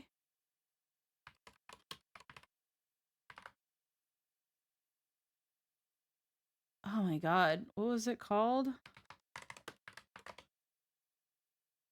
I can't remember the name of the VTuber group. Kawaii Cafe is a thing. Friend group bussinesses are dangerous AF. I can't remember. What was the name of it? I know the VTuber was called Momo. The main VTuber and like mascot of it was called Momo. The tuber cult I came from had so many fucking problems. What was it called? Momo? It wasn't Momo Momone. That wasn't that. It wasn't that. But it was... Oh my god, what was the cafe called? I don't know if it would be in my history.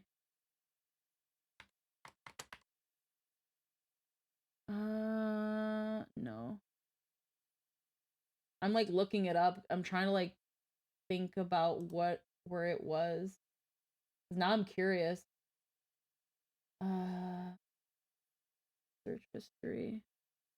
I used to be able to look at my history in a different way. What the fuck? Here we go, manage history.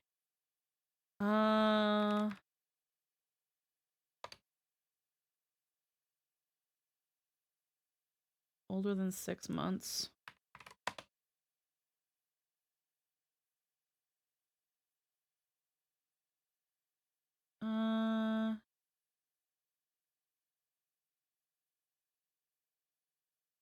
No.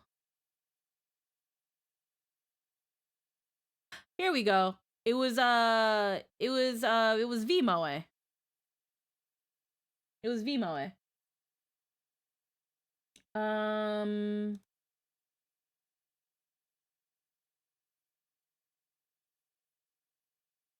VTuber cult I came from had so many fucking problems. Oof. No, this one actually looked, again, like, this one isn't saying anything bad about, like, this group. I don't know this group. But they looked really promising and cute. And because I really like maids, I think maids are adorable, and I love, like, the idea of a maid cafe. Same. Like, they were holding auditions, for stuff. They also had like partnered artists and stuff. Let's see. I think now they've got a lot of like a good amount of artists like under their banner. Right. The inherent issue just becomes if you don't click into the clique, issues will rise. That's another thing. That's a whole other thing, yeah. Like, what was the FAQ? Are you a yeah, so this VMOE, it was like, are you a company agency? No, we are not a company or a business. And then it says, like, what does VMOE have to offer? VMOE provides every talent with a custom model and made design, regardless of if they are coming on with an existing IP or joining as one of our exclusive characters. From there, VMOE provides funding for and makes sure the talents have everything they need for a debut. After debut, VMOE will not fund talent projects as heavily since we are a small team and everything is spent out of pocket from our management team. However, VMOE still has a lot to offer, such as exclusive discounts and priority commissions from our partnered artist program, support and guidance from talent managers paid for and appointed by VMOE management, help with securing special opportunities such as articles or interviews, and of course the friends and community gain from gaining. But you're not an agency? But you're not a company?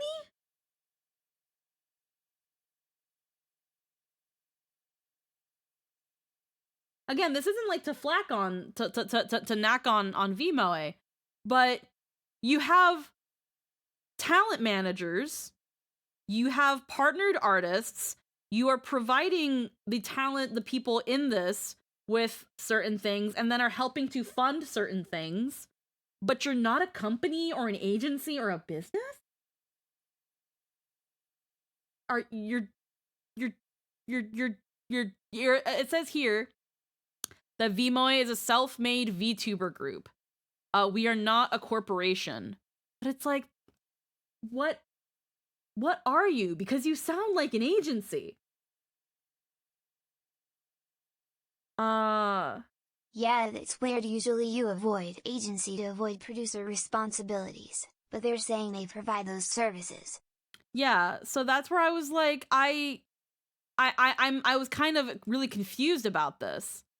And then yeah, they had a whole audition process to get in. And then it's like, what are you looking for in the talents? They're looking. It sounds like they're an agency, but don't like how official the word agency sounds. Yeah, and it was like, what are you looking for in talents? They're looking for content creation history, and they're looking for them to have chemistry with the other talents, which is totally understandable. But again, you're not an agency? Obviously they don't take your IP or anything, but again, it was that thing where it was like, all talents will be provided with a VMOA funded live 2D model for use in all group activities. Will there be uniforms? Yes. Once talents are accepted, everyone will receive a custom made design and model to use for collaborations and group activities. And yeah, that was the thing too, where they were like, we provide you with a live 2D model, and when you're collaborating, you are supposed to use that model. Like, again, you are still like supposed to do things, and like it was just really, really confusing. And I again, it is so hard. There are almost no agencies, big or small, that accept people with existing IPs. Because again, they want to own it, and that's understandable. But because of that, it also makes it so hard for smaller people to get into an agency without starting also, mates all are over. cute, but if you make your entire brand one centralized trope, me thinks the organizer has a fetish. Oh. Funnily enough. What the hell? Funnily enough, I guess I didn't notice this when I went on their Twitter account. So, this group started with one VTuber called Momoharu. They have since, that's a thought. and that was their mascot. They've since graduated.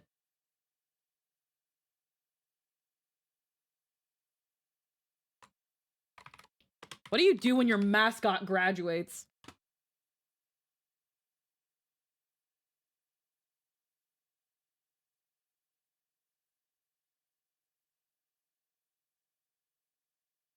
Lol, how does a mascot graduate XD? Yeah, because right now they've got 4 other talents here. Probably get a new actor. I mean, yeah, that's what they did with Kizuna Ai.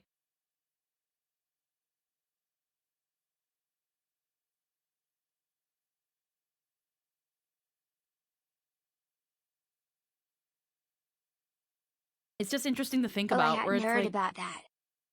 It's just something interesting to think about, because I was like, oh yeah, they've got like this whole thing, and it's like, wait, your mascot graduated?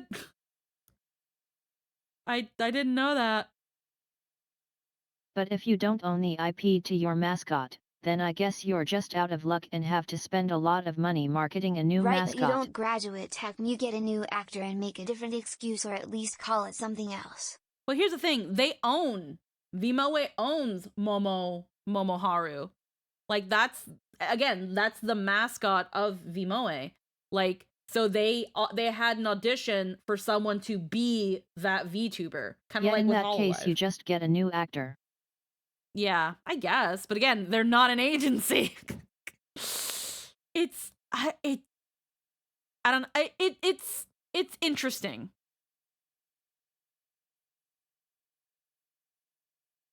And I'm guessing in this case, because I'm looking at the current talents they have. Not my circus tongue. Not my circus. Like, hold on. I'm not putting them on stream because I don't want to be held liable, even though I'm not saying anything bad about them. I'm going to assume that the talents that they have are all characters that belong to VMOA, because their accounts seem relatively small. and new. They seem to be relatively newish accounts, or again, relatively small. This one's May 2021, July 2022, August 2023.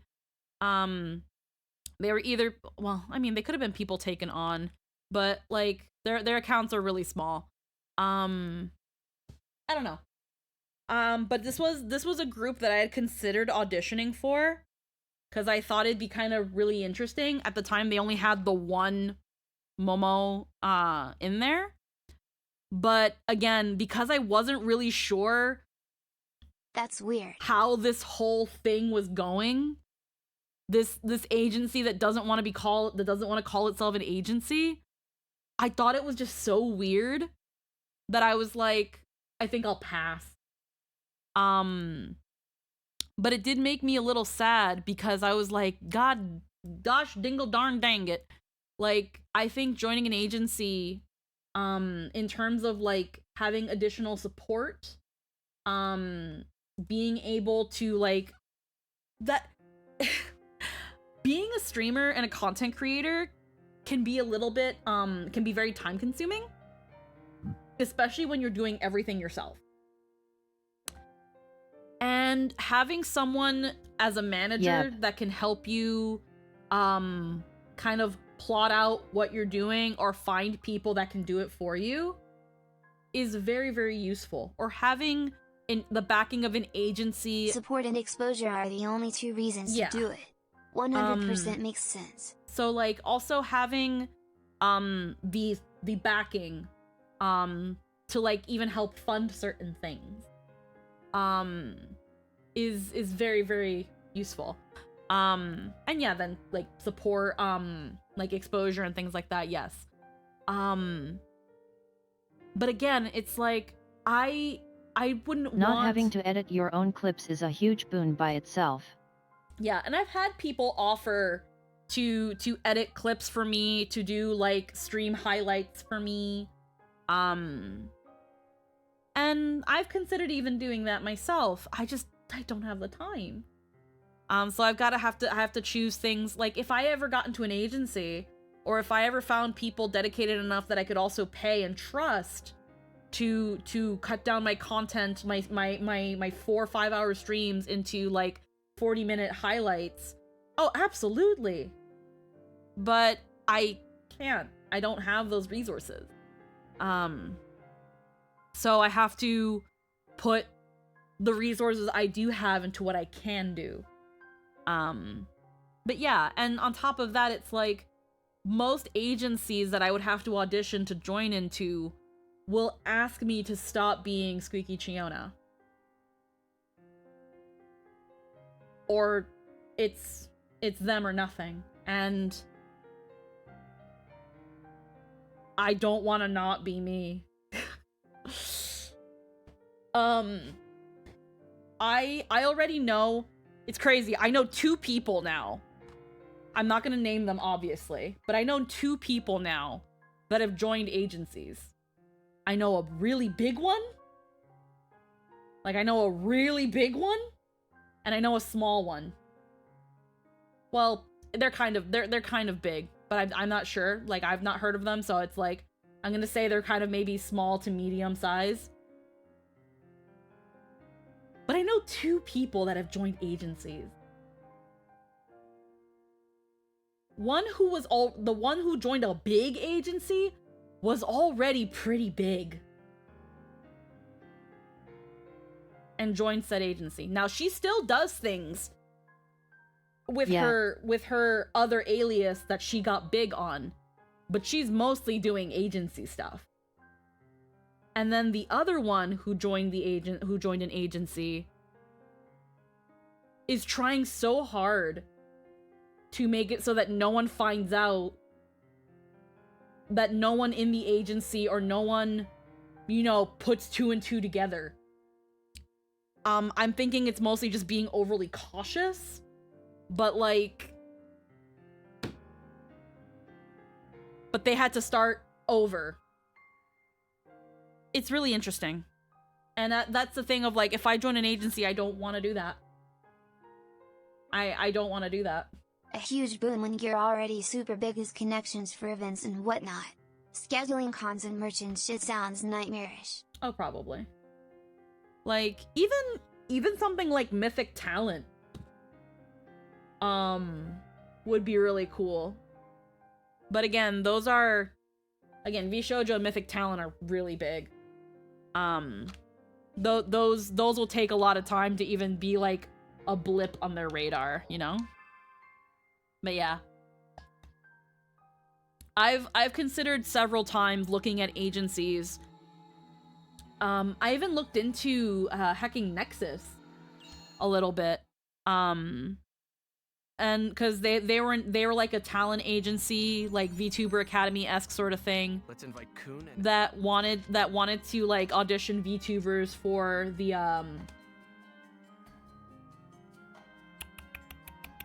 for that one app, AniLive. And while I wasn't too interested in the agency, I was kind of interested in AniLive. And then I looked more into AniLive and it seems a little fishy. I'm obviously keeping an eye on them to see if things improve and become a little bit more trustworthy, but again, it's like... Yeah. I'm not against the idea of joining an agency, because it would help me out a lot, depending on how, like, contracts and stuff go, but a lot of agencies want me to not be me anymore, and I can't do that. I don't want to do that.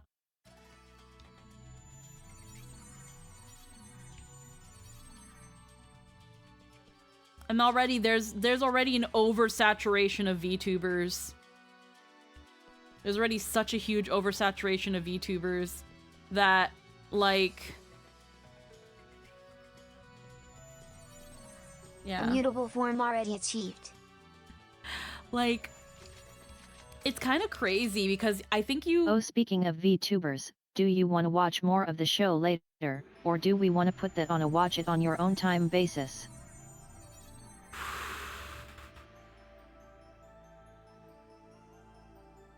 We can probably watch some of it after stream. Right now, I kind of have to see how I feel about it, because while it has been, from the first 2 episodes, it is a really cute series. I've been waiting to watch it with you.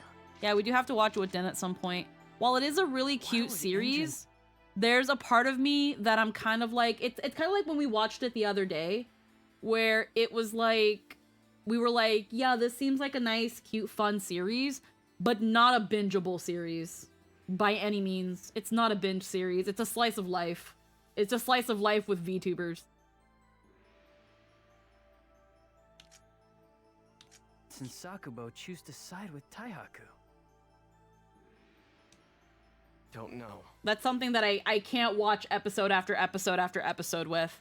But this is only based on what I've seen so far. Trio guys for the but yeah, I'm down to watch a couple episodes after stream. They're the infected that turn serious KK. into a lost one. Slice of lives really are made for the once-a-week treatment.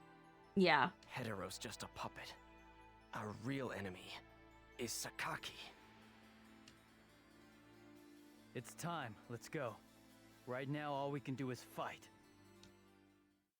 At least the procedural ones. The first ever PK Yeah. tournament is drawing to a...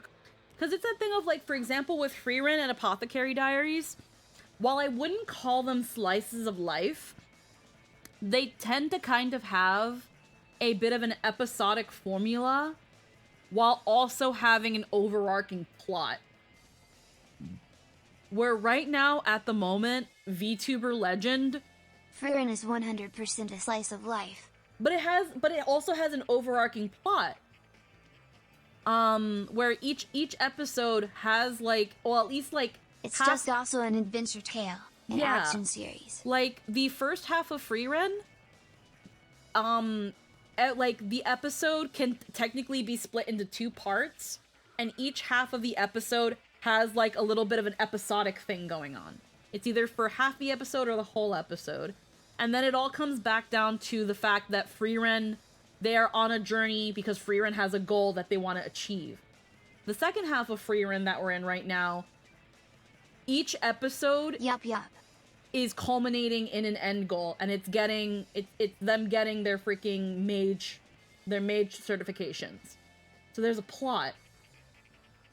With Apothecary Diaries, it's a similar thing, where each episode there's a bit of an episodic thing kind of going. It's kind of like House, or kind of like, you know, that sort of thing. But at the same It's time, quite literally a perfect blend of so many genres. yes, like there's an episodic thing just enough to keep you interested, but there's also an overarching plot where at the end of each episode or during certain episodes, they give you crumbs to a greater thing.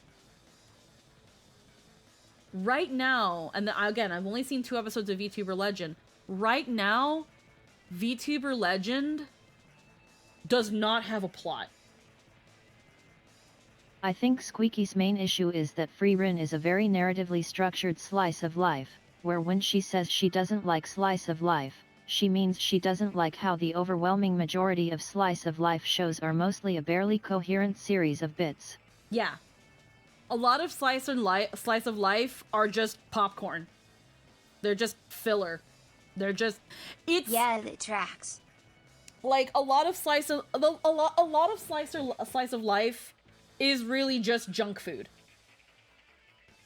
And one of the reasons I will forever say that Lucky Star is fucking trash and boring as fuck. It's the gimmick / joke of the week. Yeah. The reason I will forever say that Lucky Star is fucking trash garbage trash, that is boring as all fucking hell, is because of it. Because they took a 4-panel comic. They took Charlie Brown and made it a cartoon, but worse. Lucky Star is Charlie Brown if it was boring.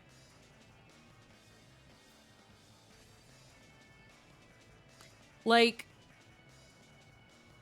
but yeah, and the thing is, a lot of slice of lives tend to have this issue. And again, that's why I feel like a slice of life is something you enjoy once a week. Maybe 2 episodes and very a week. few series elevate the joke of the week. Yeah. Love is War did it with unbridled and untamed charisma. You say that, Eclair, but I actually did not enjoy... Meanwhile, Haruhi Suzumiya has all the trapping of a normal slice of life, but actually has a ton of stuff going on. I did not like Haruhi Suzumiya. But I think my mistake with Haruhi Suzumiya... I didn't think you would. Here's the thing. I totally understand what Haruhi Suzumiya was trying to do. I think my mistake with the first season of Haruhi Suzumiya was that I binged it. And Haruhi Suzumiya is not a binging series. Also, Haruhi is not a good character. I'm just saying that it has a plot and it keeps to it. But it's also pretty heady. Yeah, no, I know it does. I know it does. I wanted it. I wanted the plot. But I think it's also because, and I know there's more nuance to Haruhi, but the first season, I just cannot fucking stand her. Or at least I couldn't, because I haven't seen Haruhi in a long, long time. I saw Haruhi when I was a lot younger. Like early high school. I could not stand her. She was annoying. I also really didn't... Here's the thing I also didn't like about Haruhi. And I'm gonna say that... I'd say you're not really supposed to, which is accurate. But it being intentional doesn't mean it's not annoying. Yeah. Here's the thing. I didn't like Haruhi back then. I didn't like certain jokes that it did. And now when you look back on it, I don't believe they aged well. I really didn't like Haruhi when it came to trying to get a computer. That whole scene where they kind of staged she tried to stage a sexual assault on Mikuru in order to blackmail the computer club to get a computer. And I'm just supposed to think this is funny. Hey, what? Yes. In an episode of Haruhi Suzumiya, they were like, we need a computer. Haruhi's like, we need a computer. We need a computer. So they go to the computer club and they're like, give us a computer. And they said no. The computer club president said no. So then what she did was she took the computer president's hand and pulled on him and made him touch Mikuru's boobs. And then Mikuru starts screaming. And while the hand is on Mikuru's boob, that's the most brain dead plot line I've heard in years. And while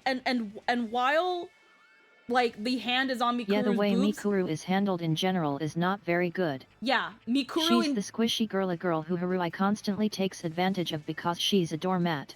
Yeah. So Mikuru, the whole incels in the writing room, 100%. Mikuru, the whole series is sexually exploited.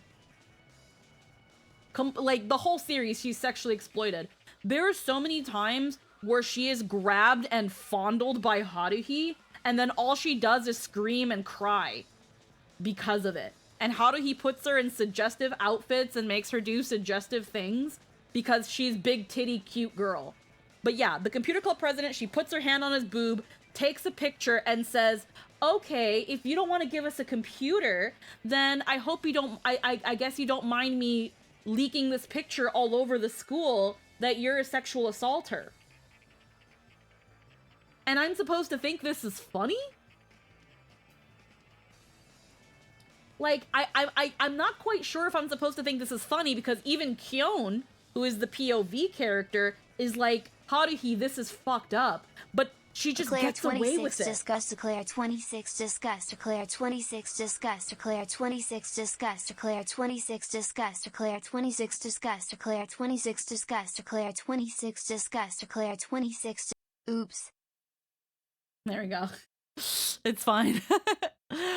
I really hope VTS Pog can make a setting that it doesn't read emotes because like it doesn't have that. I have to look into that, but no worries. No worries, no need to apologize. So, but yeah, even Kyon is like, what the fuck? And like, but she gets away with it. She gets to do whatever she wants because you see, if she's upset, she's just gonna restart the world and make it the way she wants. But also, she can't know that she's God because then she'll do it anyway. She'll destroy the world and make it what she wants. So yeah. It's either let her know she's God and deal with the impending consequence. Let her get bored and then in a fit of rage end up doing it anyway, despite not knowing. Or let her do whatever she fucking wants and make sure she doesn't get too upset or too bored so that the status quo can remain in some way. It's called the melancholy. Mostly I like Kyun and Nagato. Yeah, no. Like, it's called the melancholy of Haruhi Suzumiya because the last thing you want her to be is melancholic. Because her falling into melancholy is what will literally destroy the fucking world. That's why it's called the melancholy of Haruhi Suzumiya. Either way. Yeah. I hate it. I didn't like it. But I think it's also because I binged it and you shouldn't binge it. Slices of life. She gets melancholic and puts the world into a time loop for millennia. Yeah. So, like, when it comes to slice of life shows, I need some sort of overarching plot that isn't people just doing things. Like, cute people do cute things. I've got to have some sort of nuance in there. And VTuber Legend, at the moment, is just a slice of life with VTubers. Slice of life with streamer culture thrown in. And that can still be interesting because it'll be relatable. You need me to but I don't know. But I don't know. The reason I love Polar Bear Cafe... Also atmosphere. Yes. You don't like school stuff for the most part. Yeah, because I was going to say also, I didn't enjoy Love is War. I really didn't like Love is War. I wanted to like Love is War. I really did. I hate that I enjoyed the last episode and was like, why couldn't you give me this from the start? And that made me really sad.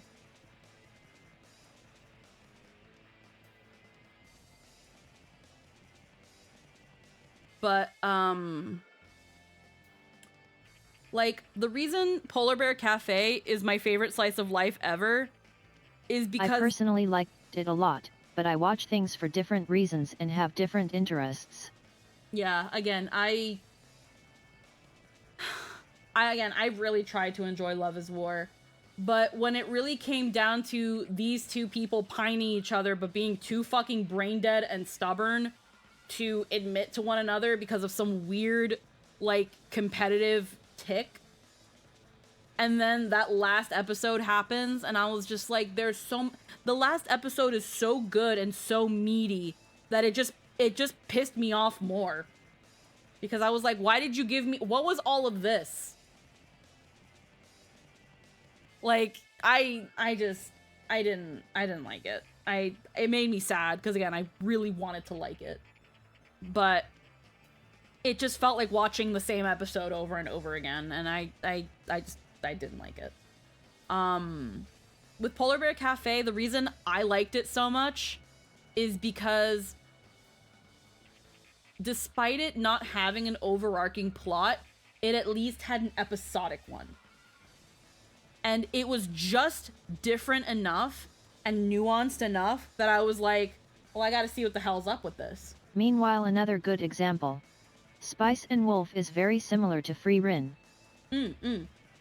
Yeah, Spice and, again, like, because here's the thing, it's not like I can't watch series where characters just sit in a room and talk. I love Dot Hack Sign. That's all that happens in Dot Hack Sign. But I need to... You like Utena. I like I like Utena. Like, Utena is a show so overly laden in symbolism that I can guarantee you that if you watch every single episode of Utena, you're probably still not gonna exactly know what the fuck it was about. And it all starts coming together the more watches you give it. But I fucking love it.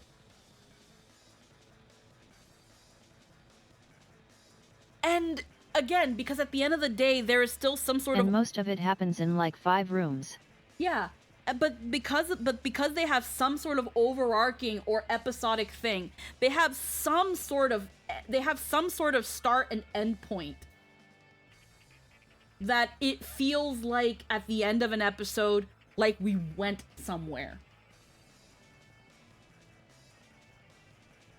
And unfortunately, with a lot of slices of life that are just cute girls doing cute things and such and so forth, the characters never change. Lucky Star was so fucking boring because Konata is the same in episode 1 than she was at episode 24. No characters go through any growth or change or epiphany or anything. There is no conflict. It is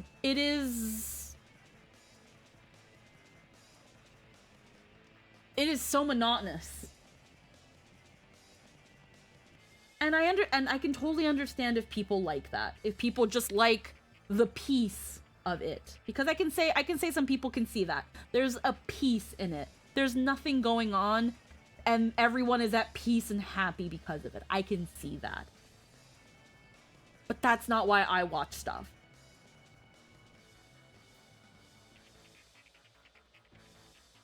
That's it.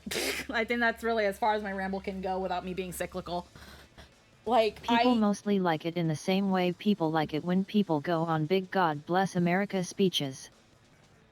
Yeah, I don't know.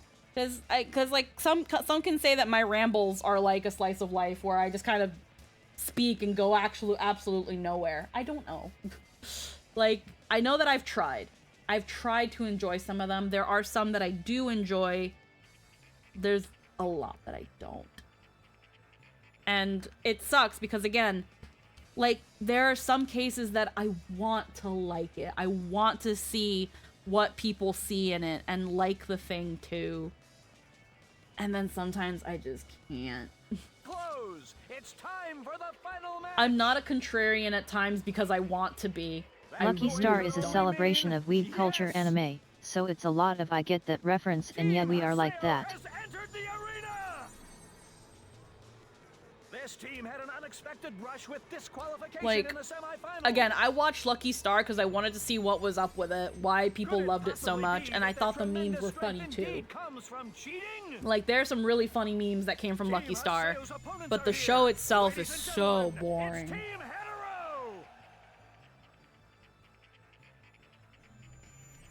Like, oh my god, it's so boring.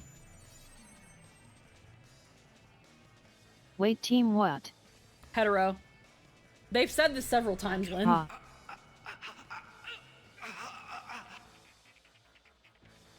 Hetero. I know, it's just funny. Yeah, no, it's a stupid name. Is it painful to be alive? Is it difficult? Does it vex you? Then show them. Everything bad in your life, including your present suffering, is all Haseo's fault.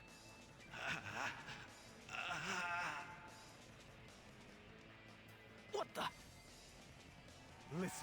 Listen to the cheers from this crowd. Those cheers are all for you, for your victory. I feel like if anybody ever had to highlight my streams, it would just be the times I yapped. And smash him to bits. And not actual game stuff. Do so. Just me talking. And you will be the hero of the world.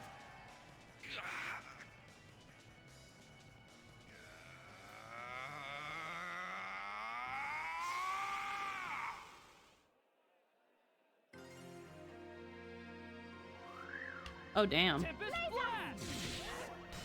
But yet, makes me think of Hey 8 the Combat Butler, which I think does the Lucky Star thing better. Still overly indulgent in cringe ways, but there are things that happen and sometimes plot gets good. Yeah, like again, I don't... Oh, shit. I personally, again, I don't mind, like, again, indulgent plot and shit. Are they doing it again? No. I need something to hold on to. And then Gintama is the absolute gold standard for that whole concept. Yeah.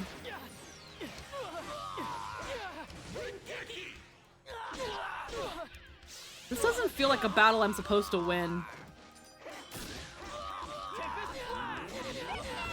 I can't even do Rengeki.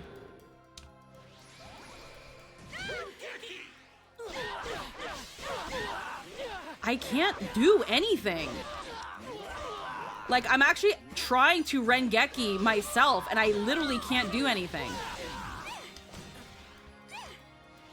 Oh, now I can.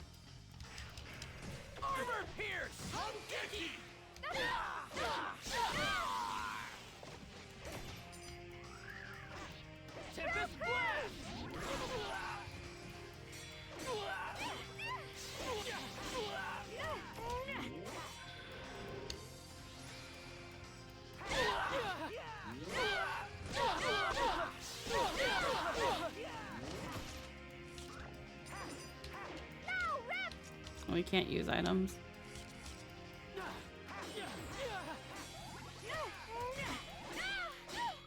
I gotta let, like, Kun kill this other dude.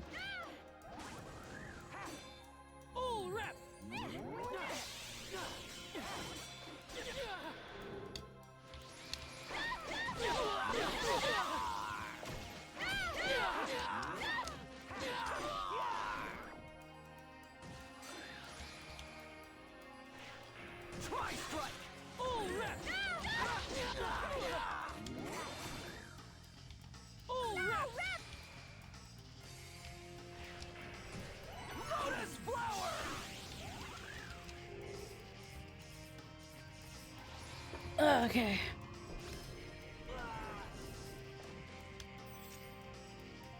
We still somehow won, despite getting fucking destroyed. Did we get him? Ha. I have no idea how the fuck I won that. I didn't hit them. I never fucking hit them. How about this?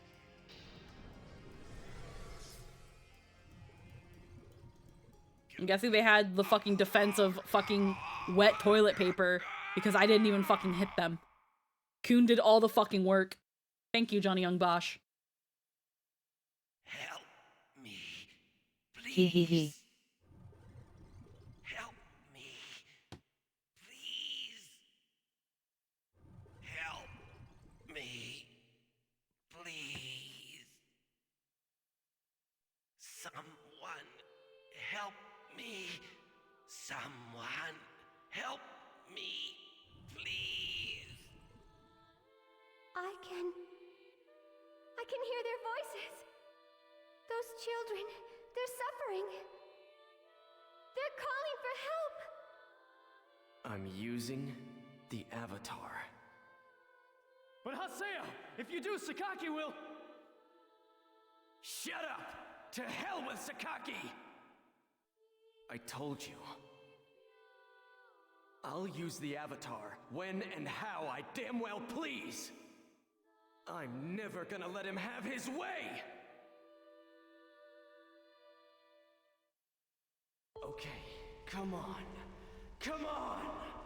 I'm right here! Skate!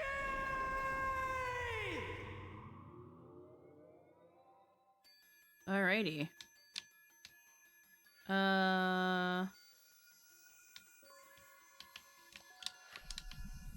Oh, it's a spider.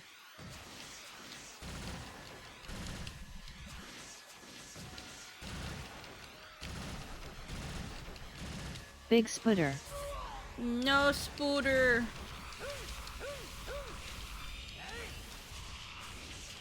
Grunwald. Ow. Ooh, that Spooter hurt. Hit back with slash.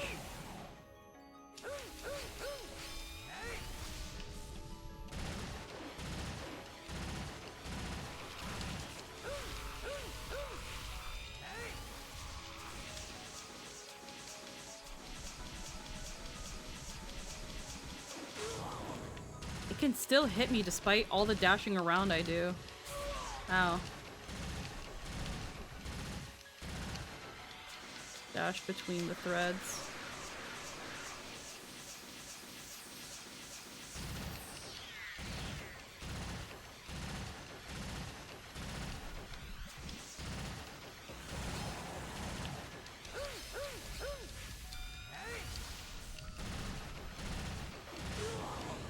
Come on.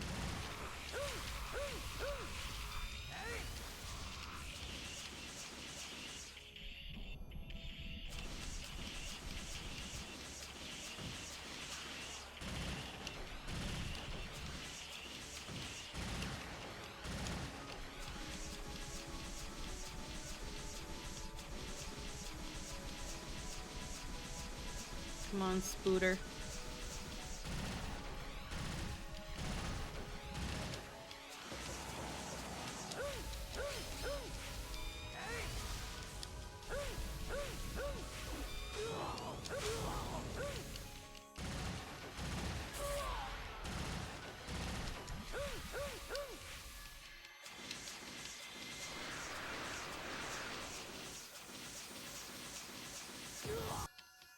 Oh, fuck. Oh, shit. It actually caught me.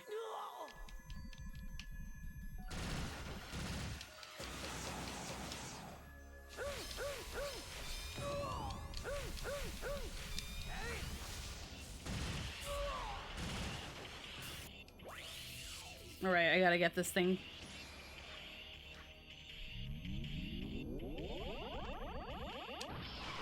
There we go. Easy. Easy. Easy first try.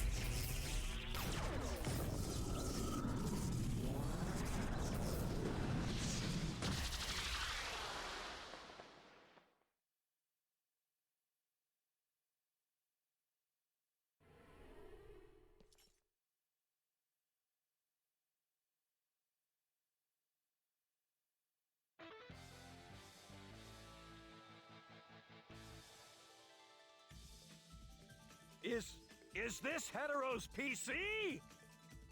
What's happened here? I don't know what that was! Hetero's Ida is gone. And the player? I'm not sure. I hope he's okay. Quite impressive, Terror of Death. Hmm. So you've forsaken compromise in order to win.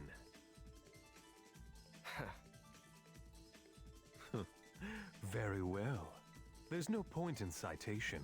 I still have pawns that I can play.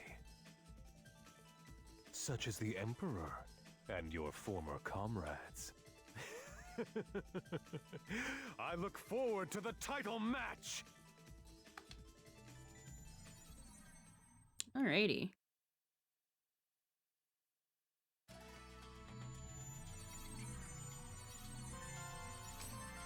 Rathdowan. Listen, we both know Ida. you can ban Epitaph users, so why pretend? Hat.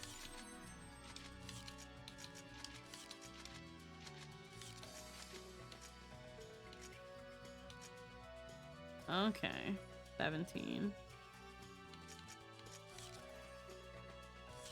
Alright.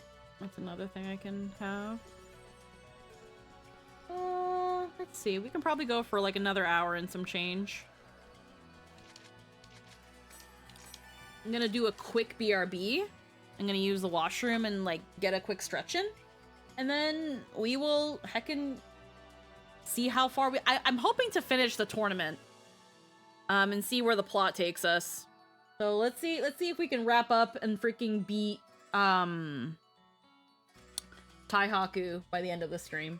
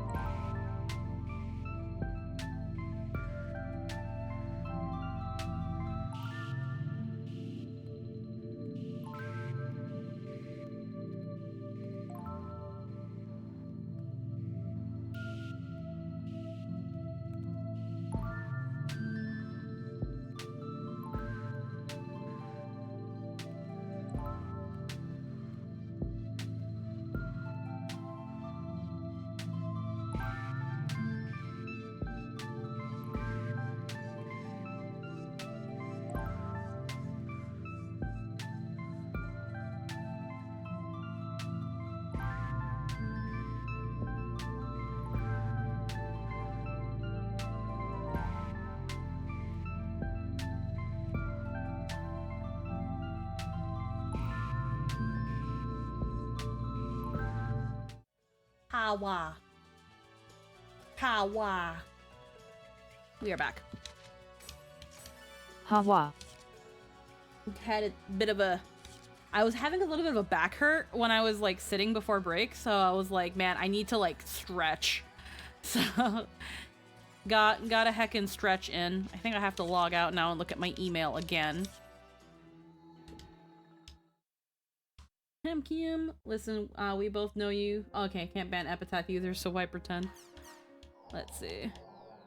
Community forum. Ooh. Quest advice here. Silvermane. Try the third area. Pretty easy to find. Alright, that's it. Nothing in the news.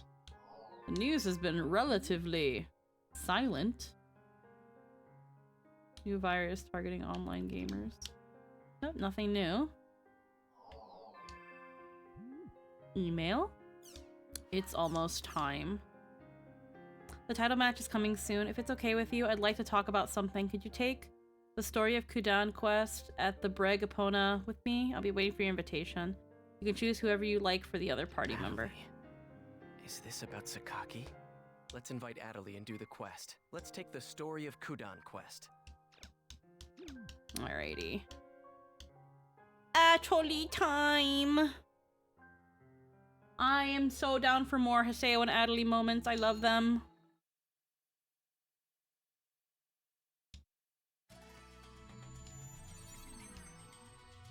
Let's invite Adelie And someone else. I've been using Kun, so I'm probably gonna just keep Kun.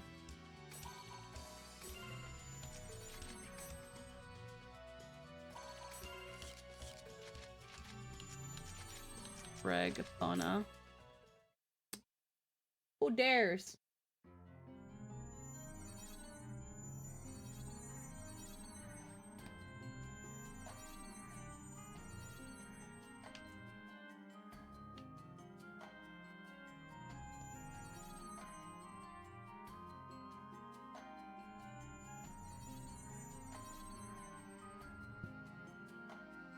One second.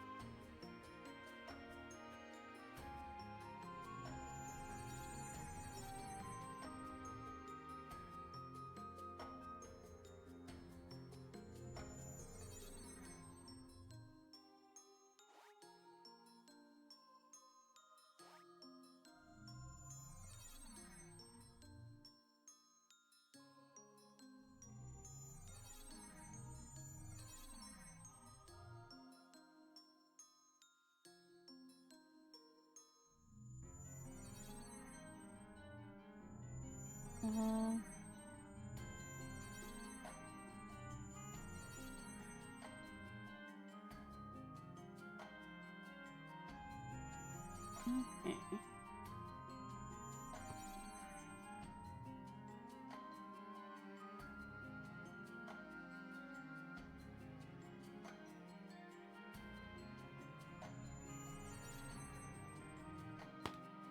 Alrighty.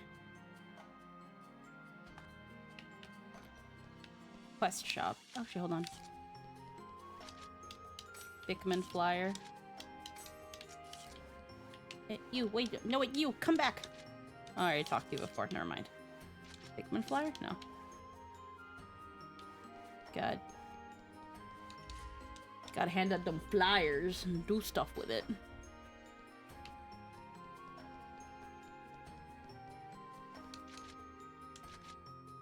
Story of Kudan. Lucky animal research.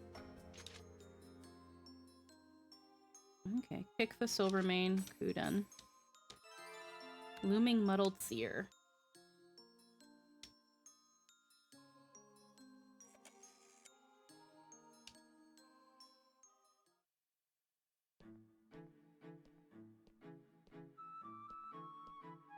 Okay.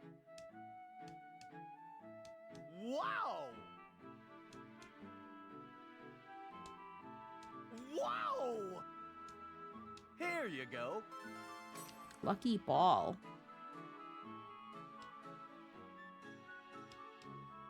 Lucky ball. All we need to do is find a what is it? Why do we have to kick it, Haseo? Nothing. I was just thinking about how many times we've been out adventuring like this together. Huh. Yeah. Guess it's been a lot. Haseo, do you remember the gold bird or the flowers? Oh yeah, it was like, we can't kick it, leave it alone. The one you dragged me around all over the place? Yeah, I remember. I really just drove you crazy, didn't I? So shall we get going?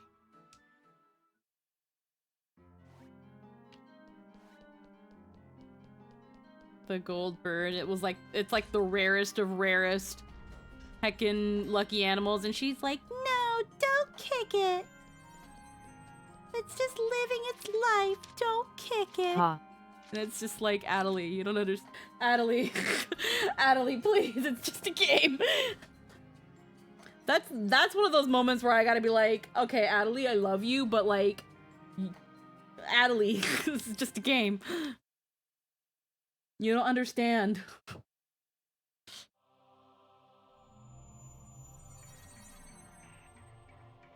Let's get to finding this Silvermane. Atoli, loot though. Loot though is in the deep ends. Find it and give it a good kicking. Alrighty, and this is probably also going to be a way for us to level up, because we are going to need those levels.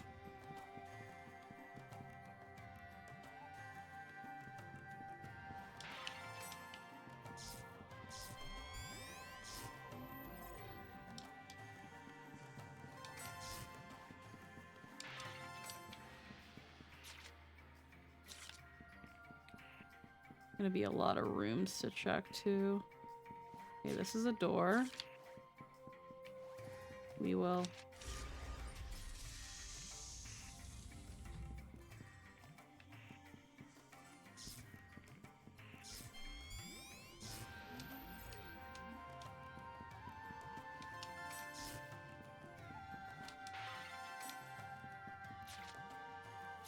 Okay, these probably connect.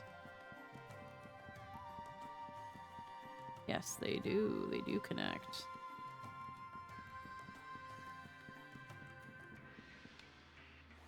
Another door.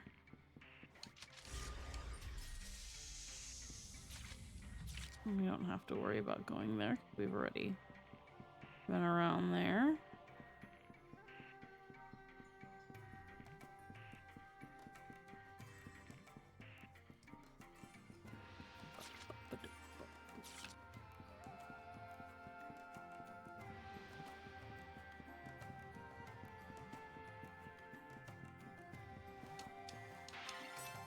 These are just going to be empty rooms, aren't they? Okay, and this probably connects downstairs.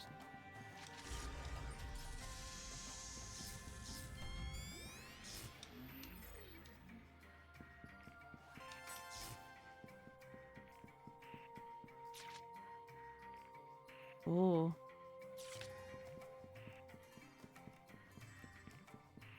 All right. One end.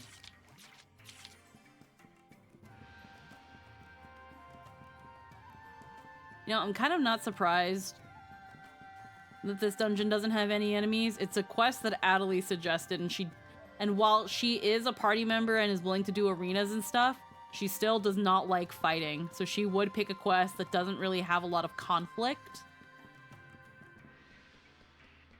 Alrighty, this is... Sure would. This is the next room, so down there's probably stuff. We gotta go down. All right. Those, there are probably chests on those sides.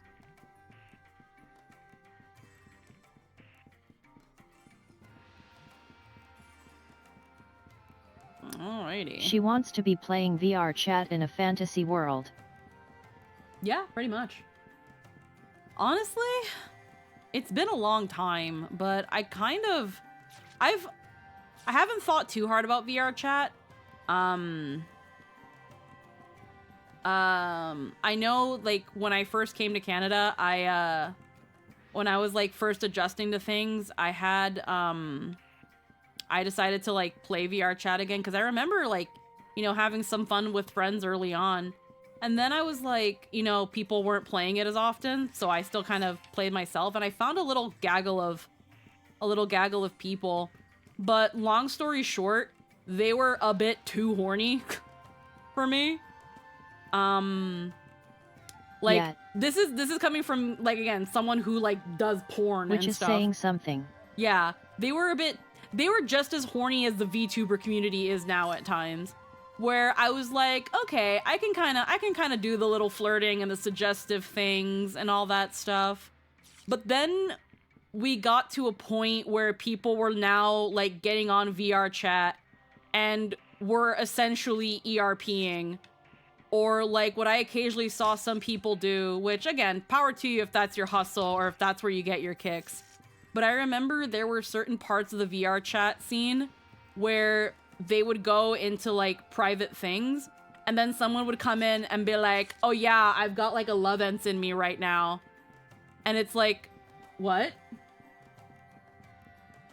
And for those who don't know what a Lovense is, it's essentially a sex toy that people can control remotely if you give them the code, or that you can control with your phone via Bluetooth.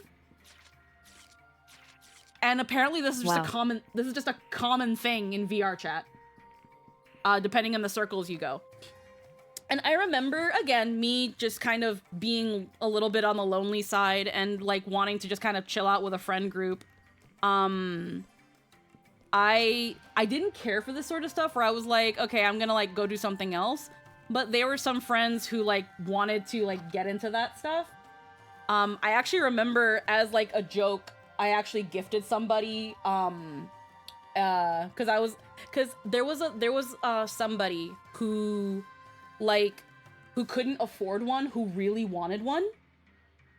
And I was like, lol, here's a funny Christmas gift, here you go.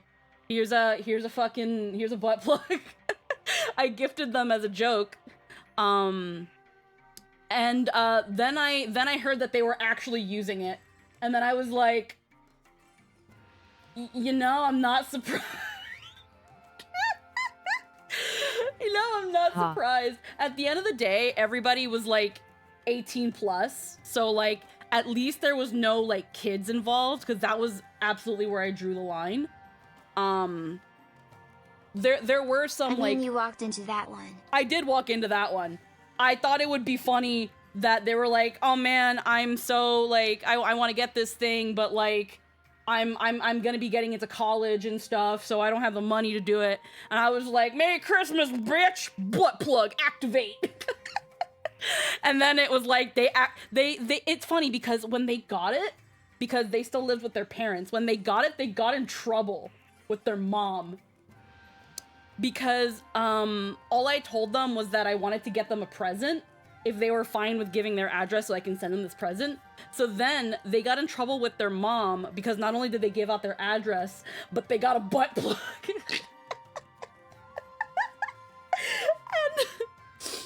and then, like, wow. and I was like, well, I'm sorry you got in trouble with your mom. I didn't know you'd get in trouble. I'm sorry. Because their mother was, like, really, like, conservative and, like, religious.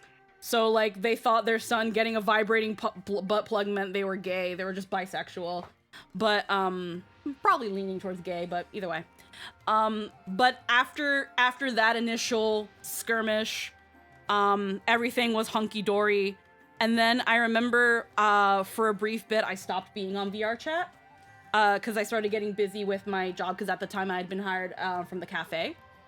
And then I just got back. Why didn't I join in on XD? The time I was around a group of really nice people, but they were way too horny for me. Very nice, but very horny people that were on VR chat that sometimes would log in and be like, I'm wearing a vibrator, who wants to control it? And I was like, no. Really nice people when they weren't being super fucking horny. And me gifting somebody a butt plug for Christmas because they were like, I'm a poor college student, and I was like, butt plug, activate. But yeah. Around that time I gifted them, I only remembered that they got in trouble. Because again, they lived with their parents at the time. I think they still live with their parents. I have no idea. But I know they were like 19 or 20. I know they were over 18 though, and they were like just about to get into college.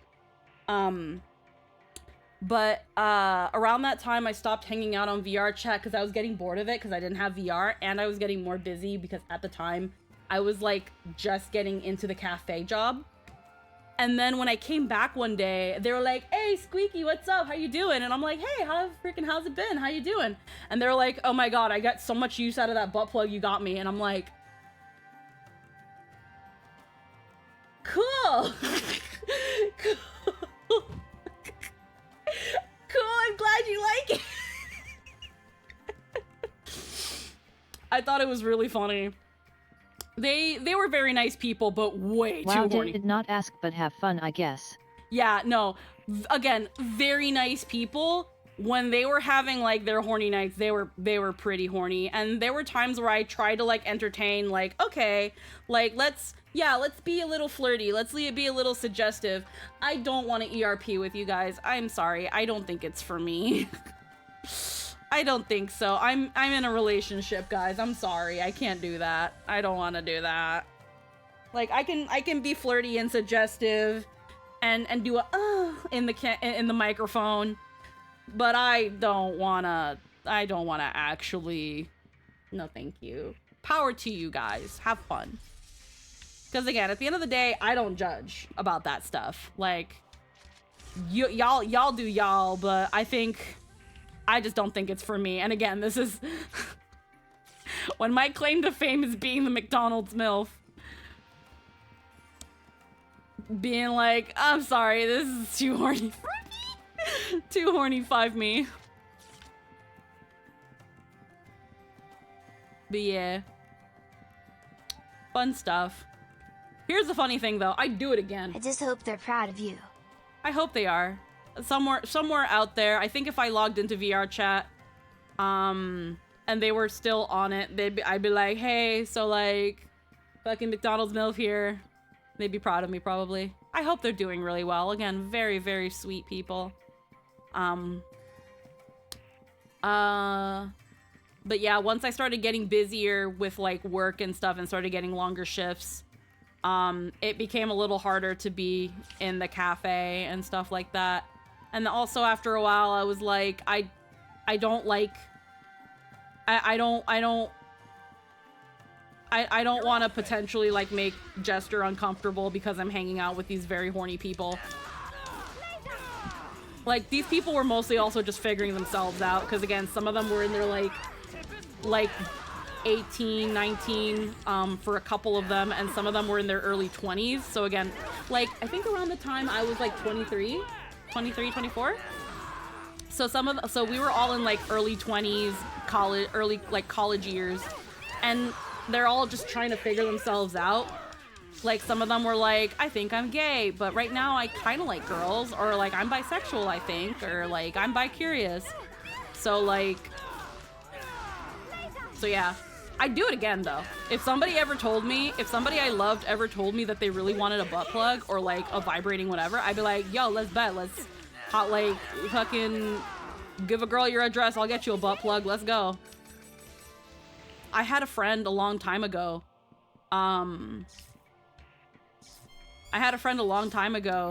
Where me and his now wife, we would talk about like suggestive things and we would have our kind of like me and her would have a thing where we would look at sex toys to see how ridiculous they could get. And there was one that I was like, I was like, that's kind of cute. I think this one's kind of funny. And then their that's friend goals now. And their partner ended up gifting it to me as a joke. They ended up gifting me a vibrator. So it's just like it's just funny stuff.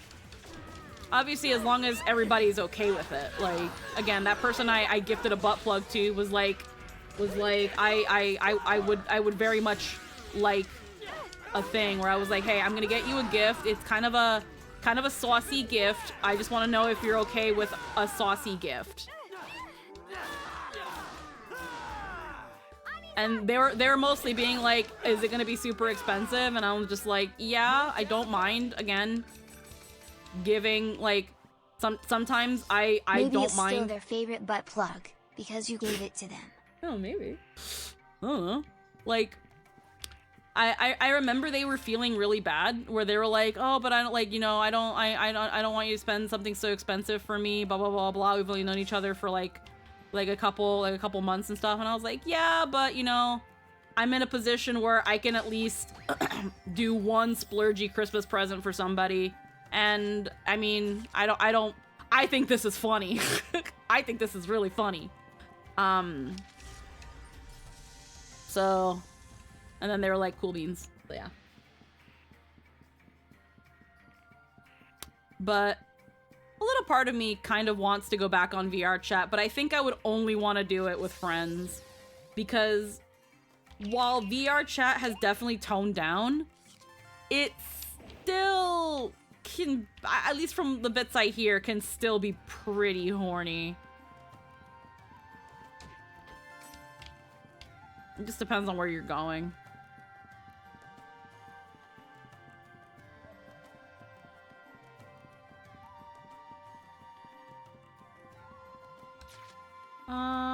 I can go this My mom would beat my ass if she figured out I even used one.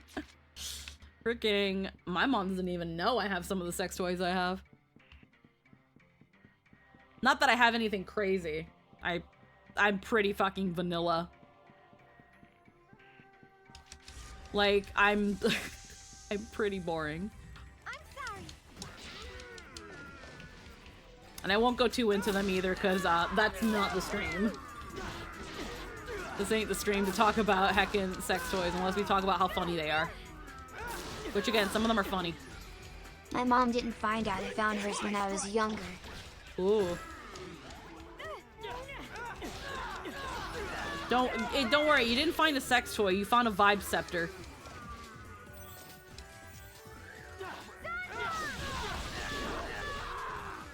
LOL. You didn't find a vibrator, you found a vibe scepter. It's a massager. Exactly. Massager. It's a personal massager.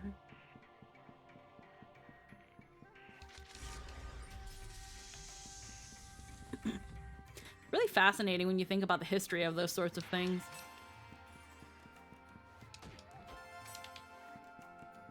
Dildos are another universal thing that goes way back down to like ancient times.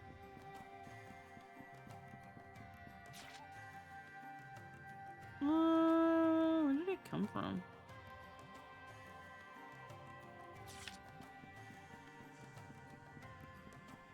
I think I need to go further down.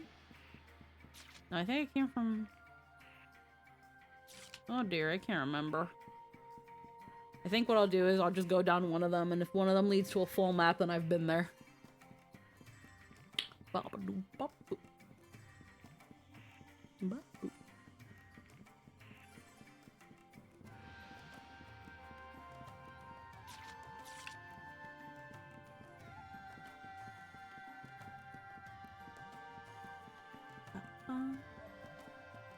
I think what I liked the most about the VR chat days, aside from like some of the people I found I had were friends with for that brief time, was because I wanted to like obviously I play custom order made for the character creator, and I had found a plugin that allowed you to export Have I been?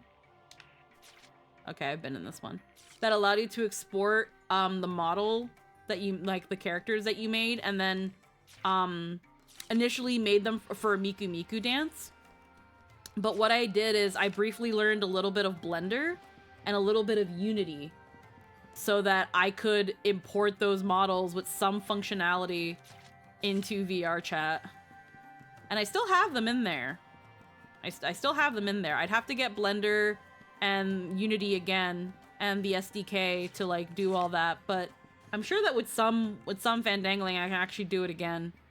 Because what I ended up doing was like I created some models. I know like I made one of like my character Kisa.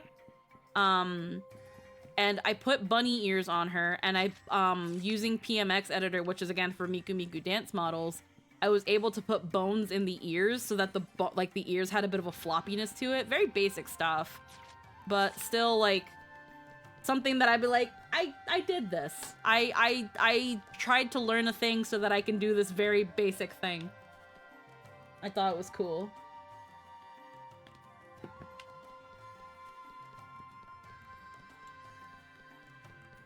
I know that if we ever get to a point where we could have like I'm a 3D model. I'm so curious what they'd do system-wise with a new .hack game. Oh, probably.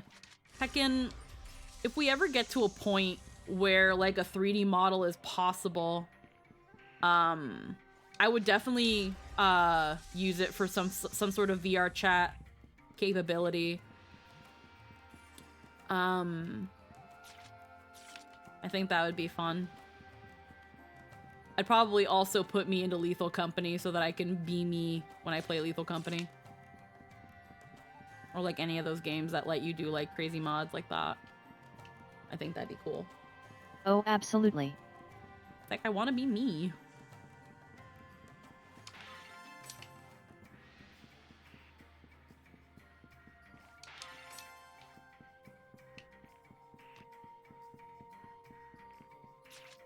Let's see.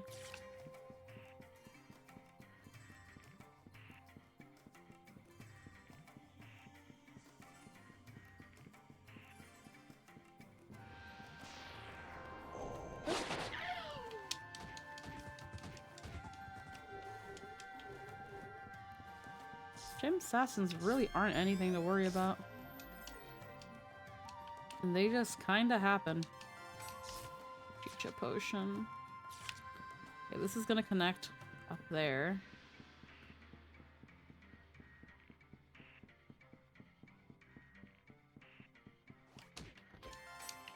Simple fire pill.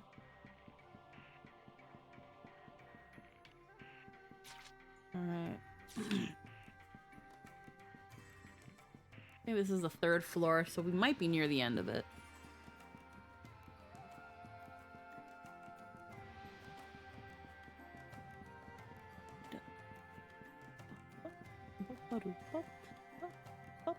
There it is. That's the Silvermane Kudan? Kind of funny. It's so cute! Hey, you're not gonna tell me not to kick it again, are you? All for the Silvermane Guard! No! Absolutely not, Haseo! How could you kick such an innocent thing?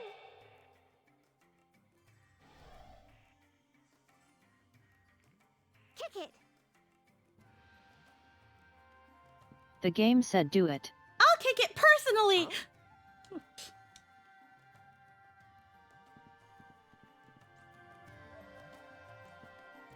I'll personally kick it, she says.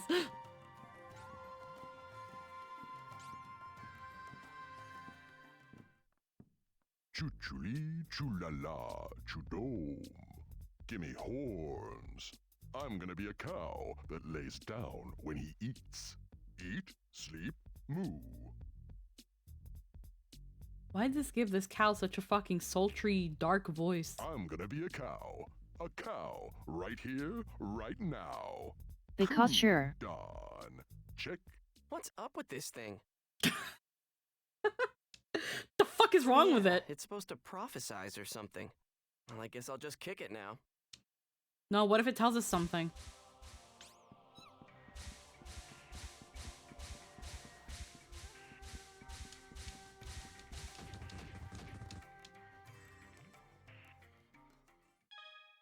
Gather the Silvermane Kudan's data. Kudan. Thank you very much for kicking me. I was trapped in an endless cycle of sleep wrapping. But thanks to your fine kick, I'm back to my normal self. As a token of my humble gratitude, I will see into your future.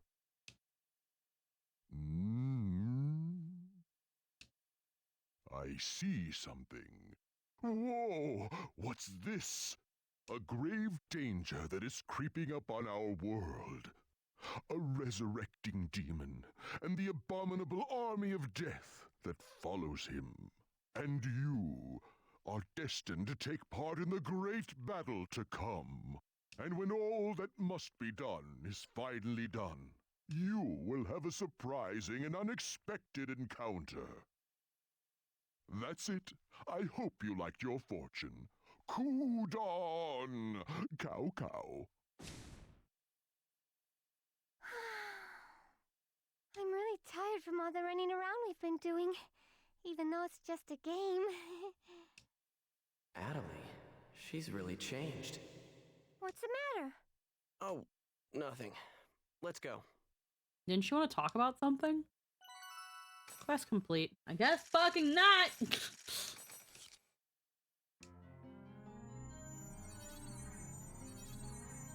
I guess we've cleared it.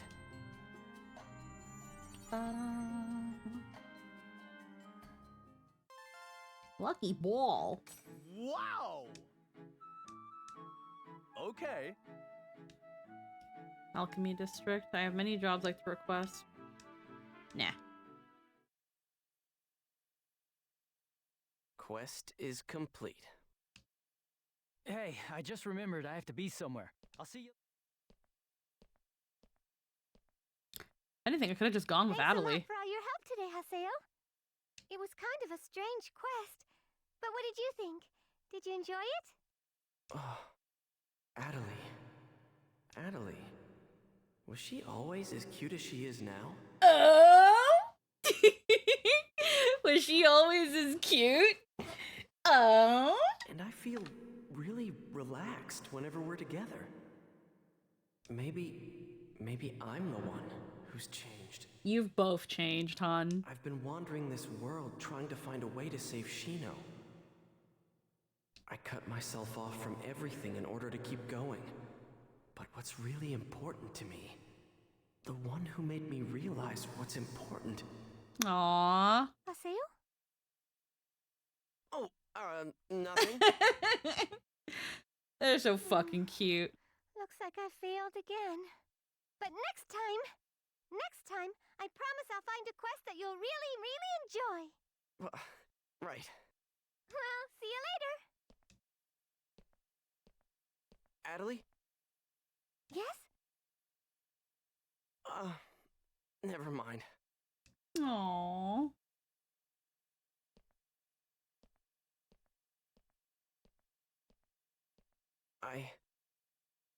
Will I be able to protect Adelie? From Ida? From Ovan? I like how the shopkeep's like, yeah? You good, bro? You good, bro? We good? You gonna be okay? Sound like you fucking blue-balled yourself there, Haseo. You good? Guns and Versus can eat my ass.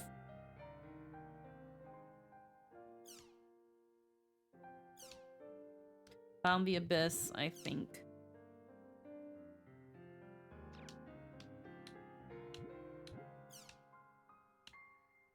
Oh.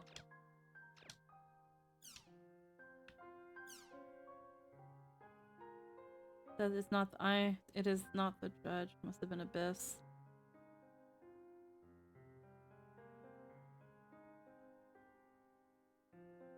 Stop with the bwahaha. See what will trigger the event all by myself.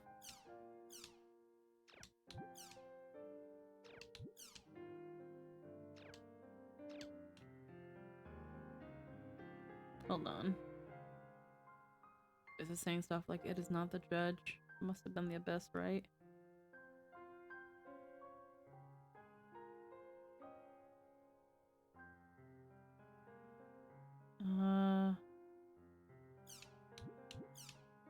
Could you tell us the area words? Oh, Kalu. Azure Wolf. Hey, it's serious. Friend invited me to watch the arena.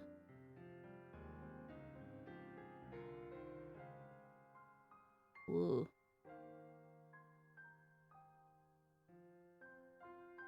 His fan club and claim my status as member number 22. Wow.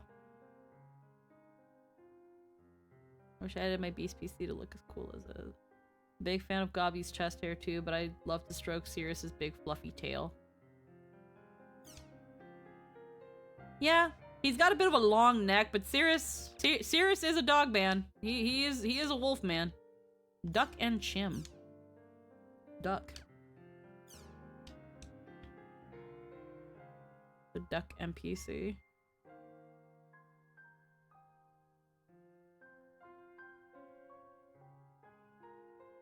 Alrighty. Get those read and done. Get this out of the way.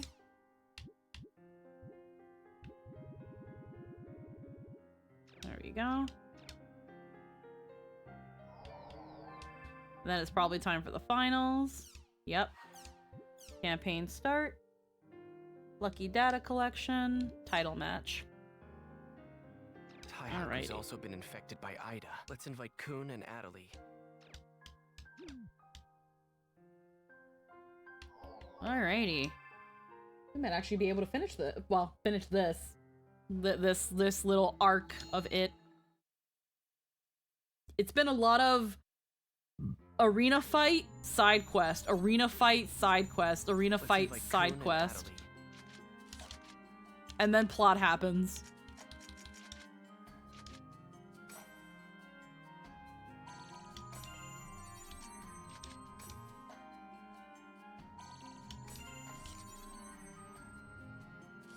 I'm actually curious. Bookmarks.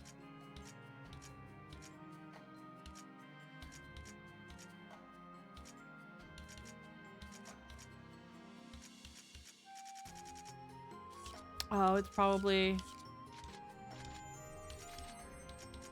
I have to go through that through Daldona. All right.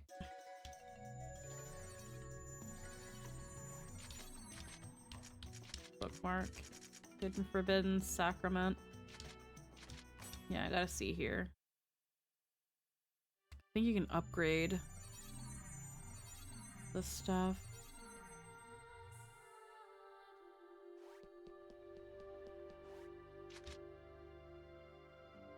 Offer virus cores to upgrade a lost weapon. Got 113.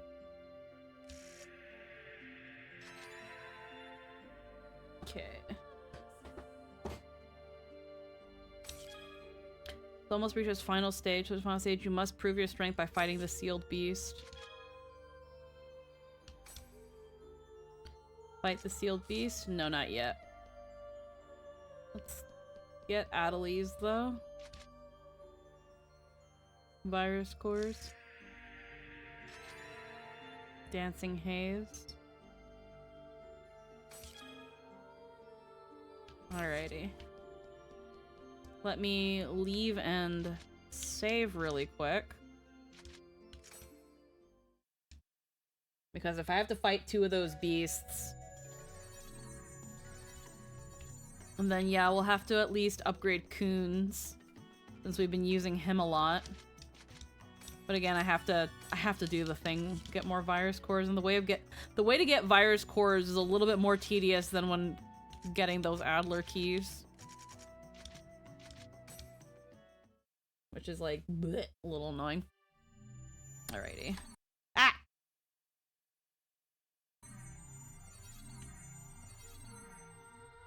Alright, let's fight the Scythe. Sealed Beast. Level 135. Ooh, that might be too spicy, but let's try. You cannot exit the battle once you start. Highly recommend. Make sure you form a party. Of course. 130. Wow.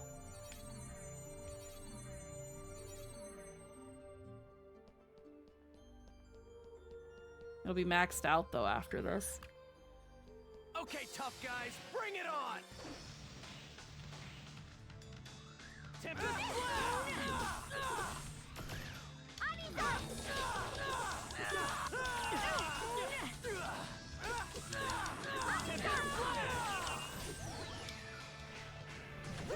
Lotus Flower!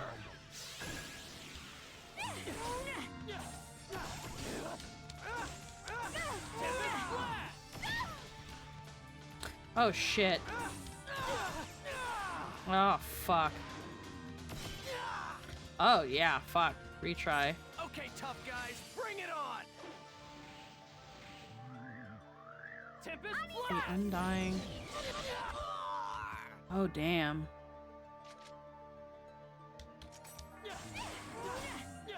I can watch them try.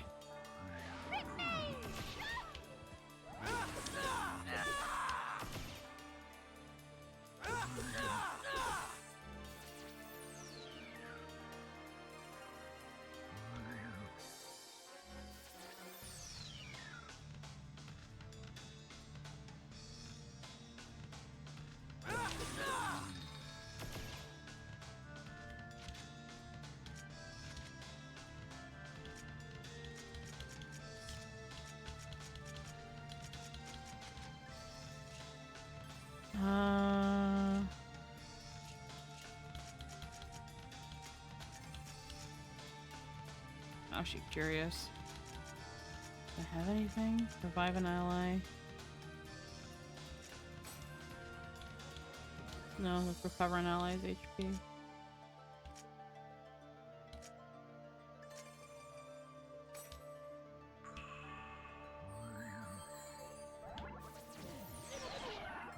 Oof.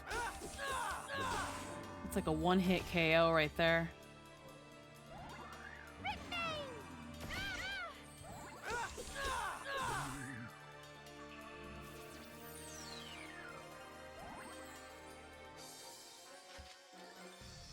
Oh, I'm thinking when you die, you lose all your shit too.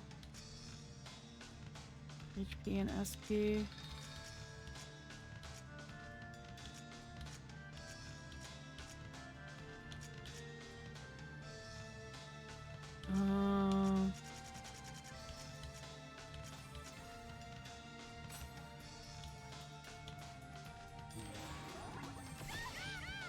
No, the SP doesn't go down. Oh no, the SP does go down when they die.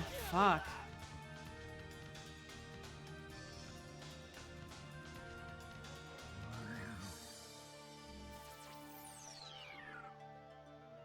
Oof.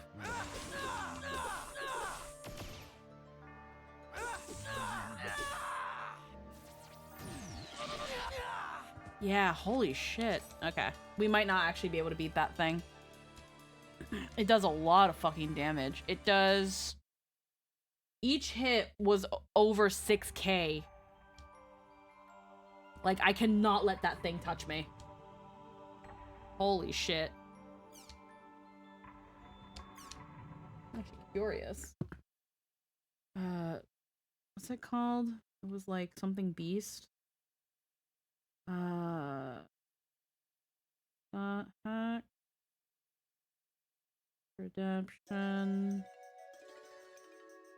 Lost.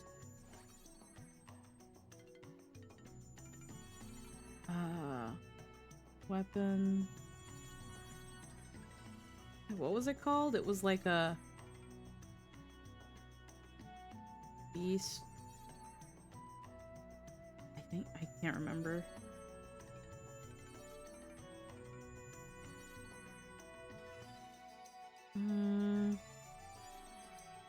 Let's see, what was it? What was it fucking called?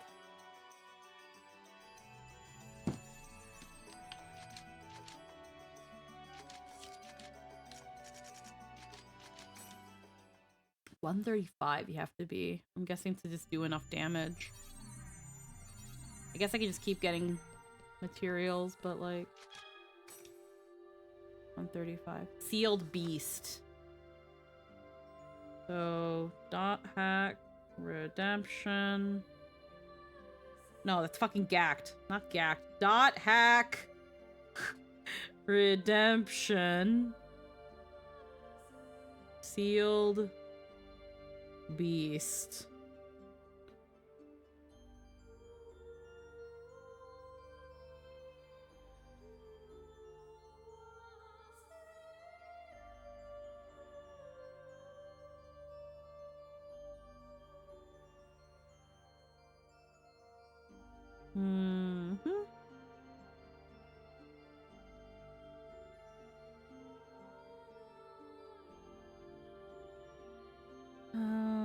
Just get to a level higher than them and it's a walk in the park.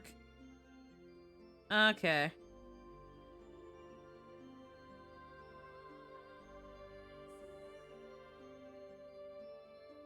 Beast Awakening is your best friend. And Gekis that up your morale. Healing does as well. Okay. I had a feeling it was just like, just get to the level and it should be easy. So we can't do that for a while, but that still gives us time to get the cores for Kuhn as well, and probably anybody else we need. Alright, let's go to Lumina then. Let's freaking finish this up. Sucks that the arena doesn't give you levels. Let's see, we're at... Yeah, so we need to be at least 140 to fight those bitches. Kind of crazy when you really think about it. How just beefy they are. We'll see how this goes. Because if we have to be a certain level, then we might have to grind. You know what grinding means? Grinding means we watch videos while I earn levels. Your favorite. It means we have to grind. Which means we find videos to watch while I grind, like we did with the Adler keys. I don't know what kind of, but there's no point worrying. Ah shit, I should be skipping that. Let's just concentrate on what we can right now. Right. It's time. Let's go. Remember, when we're fighting the infected ones, our lives are on the line. Never let your guard down. You're here, terror of death. Sakaki! Can't you see this is all wrong? You have to stop it! Sakaki, listen. You're just carried away by your power over the system, and that's... I remember going to places I think 3 to 5 levels higher than my team when I was leveling in these games for that sweet XP. Yeah, you just gotta go to a place a couple levels above you, and then the levels just fucking mount. Turn Haseo into rust on your sword. Yeah, thankfully grinding here isn't too hard. If I do have to grind, I might do it off stream, but I'm not sure. I say this, but I barely have time to do off stream shit. You just watch. I'm gonna make Haseo get down on his knees in front of Master Ren. He'll be crying like a baby the whole time. Yeah. There's no need for you to do anything. Only those who know true power can seek supremacy in the Sage Palace.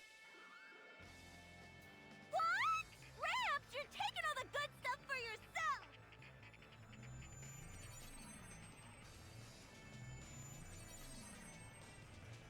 I didn't get to see what level they were at.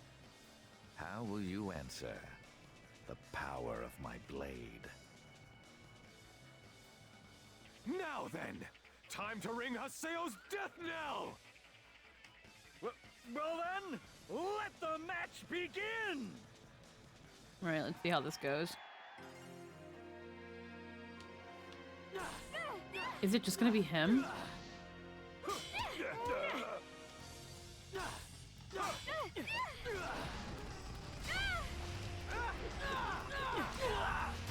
Oof.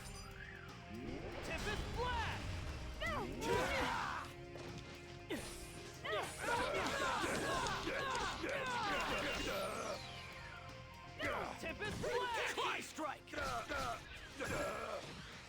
it's just him. We're super slow.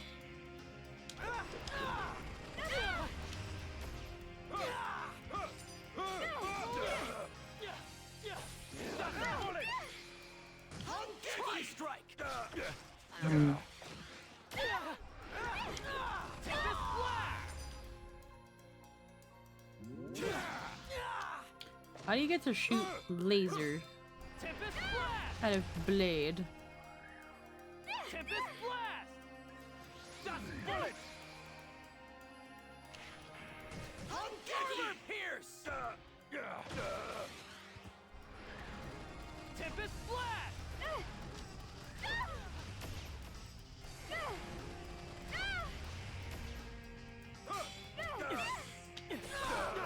I think shooting is the Gunblade's hold attack. Probably.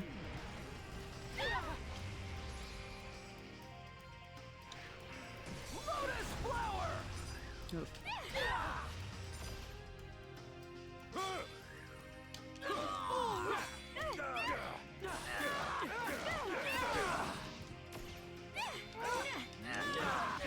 Turns out it's a lot more annoying than expected. Considering backing up the big game files and then doing a clean update to 11 just so I can have a properly named user folder. Oof, I'm sorry. Not your fault. This is Windows bullshit. Well, it's not like it was with Bordeaux and Sirius. That magical sword. Has he gained control of Ida?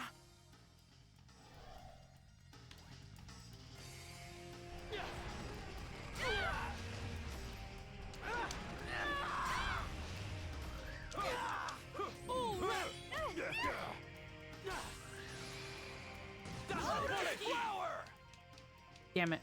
Counterattack. Fuck. Ooh, shit.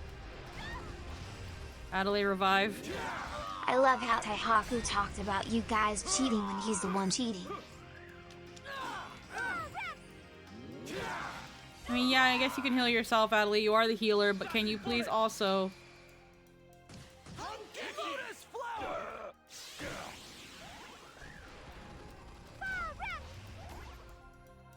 Ah, damn, she got her healing interrupted.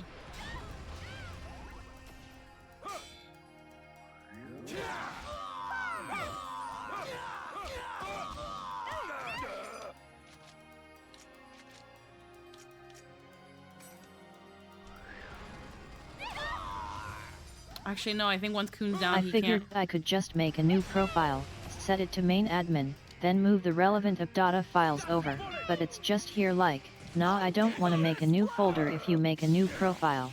Oof. Oh no, wait. We revived Kuhn, hell yeah. Yay, revive.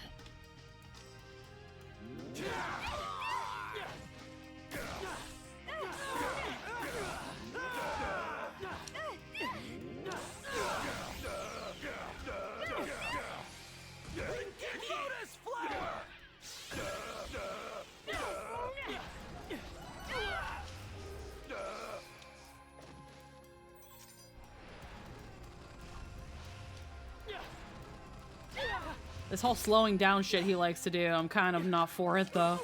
It drags out the battle.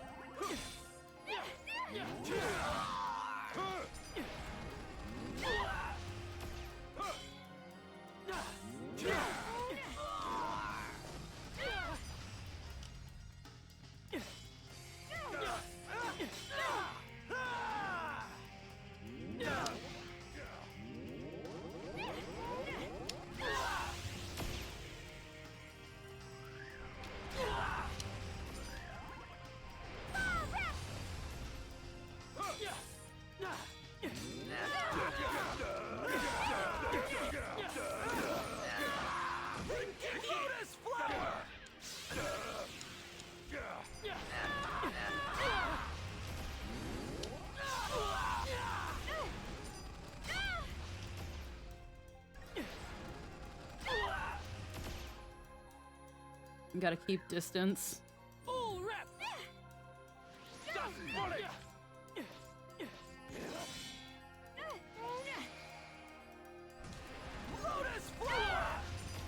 Okay.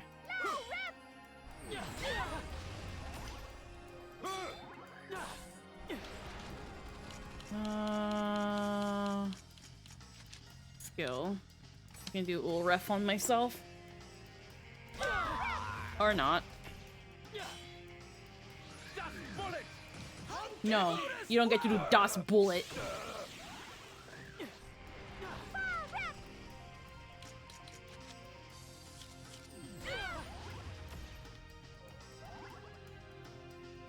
Interrupt wars.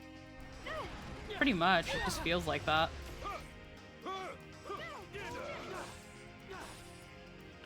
Oh, okay.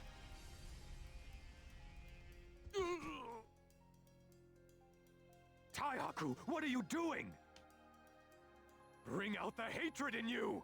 Show him your anger! Give over your heart to Ida! If you do, you cannot lose! The eternal ruler of the Sage Palace! Shut up. What? I have never had any interest in the title of Emperor. Crowd, what's Aida? It's just that...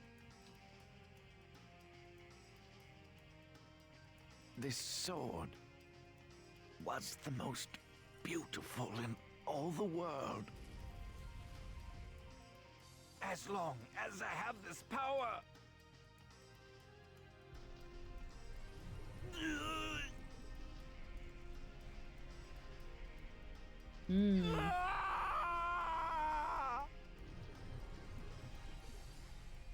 Taihaku, let go of that sword! That Tyson isn't in your hands, Saseo.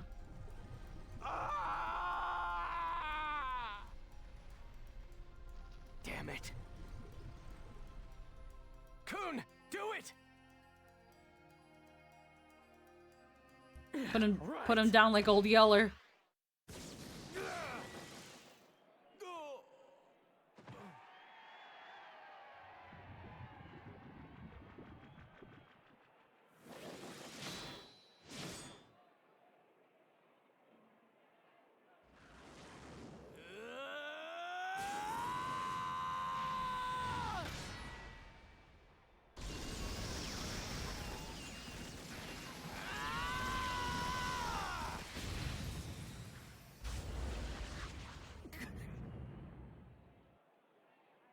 Whoa.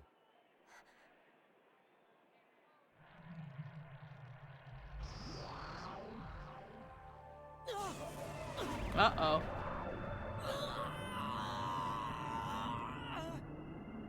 Oh no! Ida!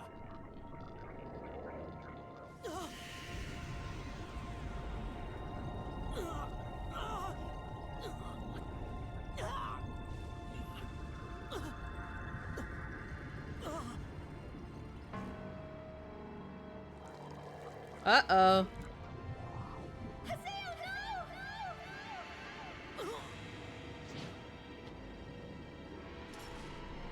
That's maybe a bad.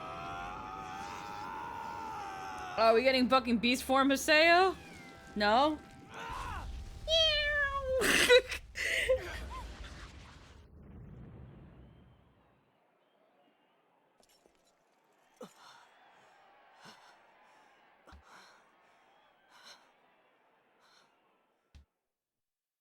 Ooh. Curse you, useless fool! Gonna have to pull the trigger on that gun eventually. No matter. After all, Haseo is on death's door. Are we?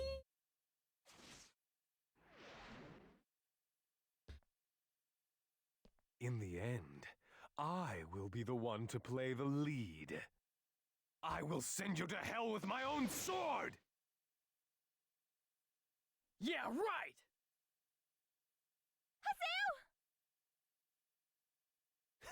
Meddling insects! What? Shit. Bye. It looks like your friends Man, this sure are looks no like longer cheating. available. Pang thing. Damn it. Hey, Vivi, hello.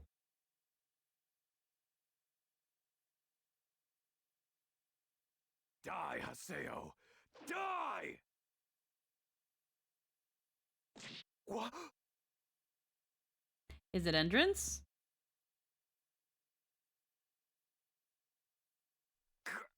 Curse you! Hey!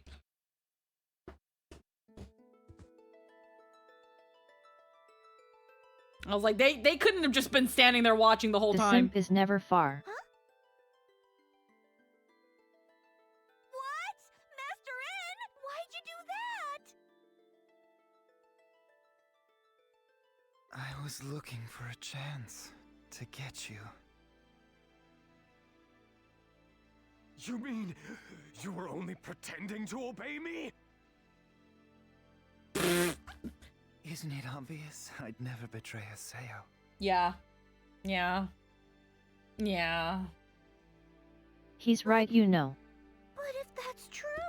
But I actually betrayed Haseo! You're 10 and dumb. What about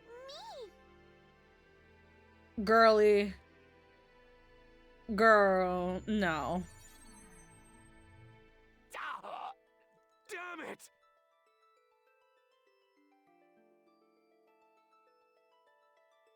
Your downfall was that sin appeared before you. He trusted you to have his back for this. I wasn't aware she was ever on Haseo's side. Yeah, like, girly, you were never on our side. Giving yourself up to that sin was.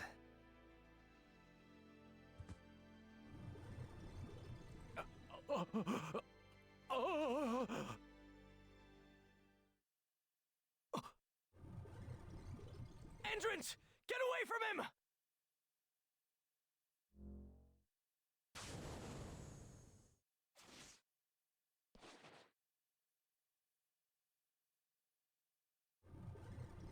This. Damn you! Alrighty. Oh. Oh, that one's big. Curse you! It would seem that no matter what I do, Epitaph users cannot help but to Lobster anger Man. me. Big meaty claws. It's no use. He's given his body and mind over to Ida. That bastard! Wonderful! This is Sakaki, God of the world! Foolish ones who oppose the will of heaven! I'll tear your PCs and minds into tiny little pieces! I love how they stand there like they don't give a fuck. Yes, Haseo? Your avatar! Yes. Lend me your strength! Of course, as you wish. I'm gonna finish this. Right here and right now! Why can't Hindrance do this? Come on. Come on. Oh. Damn it. I've still got too much damage. Damn, he thick. Damn, he's thick. He dummy thick. Don't forget about us. Most surprising part is that Entrance was weirdly chill about lending power, didn't make it weird. Yeah.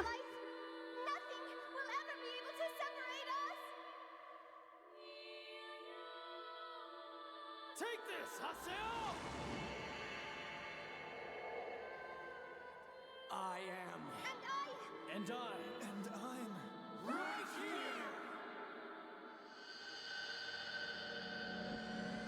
Power of friendship.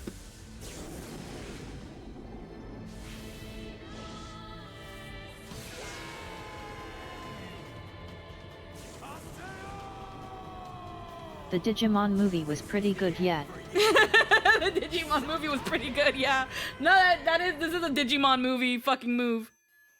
Avatar battle, and then we get our normal Anywho, do that thing. Victorian. Hit it back with slash.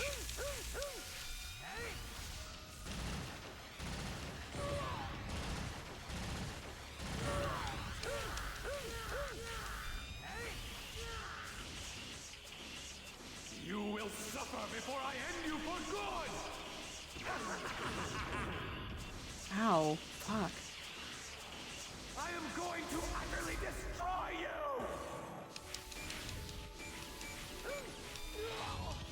Fuck.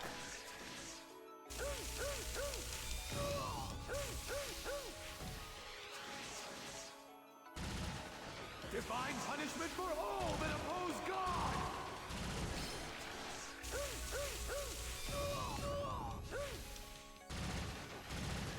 You dare defy me, the one and only Sakaki? You will suffer before I end you for good!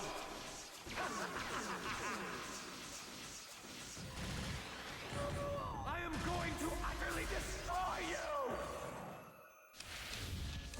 Okay. Yo, some of these shots are so fucking cheap. Like, I get it, it's a cocky, but damn.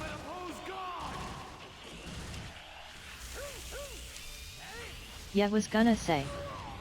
Like, that big one's fucking cheap. Like, You will suffer before I end you for good! I am going to utterly destroy you!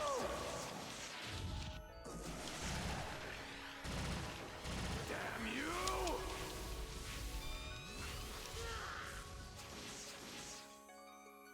like that really big one just, like...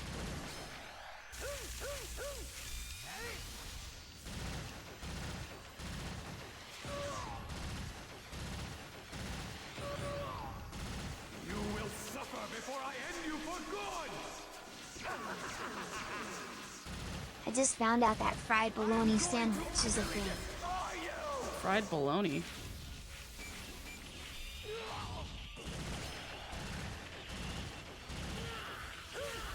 I will not die! And there's no way to, like, recover health. Like, once you lose it, like, that's it. Fried bologna? Isn't... Well, I know Spam isn't bologna, but they're not that far off. Although I prefer Spam over bologna, I'll tell you that. Oh, come the fuck on.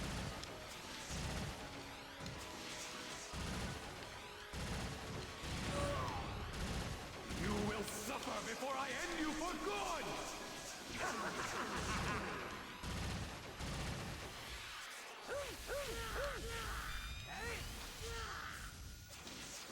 I am going to utterly destroy you! Hold on, like... I can... Alright, I gotta... Okay, never mind. Retry. Many of Victorian's skills inflict damage over a wide range, get plenty of distance. If you reflect the slowly approaching with A, you can stun Victorian. Alright. This will be your grave! Divine punishment for all that oppose God! Hit back with slash.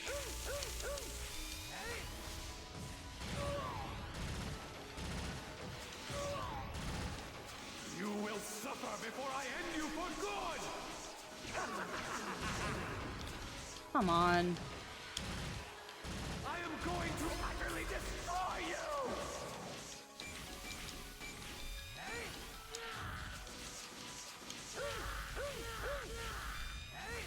You dare defy me, the one and only Sakaki?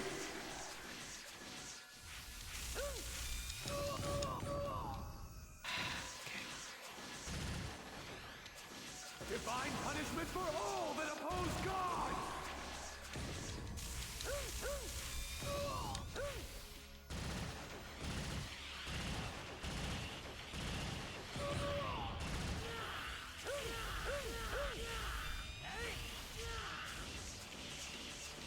Here's something that I've noticed, because honestly, Now that I'm at the third game, and we've done Avatar fights quite a couple times now,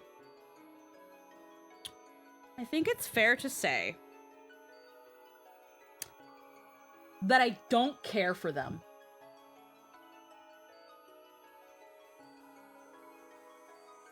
Yeah. There's really nothing much to them. They are very, very bare bones. It really just kind of feels like flail at the end. They're all the same. Shoot it to whittle down the thing and stun it so that you can whap it a couple times and then do a bunch of dodging and a bunch of bouncing the enemy's attack back and then rinse and repeat. They're all repetitive.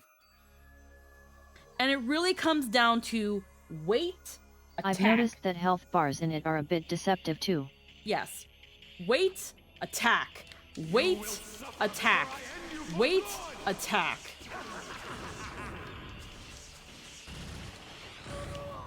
I am going to utterly destroy you! Okay. I have to hit the thing when it's at red. Too soon and it's gonna... Divine punishment for all that oppose God!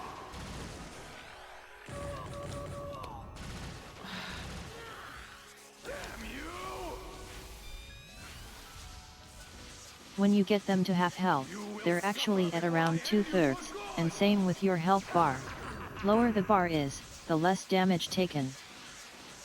I am going to utterly destroy you! Okay. What the fuck? I pressed the fucking button!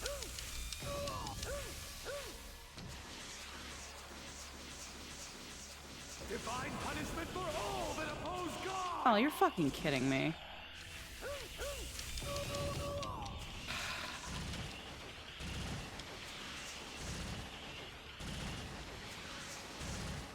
You will suffer before I end you for good!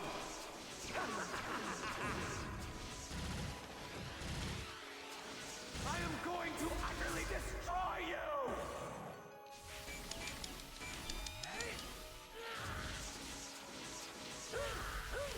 I will not die!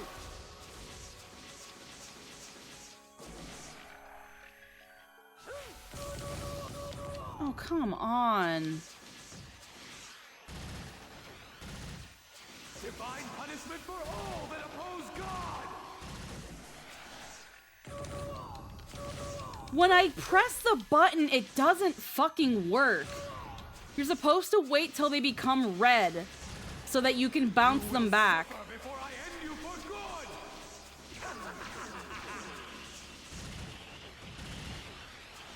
I am going to utterly destroy you! Come on. That is, like, actual bullshit. This will be your grave! Divine punishment for all that oppose God! Hit back with slash. Like, again, like, I'm pressing the button. You have to hit it when they turn red. As soon as they turn red, you have to hit them to heckin', like, fire it. Seems like the animation time makes it so you have to press it just before it turns red on the big one. Oh my fucking god. But the thing is, though, if you press too early, it hits you. If you press too late, it hits you. The window is so fucking small. Yep. The window is so fucking small, and the consequence is like 1/5 of my bar. And like, I know this is pretty late game, but another thing that pisses me off about the Avatar fights, another thing that I actually do not like about the Avatar fights, there is no way to upgrade your avatar. There is no way to, like, show the growth of your avatar to make them feel like they've gotten more powerful. You can't upgrade. We've got a raid. Got a raid while I'm ranting. hello, everybody. This one looks like a pain in general. He just spams at you forever. How are we doing, everybody? My name is Squeaky, for those who don't know. Hello, Segi. I'm heckin' the Magical Girl VTuber, and right now I am ranting And I'm Lynn. because heckin' a game is being bullshit Hope we're right having now. a good one. We're actually having a really good one. Thank you. How you doing, Hun Bun? We are currently playing Dot Hack GU. We're on Hey, Volume Squeaky, 3, Saggy Raid, Redemption. Saggy Run, Saggy Walk. Hi, Easy Daredevil. How are you doing today? Hello, hello, hello. Has anyone here ever tried a peanut butter Ranting and about bad pepperoni fights sandwich? aside, good Peanut butter and times. pepperoni sounds fucking gross. I'm sorry. So, now, again, when it comes to heckin' the boss, now, Cerberus says I think it's tied to your level. Well, here's the thing. If it's tied to the level and that's it, that's still not quite that good, Cerberus. Because all that means... Yes, and it was weird. All that means is that, like, the higher my level is, the more damage I do. But again, if... I've done peanut well, more butter for and me. kimchi, and that's great, so I could see pepperoni working. I don't know if I want peanut butter in my pepperoni. That's the thing.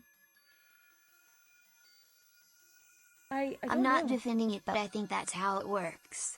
Yeah, no, I know you're not defending it, hun. I think that the thing is that I'm kind of getting at is that, like, I wish there was a way that we could, like, improve or work on the avatar so that it feels like we're not doing the same thing over and over again. Because again, for all intents and purposes, the avatar fights all feel the same. All feel the same. And that's where I'm kind of like in this thing. I'm in this thing where I'm like,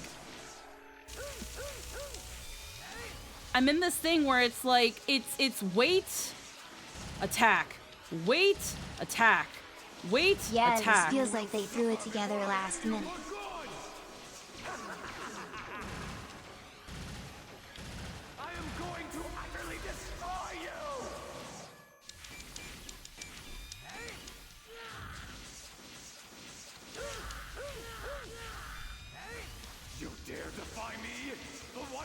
Okay, Royal Bullet. Fuck. Okay, that was too early. Coño.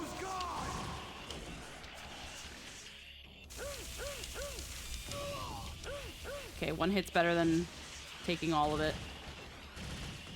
It's just that thing that it's like... What? Heckin', thanks for the follow. Max Henderson, hello, hello. What? Oh, come on. No. Howdy. No.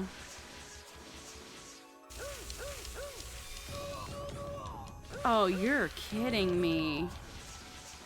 Divine punishment for all that oppose God!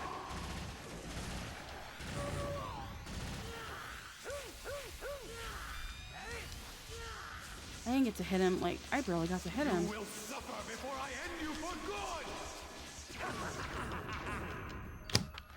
Okay, so like, did you not see me? It says side dash to evade. I am dashing.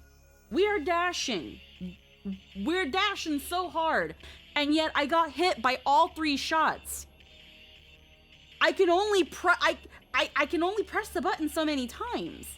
What do you mean? Did I just not dash enough? Like, hello. That's what I mean. Like, is there no way to improve my dash? No. Is there any way to make my shooting better? No. Is there any way to make my slash better? No. Yeah, that one is notably timed and wants you to dash at the right timing. Yeah, and that's... I don't know. I can't say I particularly like that.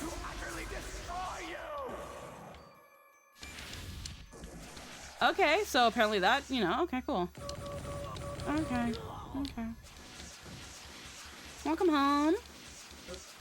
Divine punishment for all that oppose God! Like...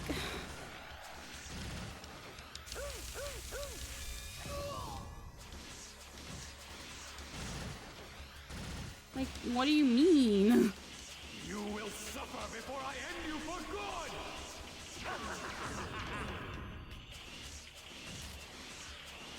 I am going to utterly destroy you! And it's not like I can button mash faster. This run might not work. Royal bullet.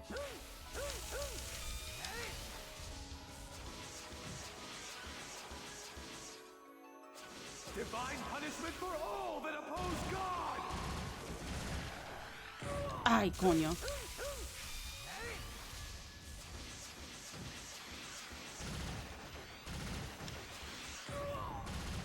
You will suffer before I end you for good!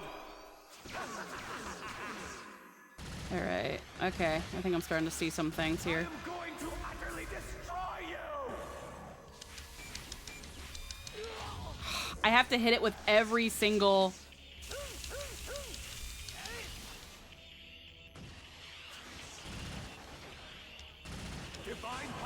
Ay, coño. Oh my god. Nah, we're dead. Okay, so... Get plenty of distance. The dash you need to dodge to the left.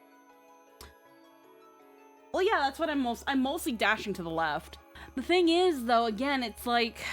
The timing windows are really, really slow. Are really small. And then when it comes to that really big one... Because you can only do a certain matter of, like, swings before he does the want that launches it. So if you do one way too early or way too late, you're taking the hit. Yep. And again, for the avatar battles, for something that the game doesn't really throw at you as often, and there being no way to even, like, train yourself to be better, again, I feel like the avatar battles are the weakest part of this game. They're samey. They expect you to be perfect. And again, I don't really like that. Oh my god. Okay. You will suffer before I end you for good!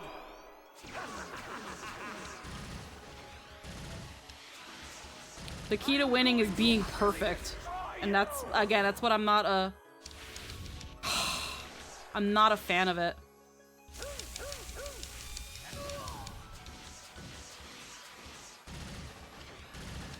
Divine punishment for all that oppose God!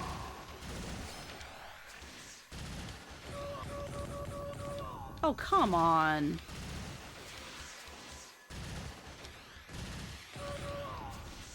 You will suffer before I end you for good!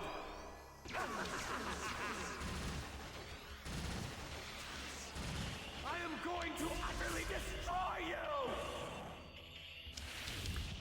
What do you mean? I pressed the button! What do you mean? Divine punishment for all! I pressed button!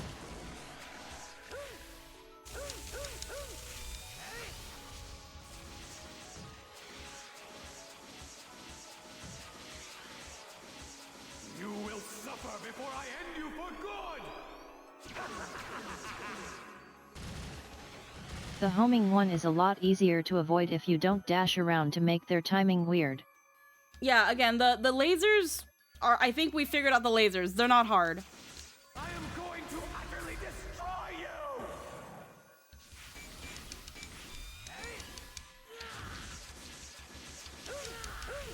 You dare defy me? The one and only Sakaki? Again, that freaking... That huge ball... is the one that's like, you have to be perfect. Divine punishment for all that oppose God! Yeah.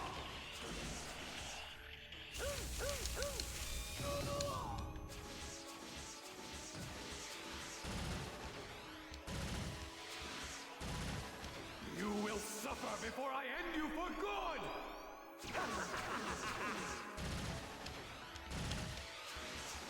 I am going to utterly destroy you! Okay.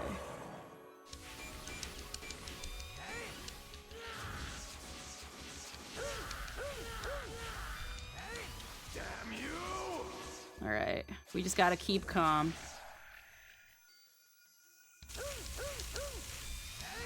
We gotta just be heckin' cool as a cuckoo bomber. We got this. You missed. Okay. Yeah. Doing a learn. Ow.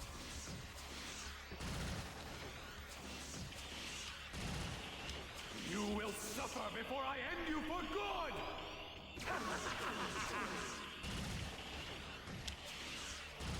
I am going to utterly destroy Okay. you! Fuck. Oh, come on. We had that one. What do you mean? Okay. Divine punishment for all that oppose God! Even though it's the bullets are so menial. No, get away, get away, get away. Fuck. Okay. You will suffer before I end you for good! Yeah, the only tricky one is the big orb. I am going to utterly destroy you! Like, what do you mean? I was hitting it. Like, what the fuck? It's when it doesn't. I'm pressing the button. I'm pressing it. Royal Bullet is whatever if you just don't dash around while they're coming. Divine punishment for all that oppose God!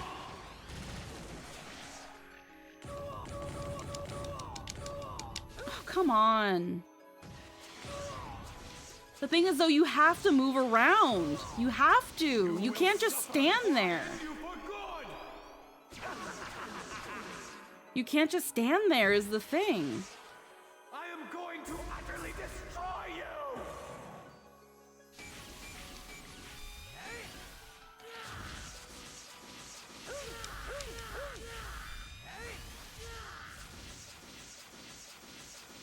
Royal Bullet.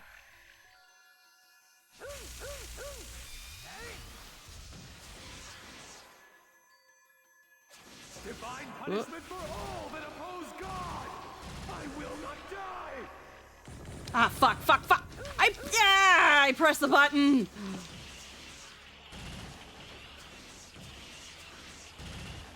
You will suffer before I end you for good!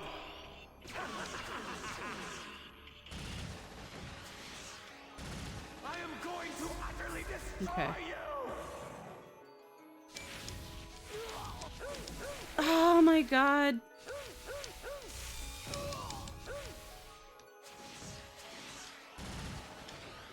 The game just decides when I press the button.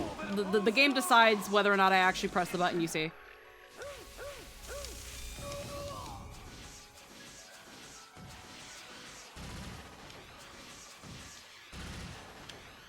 You will suffer before I end you for good!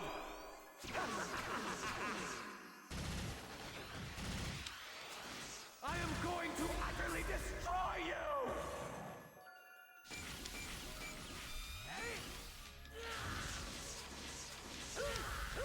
Come on. And then we gotta fucking data drain him too on top of that.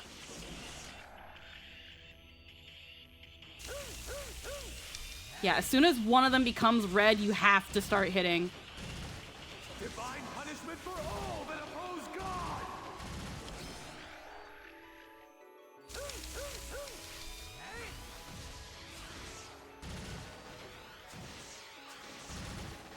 You will suffer before I end you for good!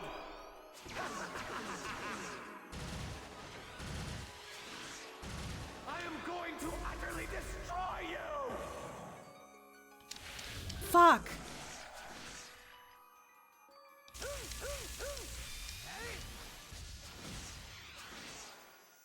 We could have cleared it if that fucking worked.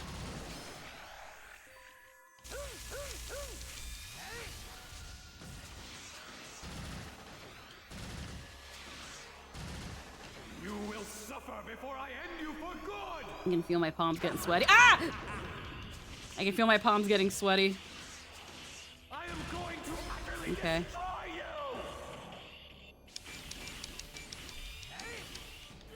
Come on, come on, come on. Let's go, let's go. Ah, my fucking hands. Oh my god, okay. He doesn't move around a lot. There we go. Oh, thank you. Hooray. Hooray. Oh, God. That was so annoying, though.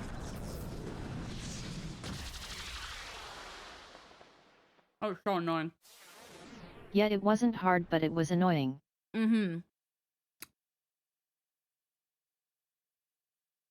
Just spams the same 5 moves. Yeah. No. No. No, no!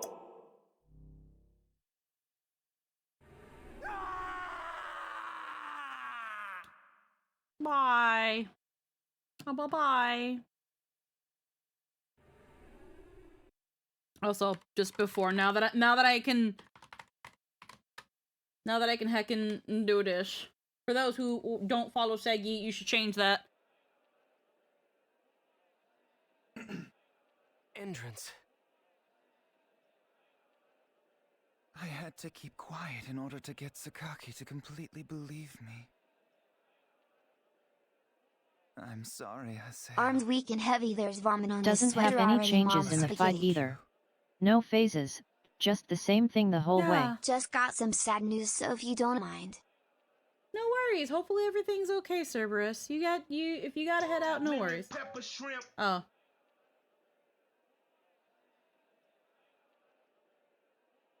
Okay. Well, I hope this helps cheer you up, Cerberus. I don't know what happened, but I hope this helps cheer you up. Mom's cat is being put down tomorrow. Oh, I'm sorry to hear that, hun. I'm really sorry to hear that. Heckin'. It's never. Well, you beat the lobster. Guess you're the crustacean now. Yep. Heckin'. It's never easy having to He's put old down. so he doesn't suffer. Yeah, no, it's never easy having to say goodbye to a pet. I'm sorry, dude. Heckin'. God. Alright, let's go. Let's do this. But my heart will always be yours.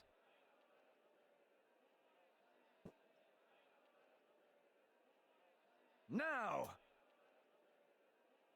Yeah? who should we say won that match? I During mean, the title match, that tournament organizer Sakaki jumped in the action, and then vanished completely. So I'm not really sure how to call this one. well, But anyway, our victors who defeated Taihaku and claimed the title match are Team Haseo! At long last, the tenacious Team Haseo has battled their way through a complete 3-rank sweep!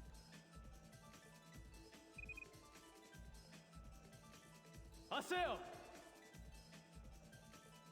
It's me. Can you hear me? I got a message from Pai. She says she found Nyata. okay. So did she tell you where she is? She's at the at-home in Raven. We should hurry there. Alrighty.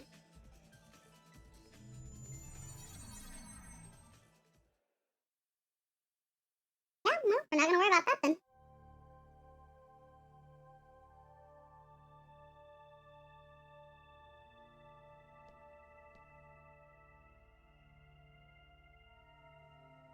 Oh, it's you! I did everything exactly the way you asked. I acted out your script precisely.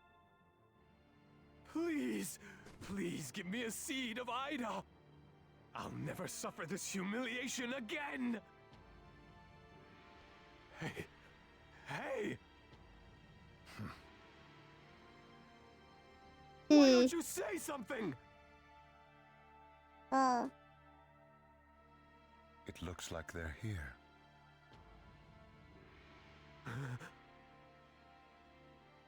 The Pursuers. Your Grim Reapers. Oh. Well, he's bailing.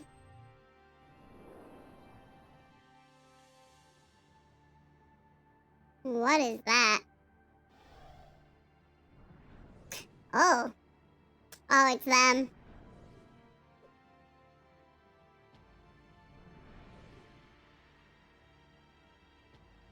No. No!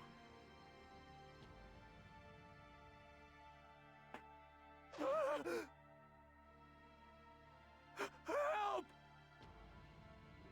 Sakaki is! Sakaki is! Sakaki is!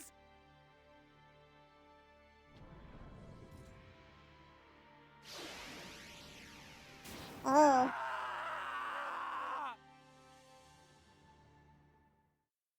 Oh. Bye-bye.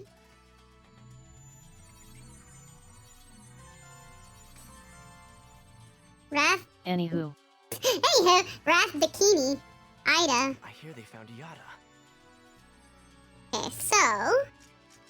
They give me a scythe, but is it... It's not even as good as what I have. It only... Well, it lowers things by a little bit. Got a lot of critical, though. But it's... Yeah.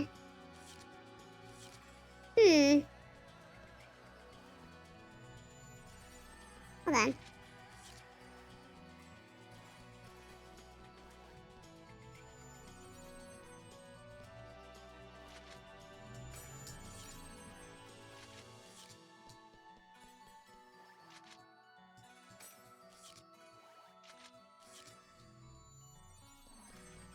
Alrighty. Let us... We're at about 6 hours, and I think we're at a good point to stop. This is not what I wanted. This is not the save. I think what we're gonna do is we're gonna go to Makanu. Yeah. Oh, because it's Raven. It's Raven's, not mine.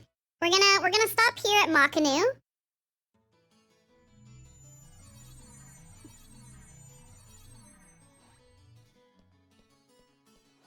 And I think this is where we're gonna stop for now. I feel like... Ah, man. I feel like I might And have I do to... hope you all enjoyed another Yaptacular stream with Yai Girl Squeaky Kayana. I feel like I might have to do... Wait. Why is the save data called autism?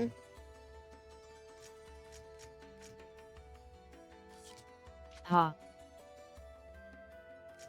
Why is it... You can't name these files. Why is it called autism?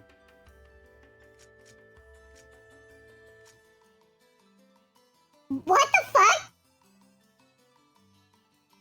I didn't do that. You literally can't name files. What the fuck? Okay, anyway, I'm gonna look into that. I'm curious. I'm curious about that. But I might have to do some off-stream grinding. Because I want to get those beasts done. I want to upgrade my weapons. So we might do some off-stream grinding. Might. I don't really have a lot of time, but we might do it. So that we can get those beast weapons next stream. And so that we can hopefully maybe smooth sail through the end of the game. I don't know how much more the third game has, but now that we're kind of done with Sakaki, it seems like it's gonna be Ovon as like again now. It feels like this arc is done, so we'll see what happens. But I think aside from looking up why the data file is that, we're gonna head out. So I'm gonna do a quick lookaroo to who we can pass a raid over. I think what we'll do is we're gonna pass things over to heckin'... We're gonna raid Deco. We're gonna raid Deco again. We're gonna pass things over. Yeah. And currently, I think they are working on the table for the next game. I see them on Tabletop Sim, so I think that's what he's doing. But heckin', Oh, I see. they're also currently going to be raising money to pay some bills that kind of snuck up on them because freaking their internet provider doesn't want to freaking accept their payment and then double charges them, which is fucking absolute bullshit. So give Deco some love. Freaking tell them they're cute. And spend some time with them. They're good vibes. We will see you later. We will see you tomorrow. At the latest around noontime for some more Final Fantasy Remake. We are having a lot of fun with that. Hooray. More remake, more yapping, more fun. Okay? So thank you so much, heckin' people who are here today. I hope everybody has a wonderful night. I will see you all later. We will probably be back next week We with yap some more about dot on hack. topic stuff sometimes with Remake. We will probably be back next week for some more dot hack because right now I'm kind of staying away from playing Honkai on stream. So I hope everybody has a wonderful night. We'll be back with more of this and freaking let's go. Bye bye everybody. Wow. Bye bye.